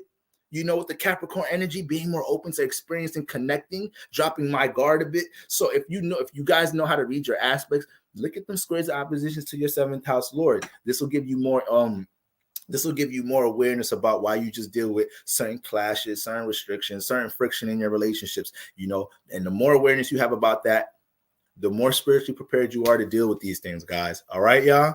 So we all have a spiritual head start more than other people. Motherfuckers is buying books, doing this, that, and the third. We getting straight to the nooks and crannies because we understand what we need to identify from a spiritual, esoteric perspective, guys. All right, y'all. I believe everybody can manifest some type of union. I don't know if it's going to be a marriage. I don't know if it's going to be a motherfucking a life partnership. All I know is the shit starts up there first. When it's real, it start up there first. How it manifests down here don't really be mattering. And you won't really understand that until you look at things from a spiritual perspective. All right. There's some people right now that's in a relationship. I don't mean to like this. Don't take this as me being toxic, y'all. But it's just like there's some situations where somebody right now is in love with their higher dimension partner, their real karmic soul type partner, but their partner is is married. Their partner's married. You know, it's all type of shit like that going on because this dimension only. A true spiritual divine connection. I'm gonna leave it with this. This is my last shit right here, y'all. A true divine spiritual connection is nothing in the 3rd dimension that could get in the way of it. You being married, you know, you being in this position in your life, whatever, them being in that position. If it's real, when y'all connect down here, can't nothing really get in the way of that. Y'all fuck around, start having y'all spouses respect the shit. Like, you know what? Yeah, her big head ass. Yeah, that's her little 5D, 6D boo. Like, I let them do their thing from time to time. Like, it is what it is. You start manifesting shit like that. All right. But Guys, I got a bunch of spiritual videos I want to upload for y'all. All right. I got a bunch of spiritual on top of shit that I'm be uploading on Patreon, a little exclusive shit on Patreon, live streams I want to do this week. And I'm getting back to giving the balance. I'm about to start switching up shit on this channel. All right. So I'm about to throw way more spiritual videos out here. Might get squeeze a little reaction Johns in here. All right. For the most part, I want to talk about Blueface and Krishan Rock soul tie having ass. I know a soul tie when I see it. This is not their first motherfucking time. All right. And we're going to break down certain alignments. But last thing I wanted to say is, guys, and I'm going to end up speaking about this throughout the week. Melissa, what's going on, Melissa? Regardless of all these alignments we talked about, 7th house Lord through this, that, and the third, guys, sometimes, you know, you being more detached helps support everything that's for you. Where we're talking about career positions that's for you, things, positions, opportunities for your creativity to thrive in a certain way, opportunities to be married or connected to somebody you love. It's so hard not so hard, but we just add more resistance in time, you know, bringing some of these things in, attracting some of these things in when we're really investing in paying attention to things that we know we're not supposed to be dealing with, but maybe we don't want to be alone. Maybe we don't want to be bored. Maybe we're too impatient to wait out for something real. Maybe we don't feel like doing the self-work or self-improvement is going to be fun while waiting for what we're waiting for. But wouldn't you want what do you want your partner working on these things right now? Isn't that a bit selfish, family? I want whoever the fuck my life partner to be. I want them to be on their A game right now. I want them to just be focusing on self-development right now. So I think it was real selfish for me to not be the best person I could be before I could connect to that person, you know? So keep that in mind, guys. Keep that in mind. You continue to be the best you and detach from shit that ain't helping you become the best you. And that's only going to attract everything that helps you be the best you. I love y'all. All right. I'm going to holler at y'all tomorrow, gang.